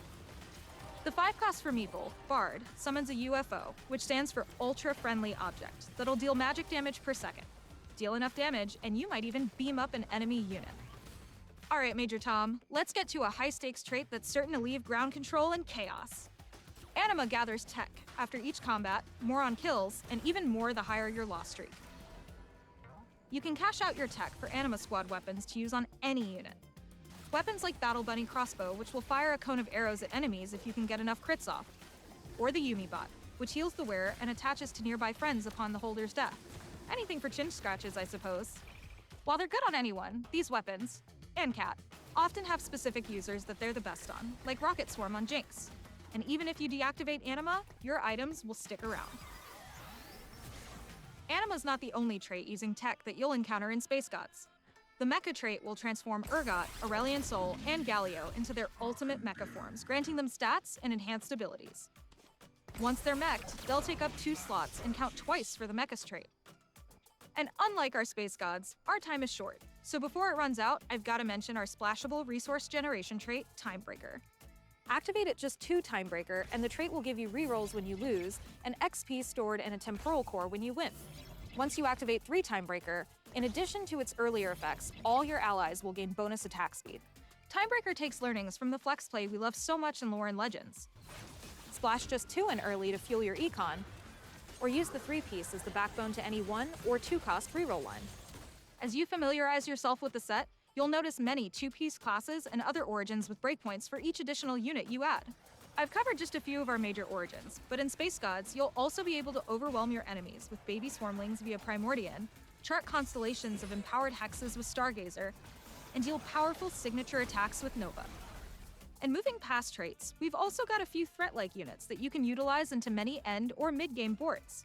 Graves, for one, is a build-your-own unit, allowing you to constantly purchase upgrades, unlocking tech trees for customization in the process. And Sona creates commands that buff her allies by telling them what to do and how to do it. Gun Goddess Misfortune will let you choose between 3 unique traits, similar to KO Coliseum's Lee Sin, but as a 3-cost.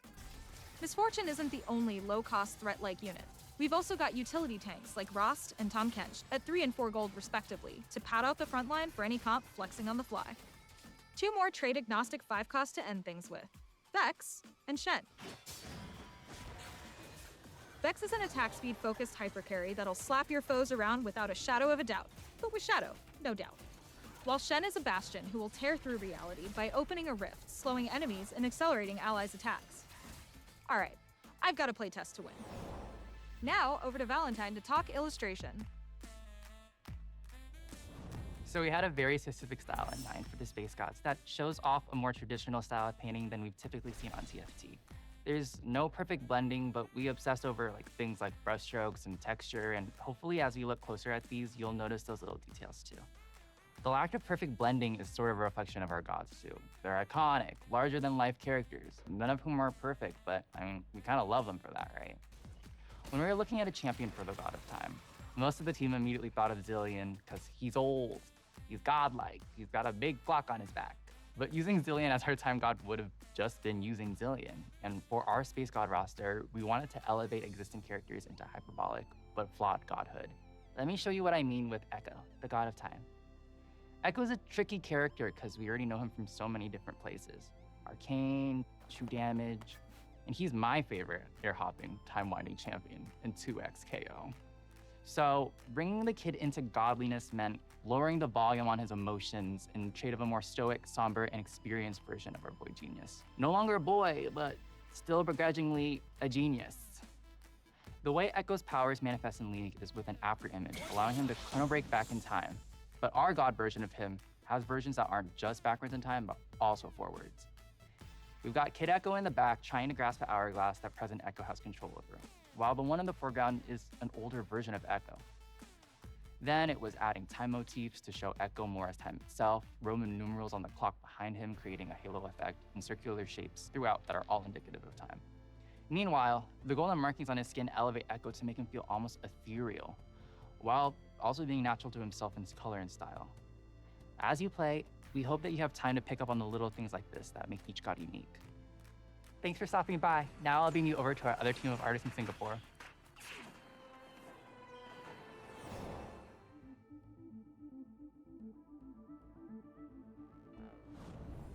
Hi everyone, I'm João, representing the Singapore team that works on all the cosmetic content you see in TFT.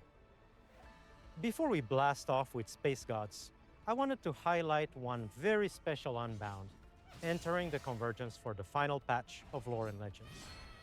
You've heard of Spin to Win, but with Pengu Garen Unbound, let me introduce you to Spin to Win. Alright, back to our release patch of Space Gods. We've got 2 Unbounds coming for you at the start of the set, starting with the Bringer of Ruin and Darkness. Darkstar Mordekaiser Unbound will unmake the universe. And your lobby if you're lucky, especially with an all-new dual form boom. After reaching level 7, this boom will unleash a full-screen Mordekaiser ult on your enemies. Then there's Chosen of the Wolf Katarina Unbound, whose look and blades are truly lethal. Watch out for those daggers, they look sharp. Too late. On the cuter end of the spectrum, we've got our Chibis, of course. Chibi Star Guardian Syndra Spheres will pile on with the damage. And on the eviler side of things, we've got Prestige Star Nemesis Morgana. Pair her with an arena fit for an evil queen. First Star's Lament. Finally, before I fly off, we've got Chibi Battle Bat Zaya making her mark on the Convergence. The only thing missing is yelling, "Feathers fly," as your finisher rips through the lobby. We have a lot more on the way throughout the set, so stay tuned. Enjoy Space Gods with patch 17.1. Till next time.